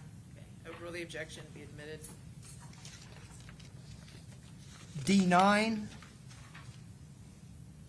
Same argument from the state, Your Honor. All right.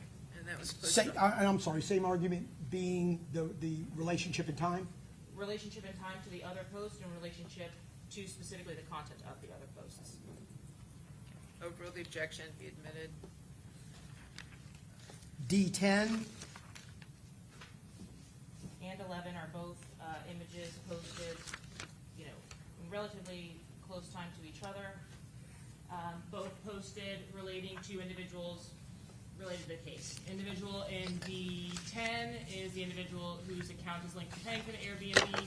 Individual in D11 is the individual who is the author of the Foolio Dead music video. Both of those music videos posted to YouTube on the 24th and 25th, and the defendant immediately reposting those to his account. Both make references to, or at least the J.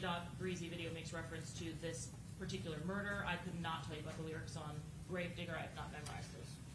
Judge, my only additional argument there would be simply the fact that these are posted in the within the 2 days of the murder. There's no direct reference to the murder. These individuals are not related to the murder. They're not suspects in the murder. They're simply, as thousands of other individuals do, they follow drill rap videos. They post them. They share them. And I don't think there's any relationship to the crime and the offense at hand. All right, well, again, that sounds like your argument that you would make to the jury or cross-examination of Detective Ramos. Overrule the objection, then come in. Okay. Any other exhibits, proposed exhibits that you object to? Have we talked about all of your objections? Mr. Gonzalez. Judge, that covers the motion in limine number 7. Okay. Everything would be ruled on.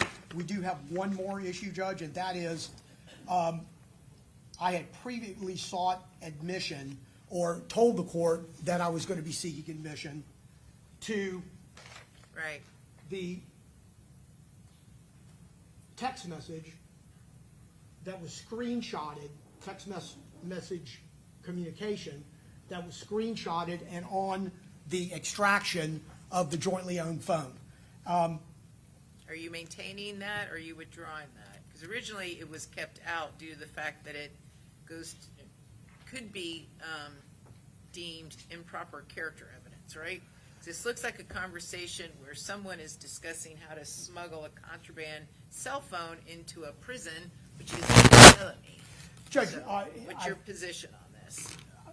Briefly.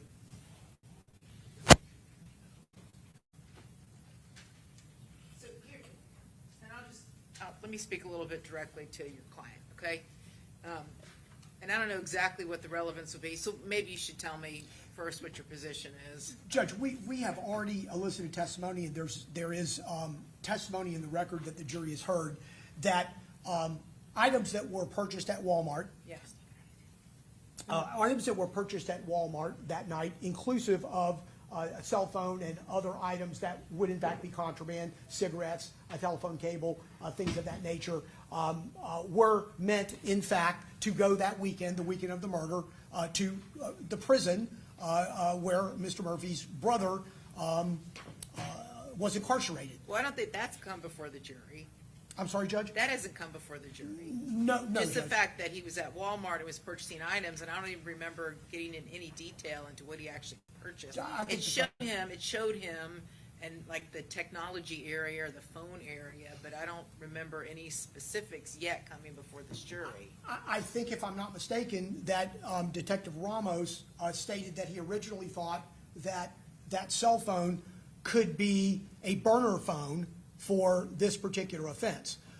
Come to find out during the course of his investigation, and he's meaning this text, that that's not the case. That it wasn't for that Okay. purpose. So that's why you saw it originally, and that's why the state originally cropped out the photo, right? There was a photo showing just the photo that the jury has seen was just the shoes, the purported shoes. Correct, Judge. Of your client. Correct. And then there were other items that were on the floorboard that the state did not include in the photo that went before the jury. Yes, Right? Judge, and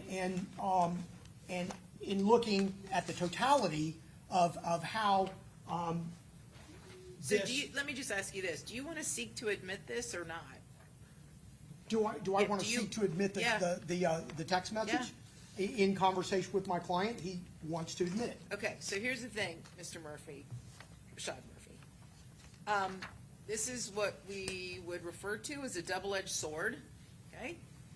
I could see how your attorney could potentially argue that this might be helpful to you, but it also could be harmful to you. And the reason why originally I'm assuming your attorney wanted to keep it out is because the state would never be able to introduce this text message in its case in chief against you, because it would be depicting improper bad character evidence on your part potentially. Because attempting to smuggle contraband items into a prison, again, it's a felony. So this would be an admission that you were attempting to commit a felony. So that's why the state could never introduce this as part of its case in chief. Now, if you really think this is important for your defense, after speaking with your attorney, this is your trial, okay? If that's what you really think and that's really what you want to do, then I'll let your attorney admit it. But you need to understand there is downside risks to this. And there may be upside, and the upside may be worth it to you versus the downside, but at the end of the day, it may be only downside, and you just need to understand that going into it. So I just want you to know that, okay? If you feel it's important, I'll let it come in, but you need to understand there's potential downside here. Okay, you want to talk to Mr. Gonzalez real quick about it?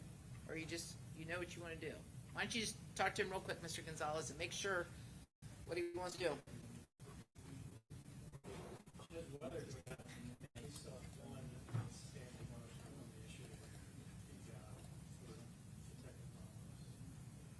Okay, let me deal with Mr. Murphy first, and then I'll wrap up with you.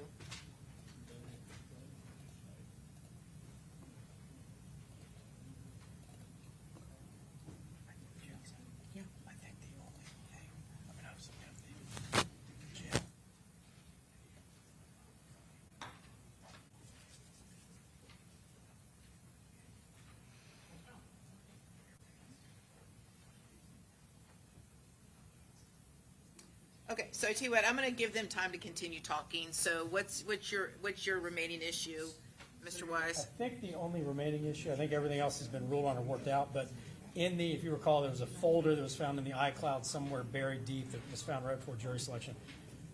That had videos from a club that Mr. Gathright is allegedly at the next night, the one in Orlando. Right. I believe Your Honor ruled that the Don Julio bottles can come in, but there's Right. one where he's allegedly doing, it's actually not the correct gang sign, but he's doing the 1200 with the wrong finger, and I think the state would like to admit that. I Well, believe, Let's identify it for the record. What proffered exhibit is it? Checking, Your Honor. It is a video 94D6, and this is a still from the video.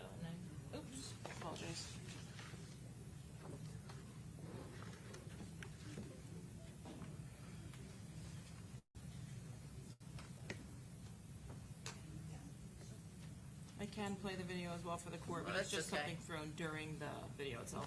Okay, so your argument, he's making a sign. Well, or it is the wrong something. one, but in any event, he's not alleged to be a gang member. He's not charged with that one. Everyone has said he's not a gang member. Right. So I think it would be a 403 issue. All right, that sounds like your argument for the jury. I'll overrule the objection. Okay? And then the only other issue I think that's left, and this wouldn't really be from us, but just keep on the court's radar, is that video for Mr. Gathright's interrogation room where he pushes up a ceiling tile. Yeah. Is So it, that'll be sometime tomorrow, I assume. okay. Are you guys seeking to admit that? Yes, Your Honor. Okay. All right, we'll deal with that. What witness does that? Detective Griffin. Detective Griffin. Okay. Okay, so Mr. Gonzalez, has your client made a decision?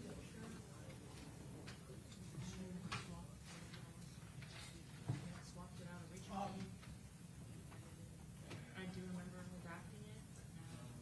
Judge, after discussion with Mr. Murphy, he is still seeking, admission of what would be Rashad Murphy's defense exhibit number 3, which is the text message. Okay. Okay. I just need one moment to speak to Detective Ramos about that. He's been told to stay away from it essentially, Sure. and to fix the. Well, I tell you what, just let him know, because who knows, maybe, Hold off, yeah. hold off, maybe during the direct of Detective Ramos, Mr. Rashad Murphy may have a change of heart, so let him know that if Mr. Gonzalez seeks to admit that exhibit, then it's fair game, Yes, Your Honor. okay? Judge, and there is one more issue, connected issue, and that is the picture that was originally redacted. And so at this stage of the game, other than to admit it, which I'm sure Detective Ramos would be able to identify it in order to authenticate it, we do, I believe, already have in evidence the redacted picture. Okay. And I don't exactly know how we would handle Well, that. can we substitute the exhibit? What's been published already, unfortunately, is the redacted version, so I'd be happy to just make another, add it to the list, or add it to that number, whatever is easiest. I'll do whatever. Or can we get an instruction to the instruction to the jury that they're to consider the new exhibit in substitute for what has already been admitted as? Oh, I can tell them that this is just a broader view than what they saw.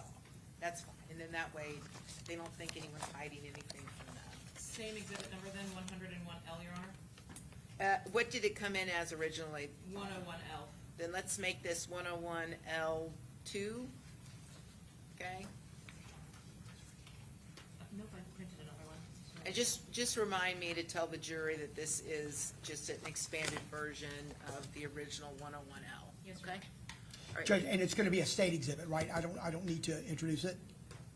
Yeah, it's gonna be a state exhibit, and so I guess, but do we want that coming in before you've made sure your client is 100%? No, Judge, I was just thinking about how do we do it? Yeah. Because if we wait on it, then I can certainly make it. So, yeah, so Defense let's do exhibit this, three. let's do this. If your defense exhibit number 3, correct, if it comes in, then at that point in time, we can do a stipulated introduction of 101L2. And I'll just explain to the jury, okay?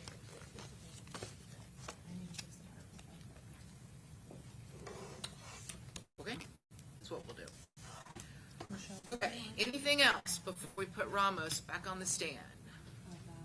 And you need to talk to Ramos real quick? Very quickly, Your Honor, yes. Sure. And I need to make an edit to the PowerPoint, which has those exhibits, to take out this updated photo. Okay, so let the jury know we're almost ready. So 5-minute warning, we'll get going.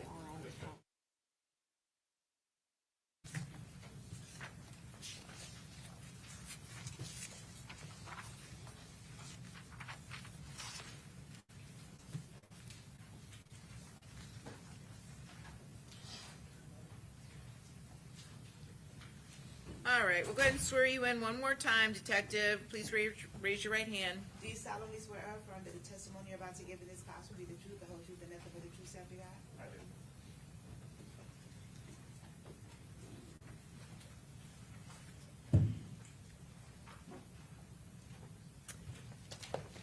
very good. You may proceed. Thank you. Welcome back, Detective Ramos. Good afternoon. I want to start talking with you a little bit about the cell phone extraction from the device of an individual by the name of Darius Beals. How is it that you came to know there was relevant evidence related to that individual? Yes, I learned from Christopher Dre back in Jacksonville that both of the Murphys were attempting to use Darius Beals as an alibi during the weekend of the homicide. So we obtained those Darius Beals phone download to see if we can cooperate that. Yep.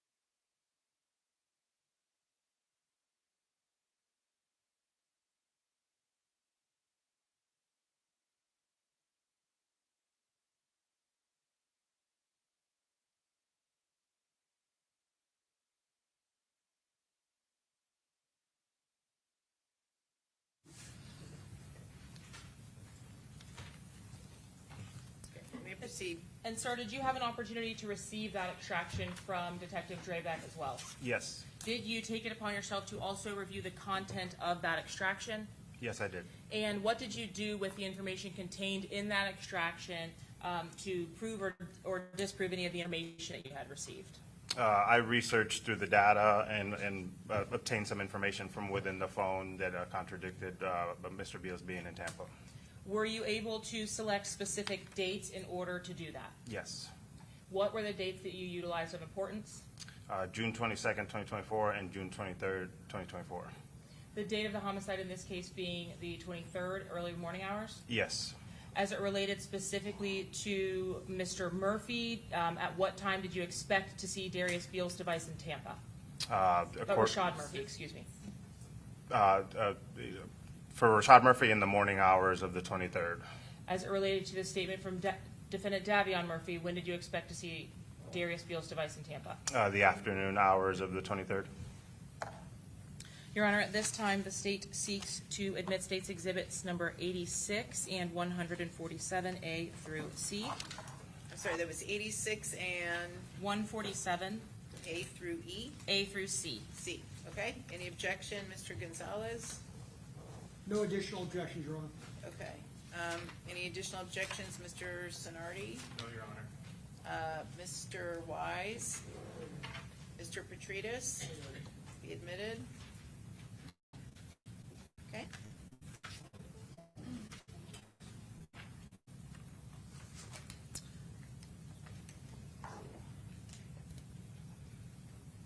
Publishing States Exhibit number 86, Your Honor. Sir, could you please tell us what exactly we're looking at here? So in this exhibit, what I did was from Mr. Beals' cell phone, I extracted all of the GPS locations. So the store is storing GPS data in it for a variety of reasons. And I input those GPS locations into a program called CellHawk, which allows us to visualize where the device was for the specific time period. And we're looking at that visualization. Did you also have an opportunity to review the latitude, longitude points for each one of the responses that came back from that cell phone? Yes. And include that in your mapping? Yes. What is it that we're looking for in States Exhibit number 86 before we press play? So what we're looking for here is to see if the device traveled to Tampa, and as outlined before we press play in the green box, it's indicative that all of the data analyzed never left outside of that green box. Would you mind to stand just briefly for this Sure. to explain to us where the green box is that you're referring to? So whenever you put the GPS location data into the program, it's going to create a box around where those GPS data are contained. And as you can see here in the display, the green box is limited to Jacksonville and north of Jacksonville, and there's no GPS locations in his phone that showed that it went anywhere near Tampa during that time period. For the time and date stamps at the bottom right of the green box on the screen that we're seeing, is that something that will move around the video as we see the recording? Yes, so on the right, you can see the starting time, 6:21, going up to the bottom at 6:24. So what you see is all of the data points tracking within that time period, and you'll see some movement of the device throughout that time period. Did you have an opportunity to place specific markers on the areas of location of importance for your investigation in Tampa? Yes, so at the bottom left here, by the red and blue pins, those are all our relevant locations in Tampa, to include the Airbnb that the defendant stayed at, and all of the scenes where the victim was tracked at. Publishing 86.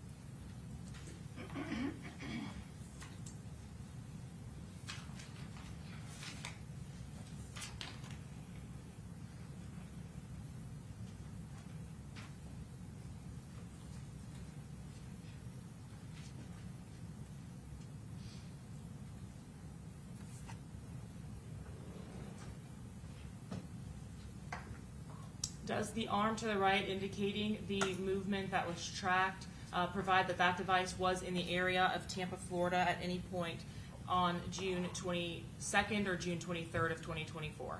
No, it wasn't. Did you have an opportunity specifically to look at the image, to look at a close-up of the device location from the relevant dates that you previously indicated? Yes. Is that what we're looking at here in slide 2 of 86? It's correct. So this is just a visualization of what we just watched, however, zoomed in to Jacksonville to where the device was at.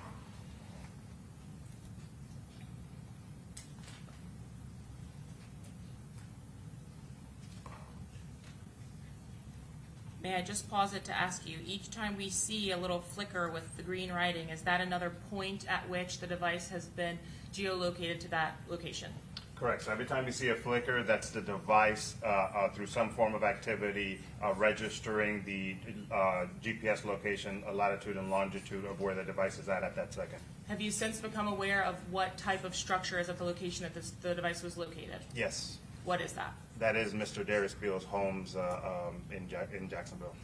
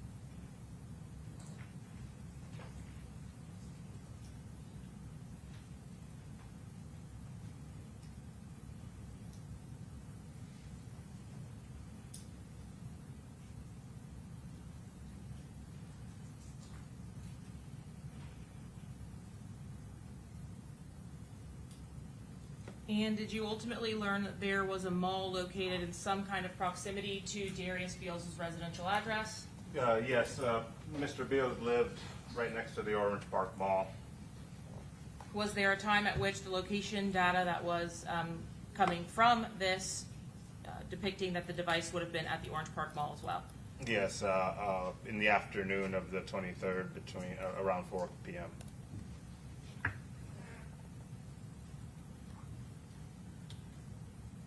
Did you have an opportunity also to prepare what's depicted here, State's Exhibit 86-3? Yes. What are you So, looking at? Go ahead. sorry. So this is, instead of the video visualization where you can see the movements, this is just a still photograph of all the GPS points that were plotted for Mr. Beal's phone during the weekend of the 22nd and the 23rd. So every one of those is a hit GPS location of where his phone was at in that specific weekend. And that includes outside of the time frame that we've seen in the GPS data that we just looked at? Yes, this is 6/21 to 6/24. So is there a broader time frame that's included for this particular dot map? Yes. And lastly, at 86, is this an example of what the native information that you utilize in creating these maps for us actually looks like? Yes. Do you download or input these files in some way? Yes, so from the cell phone extraction, I would export this data onto an Excel sheet and then load it into CellHawk, and it would register specifically the latitude and longitude to plot those points on a map. Now for State's Exhibit 147, in addition to the extraction of the location information that we've just seen, you can have a seat. Yep. Did you have an opportunity to analyze the actual content on the device itself? I did. And in analyzing that information, what types of evidence were you looking for? We're looking for evidence of who's possessing the phone at the time, and that could be digital files, whether somebody's taking selfies, or also how they're accessing the phone, whether they're putting in a passcode or whether they're using biometrics like a facial scan to open the phone. All that data would be in the extraction for me to look at. Looking first to 147B, over the course of June 22nd, June 23rd, and June 24th of 2024, did you have an opportunity to determine whether there were photographs on Darius Beals' device that we just saw tracking for? Yes, approximately 8 photos that appeared to be selfies found within that weekend. And Mr. Darius Beals is depicted in those photos, and all of those photos had a reference time of throughout that weekend. On the second page of 147B, are these additional photos from the time frame June 22nd through June 24th? Yes. Did some include, for example, if we look at the top of the image that's on the screen now, the second page of 147B, some also included movies or videos, action images? Correct. Okay. And is this something that you would have done to further establish the actual possessor of the device, not Correct. just the location? Yes. Okay. Lastly, the third page of 147B, are these the last 2 photos that were also collected from that specific device Yes. within that time frame? Yes. Specifically at the image on top, 6/23 of 2024 at 12:22 a.m. Has that been adjusted to Eastern Standard Time? Yes. At 12:22 a.m. was this photograph documented on this particular device? Yes. In 147A, is this an example if you put just one of those latitude or longitude points into the software we've discussed? Correct. And what are we looking at here? What did you put in or plug in? So specifically, I put in just one hit on the phone from the 23rd, and it was at 2:04 p.m. Eastern Standard Time, and it showed that the phone was at the position latitude and longitude, and that specific latitude and longitude is Mr. Darius Beals' home. When you provide the exhibit or the extraction, such as what we're seeing on the screen, do you have the ability to actually zoom into that pen and look at different locations as well? Yes. Lastly, in addition to the photographs, did you search for biometric information on Mr. Beals' device? Yes. Can you explain to the jury what that is? So this is specifically a log For the June 23rd, so the day of the homicide, starting in the morning and going into the afternoon. And what I found was at least 34 times a biometric feature was used to unlock the phone. This specific phone was an iPhone 11, so the only biometric feature that the iPhone can utilize to unlock it is a facial recognition scan. Did you go through that process in the entirety of June 23rd of 2024 for Mr. Beals? Yes. And is that what we're seeing here, pages 1 through 4 of the biometric information? Yes, starting at 9:41 a.m. and going down in chronological order. Prior to that, had you seen any entries of unlocking the device? No. Prior to 9:41 a.m.? Not by biometrics, no.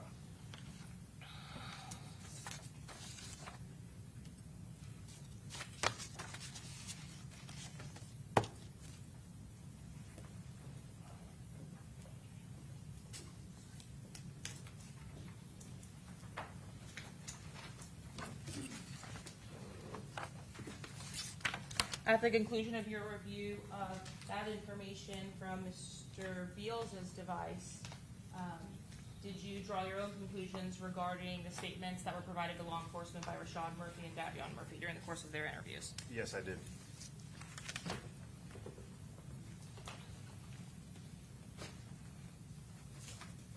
Was the device of Darius Beals or any information to support the person of Darius Beals was in Tampa on June 23rd of 2024? There's no evidence that Mr. Beals or his device were in Tampa on June 23rd, 2024.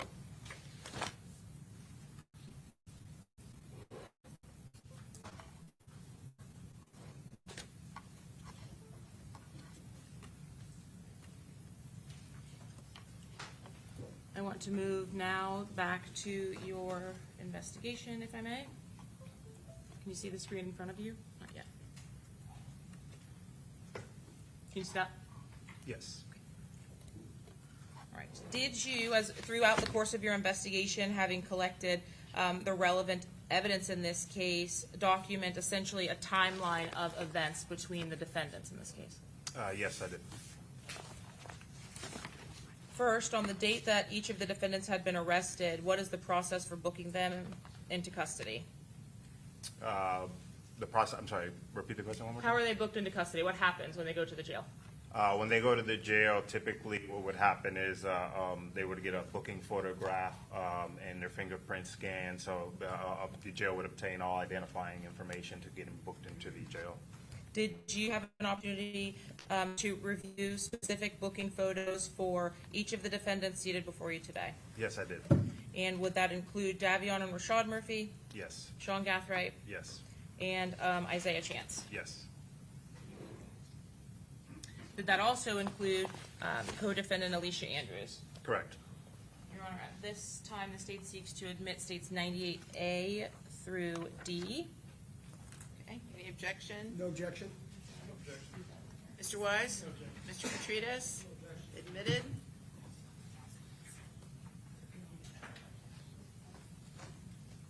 Are these, or do these photos fairly and accurately represent the booking photos for each of the defendants that were captured when they were booked into the Hillsborough County Jail? Yes, they do. This would have been after transport from the county from which they were arrested in, correct? Yes, these photos are all from the Hillsborough County Jail. In speaking about the portions of your investigation where you collected certain types of evidence, were there social media accounts that you wrote search warrants for and subpoenas to? Yes. How does that process work? So typically when we identify a social media account belonging to a suspect that we're investigating, we start off by writing a subpoena to the what holds the data for that account. So if it's Instagram, it could be Meta or Google. So we write a subpoena. The company then returns identifying information for that account, and from there, if we develop probable cause, we can write a search warrant in order to get more information or more data, specifically content, messaging, things like that. Did you have an opportunity to do that for the victim, in this case, Charles Jones? Yes. When you wrote a subpoena, were you provided with sufficient responses to be able to obtain a search warrant as well? Yes. Was that search warrant approved? Yes. Did you run that same process for defendants Rashad Murphy, Isaiah Chance, and Sean Gathright. Yes. Why did you not run that process for defendant Davion Murphy? I was unable to locate a Instagram account or social media profile for Mr. Davion Murphy. And at the time, had you done the same thing for Alicia Andrews? Yes. Looking first to the social media account for Julio Foolio or Charles Jones, you already previously testified about having screen recorded the account from the day of the incident. Is that correct? Yes. Would obtaining a search warrant allow you to get more information? Yes. What kind of information do you get that's more than just your screen recording? So what we're going to see with a search warrant is all the metadata from the company, which will include things like the location or time and date. Sometimes you get location, sometimes you get content. Specifically, we like to see if we're referencing a post, the exact date and time down to the second when that post was made, so we can fit it into the timeline, understanding it better. Were you able to capture posts from both before and after the time of Charles Jones's death? Yes. At this time, Your Honor, the state seeks to admit states 95F, I believe 95A through D have previously been admitted. Okay, any objection to 95F? Mr. Gonzalez? 95F? Yes. Is that going to be just a new exhibit? Yes, sir. It is not, it is from the list from today. That's right, it's just the first post. No objection, Your Honor. Okay, Mr. Sonardi? No objection. Mr. Wise? Certainly, Judge, Subject to renewal of all previously made objections. Any new objection? No. Mr. Wise, any new objection? No, Your Mr. Petridis, any new objection? Okay, be admitted.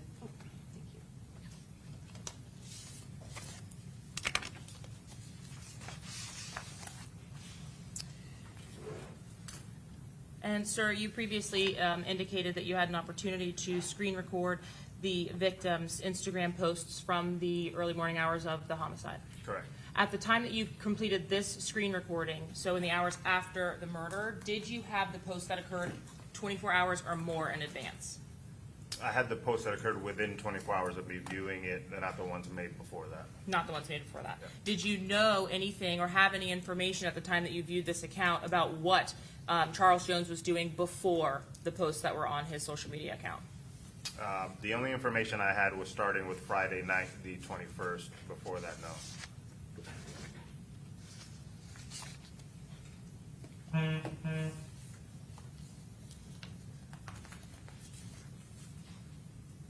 When you received the return from Instagram on the search warrant that was executed for Mr. Jones's records, did you receive stills and the actual video clips like what we're seeing here?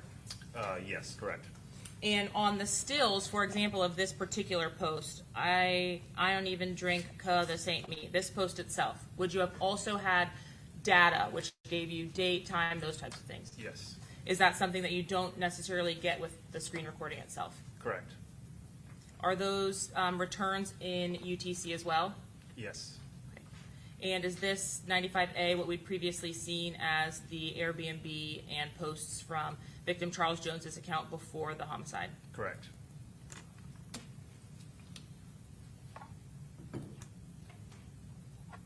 Did you have an opportunity? Sorry about that. Did you have an opportunity to write search warrants and obtain returns for Instagram accounts for Rashad Murphy, Sean Gathright, and Isaiah Chance? Yes.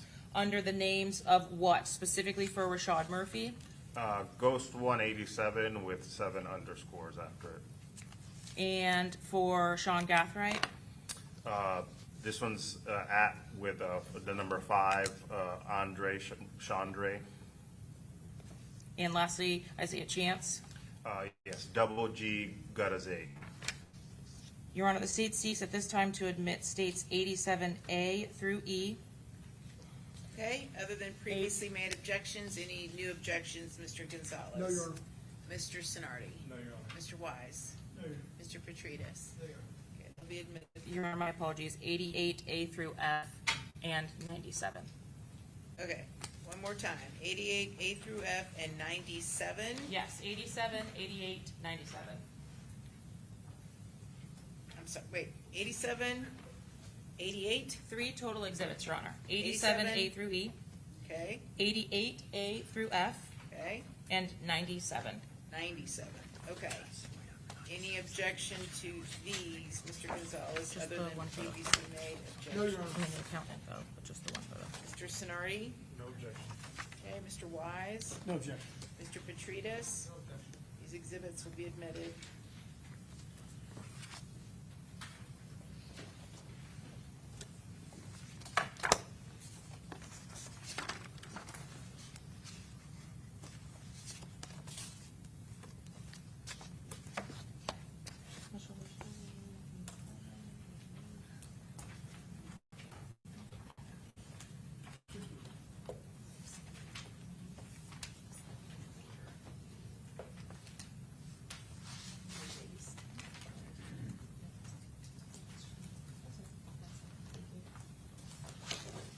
Did you have an opportunity to review the content from the returns on the exhibits you just mentioned Yes, from Instagram itself?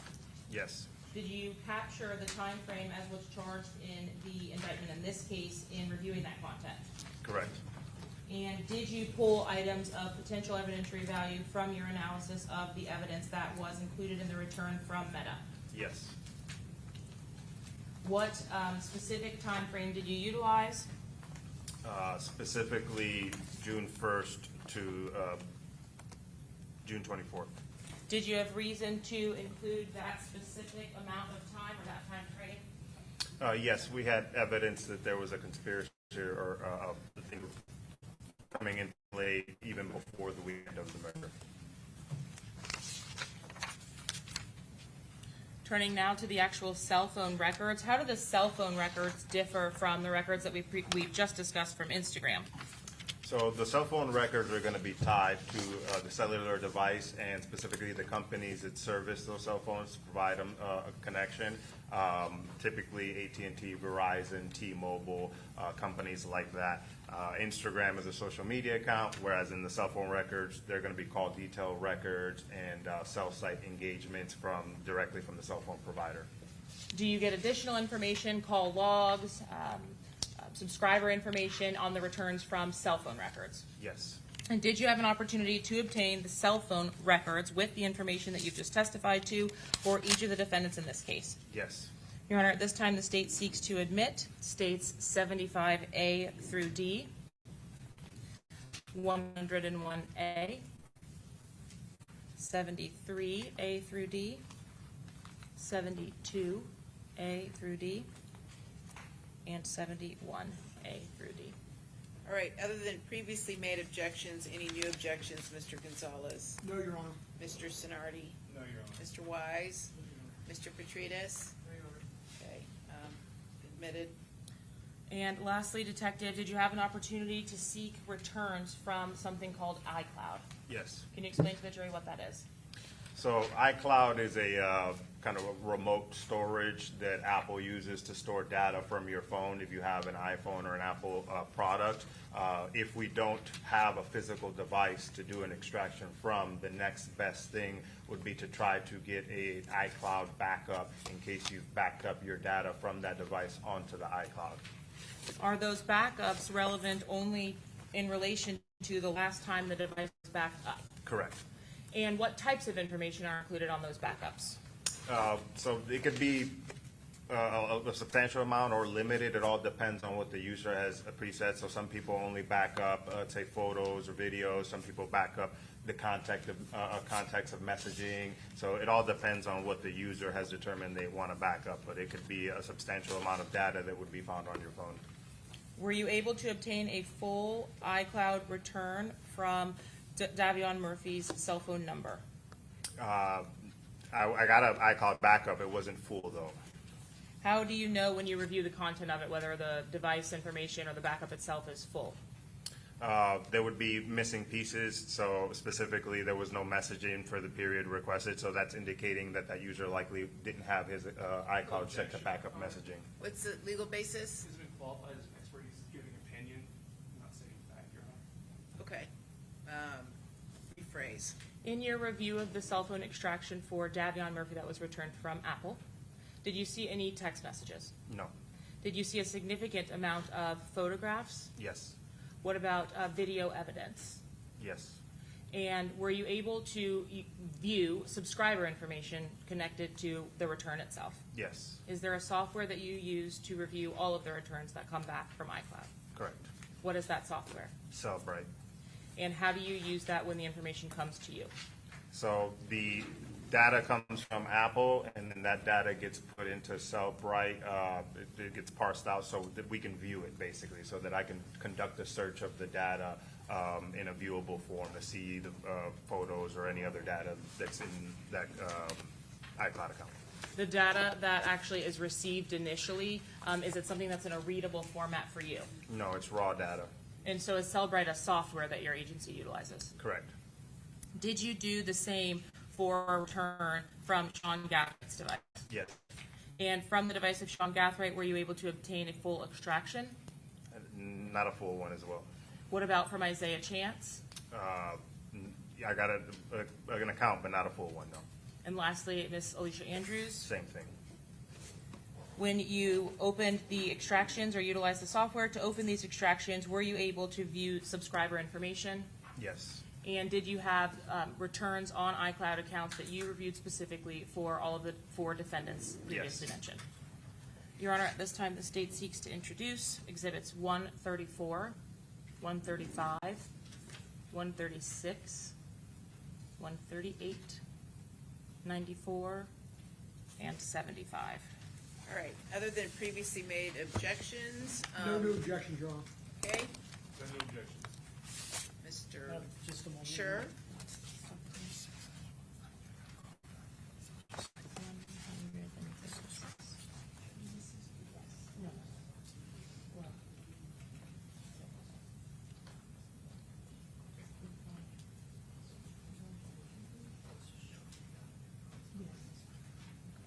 No further objection.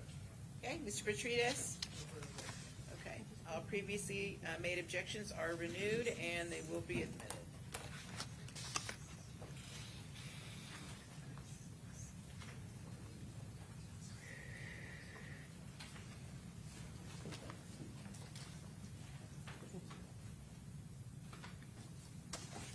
All right, sir, I'd like to start, Detective, with Sean Gathright. Can we do that? Yes. His account returns, you indicated you had an iCloud account for Mr. Gathright, is that correct? Correct. Did you have a phone number that through the course of your investigation you were able to confirm belonging to Mr. Gathright? Yes. And did you link that phone number to a cell phone provider? Yes. Did you also link Mr. Gathright to a social media account? Yes. In reviewing Sean Gathright's returns from each of those account holders, were you able to confirm an email address or multiple email addresses associated to Mr. Gathright? Yes. And was there any timing specifically related to the returns that you had for Mr. Gathright having multiple email accounts? Yes. What was that significance? One of those emails accounts was created post-murder. Was the rock out Sean with double letters at iCloud.com email account utilized in the new device that was located by law enforcement subsequently on the search? Yes. The rock out Sean account was? I'm sorry. One was before, one was after. Okay, I'm sorry. So the Redman 5 was the after? Correct. Okay, Yes. thank you for clarifying. I apologize if I was confusing. Did you have an opportunity to review the returns from the Instagram? Yes. Were there a significant number of items from the Instagram returns, starting first with State's Exhibit number 97, that were actually relevant to your investigation? Yes. What, if anything, was relevant to your investigation from the Instagram return? I'm sorry, for Mr. Gathright specifically? Just gonna start with yeah, no, there wasn't much in his Instagram that was relevant. Were you able to preserve or confirm the email address that was utilized to create that account? Yes. And was that same email address utilized in the iCloud records that you reviewed? Correct. So we can see under account identifier, rockoutshawn at iCloud.com was an email address that we had in common between his Instagram and his iCloud account. And still State's number 97. Were there any other photographs other than the profile picture depicted or information that were obtained from this particular extraction? No. Did you execute then a search warrant for the iCloud records and review the content that was returned with those? Yes. For iCloud, if an email address or phone number is registered to more than one account, are you able to obtain more than one account? Correct. In states 97, 136, and 138, did you obtain multiple returns from Sean Gathright's iCloud search warrant? Yes. When Apple provides you multiple returns, do you have the opportunity to actually go through the content from each one? Yes. In this particular case, did you review the contents from the rockoutsean at iCloud.com and the redman5x at iCloud.com? Correct. Did you have a physical device with information from the date and time of the homicide to review related to Sean Gathright? No. Was this search warrant returned to iCloud the data or information that you obtained or retrieved from that, from the iCloud, whatever had been backed up from the device? Yes, so specifically, we don't have the physical device, but the data that we're viewing on the iCloud is from that physical device that would have been in his possession during the specific time period. Were you able to check the date and timestamps to confirm such? Yes. And was that related to the iCloud account of Rockout Sean? Yes. Were you able in the returns to confirm a phone number? Yes. Was that phone number utilized across other platforms as well? Yes. Did you cross-reference the phone number for this account? Yes. And did it match the phone number utilized in this case for Sean Gathright? Correct. Did this phone number also appear in the cellular records for Mr. Gathright? Yes. Did this phone number appear in the cellular records for Mr. Gathright's co-defendants? I'm sorry, is it communication with him? Yes. Yes. Did you obtain this return in 73B from AT&T for defendant Sean Gathright? Yes. Were you able to confirm the identifiers for the user of that device in that return? Yes, so this is from AT&T. Well, for that, when I send them for the subscriber information for that phone number, they sent back a subscriber information so we can identify who that phone number belongs to. Specifically, they put the name as Sean Gathright. Related to this specific return, did you also get other types of records? Yes. Like what? Call detail records, timing advance, and CDRs with cell sites, so cellular location data. What is a CDR or a call detail record? Call detail records will be at any time that you're utilizing the actual network from your device. So AT&T, specifically mostly text messages and phone calls. So if you dial a phone number or send out a text message and it goes through AT&T's network, it would be registered in call detail records. What about if you did FaceTime on Wi-Fi? No, so because like if you did iPhone to iPhone, that would utilize Apple's networks or the internet through Wi-Fi, so that wouldn't be registered on call detail records at all. Is that the same for iMessaging and text messages? Correct. What's the difference in those two? So again, iMessaging is utilizing Apple's network, so it would not be registered on AT&T's call detail records. Is there another way within the device that you are able to retrieve or recover iMessages? Yes, so if we get the iCloud dump or backup and the messages have been backed up to the cloud, then we would be able to see the messages that way from Apple directly. Did you have an opportunity to obtain records related to specifically Isaiah Chance? Yes. Our Mastermind one-on-one at iCloud, was that related to an Apple return that you received from Apple for Mr. Chance? Yes. Did you also receive guttazay42 at Gmail as a return from Apple? Yes. Are you able to use email addresses other than iCloud.com when utilizing Apple's iCloud service? Yes. Okay, and what happens when you use the iCloud again? Where does the information go when you're using iCloud? Specifically being stored on Apple's servers remotely. And you were able to complete a search warrant in the return based on the phone number itself?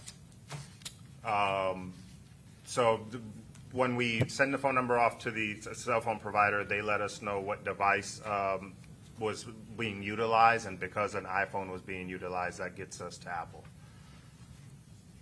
Did you also have account returns for additional items for evidentiary value related to Mr. Chance? Yes. What about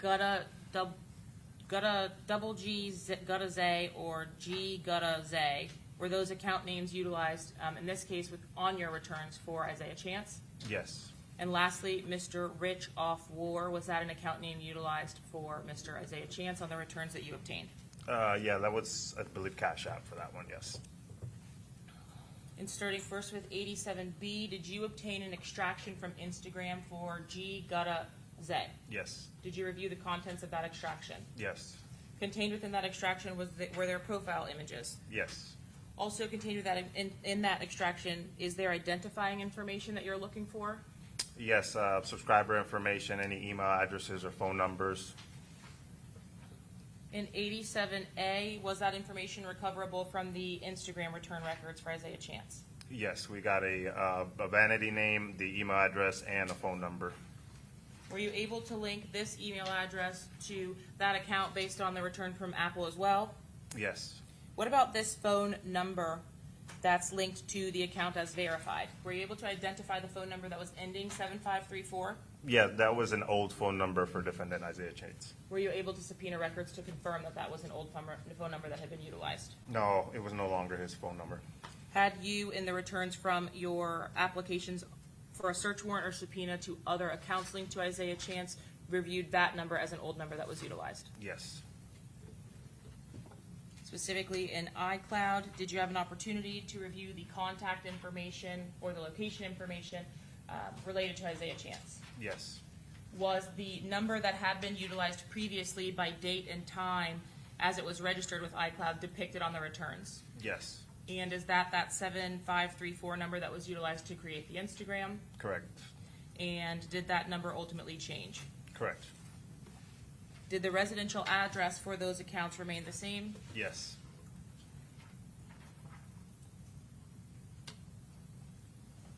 In looking at that iCloud account itself, were you able to confirm the address that was returned on the iCloud return as being a legitimate address for Mr. Chance? It was one of the addresses historically listed under his driver's license information, correct? And did you obtain the records on the right from another subpoena to Cash App, the image specifically? That image specifically came from Cash App. Cash App requires a user to upload a picture of their ID. And was this the ID that was utilized in the Cash App, Correct. or at least provided to you from the Cash App return? Correct. Your Honor, at this time, the state seeks to admit State's Exhibit number 93. Okay, any objection, Mr. Gonzalez? No, Your Honor. Okay, Mr. Sonardi? No, Your Honor. Mr. Wise? Okay, Mr. Petratus? Okay, no new objections, it'll be admitted. And then, sir, did you have an opportunity to review the actual phone record returns for the same individual, Mr. Chance, when the subpoena returned back from AT&T? Yes. Was AT&T the provider for the cell phone device or information for Isaiah Chance? Yes. And were you able to confirm that information in your review of those records? Correct. Were you able to confirm the active number at the time of your homicide is the number depicted ending in 4707 here? That is correct. Rashad Murphy, did you have an opportunity to complete the same for Rashad Murphy? Yes. With the exception of the cellular device, did you actually obtain a search warrant for the Instagram account linked to Mr. Murphy? Yes, I did. And what about the Gmail account itself? That was a subpoena for subscriber information. Did you obtain a return on that subpoena? Yes. And did you have an opportunity to review the content on the return from that subpoena? Yes.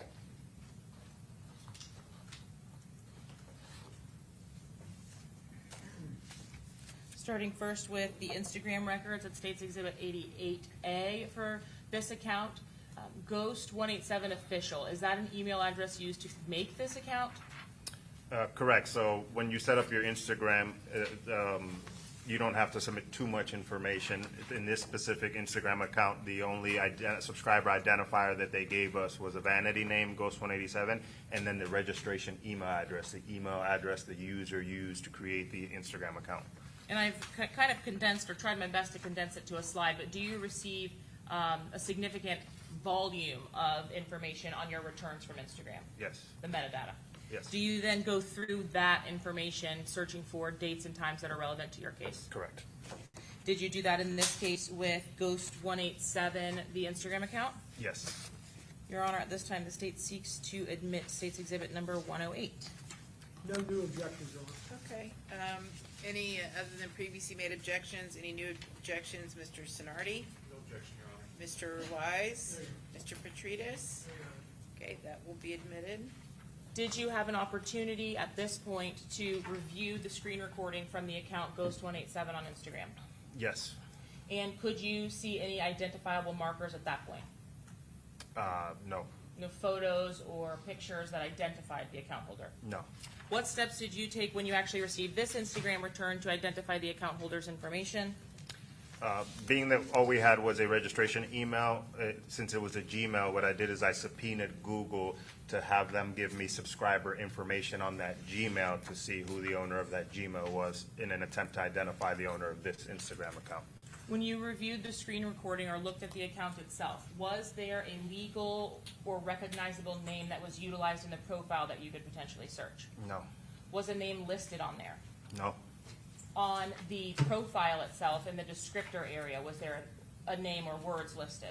I'm sorry, for Instagram or Gmail? Yes, for Instagram. No. I'm sorry, you gotta rephrase the question. On the Instagram account itself, the screen recording that you received from Detective Trey'Vionne Yes. of Ghost187's account after the homicide. Correct. You with me? Yes, Okay. sorry. No, that's okay. In the descriptor location under the profile picture, Yes, there was was, there some paragraph about a descriptor? yes, there is. Were there names or words written in that descriptor paragraph? Yes, correct. Were there any legal government names or identifiable persons that you could find in the course of your investigation that were listed there? I believe so. A name of an individual? Not a legal name, no. Okay. There was a name in there, but it wasn't a legal name that I could attribute to anybody. You actually searched for it, is my ultimate point. Yes, correct. When you obtained the returns in State's Exhibit number 108 from Google, were you able to look at the proprietary information for the billing info on the account that we've discussed? Yes. Ghost187official@gmail. Yes, Is this the account that was utilized to create the Ghost187 Instagram account? correct. And what information was of significance to you on the Google returns? So because of the use of different kinds of names that might not be legal names or might be aliases, I focus in on the Google Pay information that was attached to that Gmail because you can't utilize a fake name or an alias or not a real name, specifically when it comes to Google Pay.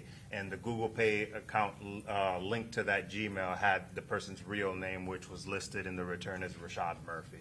The Google Pay information also includes additional information as well. Correct. So did you have an opportunity to review it in its entirety for the financial institution types or the card numbers, that kind of thing? I've reviewed their return, yes. And in your review of the return from Google, were you able to determine who that email account was registered to? Yes. Who was that? Rashad Murphy. And lastly, for Mr. Davion Murphy, were you able to confirm the phone number associated to that account? Correct. Was 108 admitted? I believe so, 108?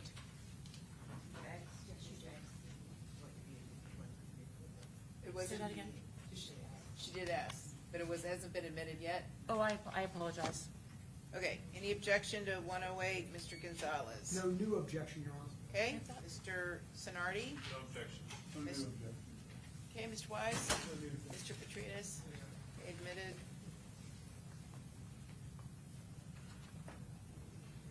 Did you do the same with Mr. Davion Murphy's information? Correct. How did you come to gain the information for his assigned phone number? That specific number showed up in Rashad Murphy's CDR records. The call detail records. Correct. So you had reviewed the returns from the cell phone providers, Yes. and what did you do, or what were you looking at specifically in reviewing those returns? I was looking for phone calls that they would have made during the relevant time periods, and I found this phone number and ran it in the system, and it came back to Davion Murphy. Had you had other information, or were you developing other information at that time based on the course of your investigation that also made Mr. Murphy a suspect in your case? Yes, specifically a photograph from Rashad Murphy's device that had a picture of his ID in it. Did you also have the data or download from the Ring camera at the Airbnb location? Correct. Did you obtain a subpoena for the records from T-Mobile? Yes. And did you ultimately seek a return from the records for T-Mobile for the device assigned to Davion Murphy? Yes. Was an email address also provided for Davion Murphy? Correct. The state would seek to admit, if not previously admitted, State's Exhibit number 134. I believe it should be in. State, excuse me, Mr. Gonzalez, any objection? No, Your Honor. Mr. Sonardi? No objection. And Mr. Wise? Mr. Petrides? Okay, that will be admitted. And just so you know, I told the jury 6, we're gonna go to 6:15, and then that's it for today, okay? Will you just yell when you're on her? I shall. Thank you. Did you have an opportunity to review the records that were provided in State's Exhibit 134B, the return from T-Mobile? Yes. Publishing 134B, is this the subscriber information page that T-Mobile had provided to you? Correct. Were you able to establish a relationship between the defendant and an individual by the name of Serena Beeks? Or was there some relationship between the two? Family? And the subscriber name, did it reflect Davion Murphy? No. Throughout the course of your investigation or speaking with other law enforcement officers, did you determine or were you able to learn of the significance of the subscriber name utilized to create this account? Yes, specifically Suge and Spaz are nicknames to people who died in the war.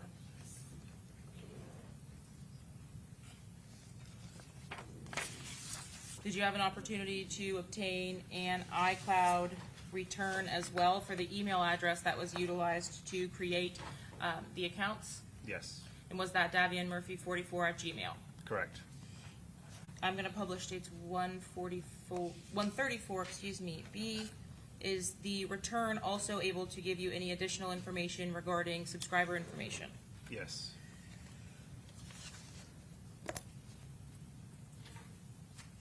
Was there a different name utilized in 134B for the return from iCloud for the subscriber? Yeah, it appears to be another fake name, Hoopa Cutway.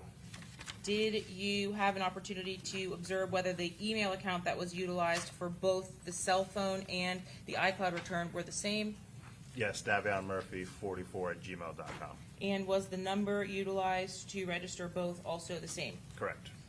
Throughout the course of your investigation, was the number ending 3137 attributed to defendant Davion Murphy? Yes, that is correct.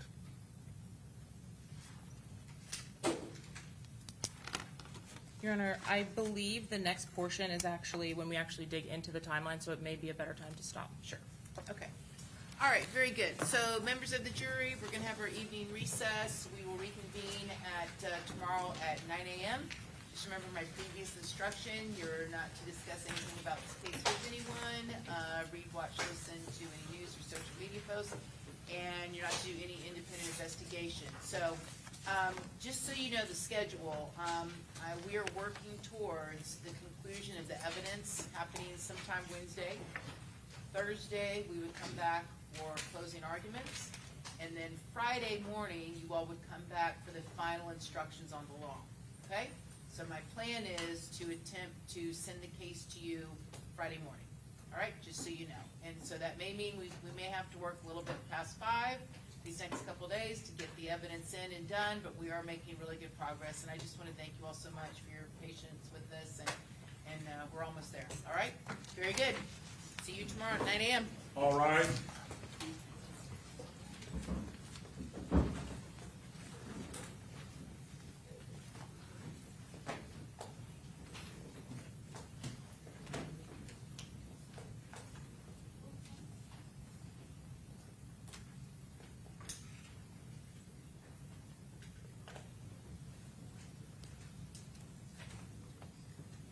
All jurors are out there. Okay, very good.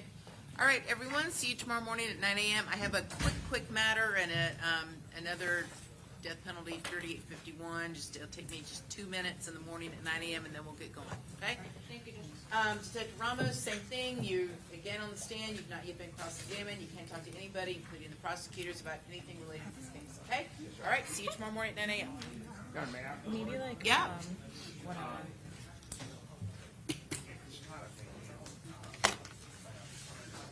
9 a.m.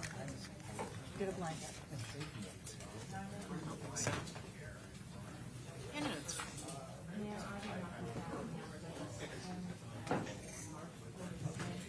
Well, I hate to have that go out.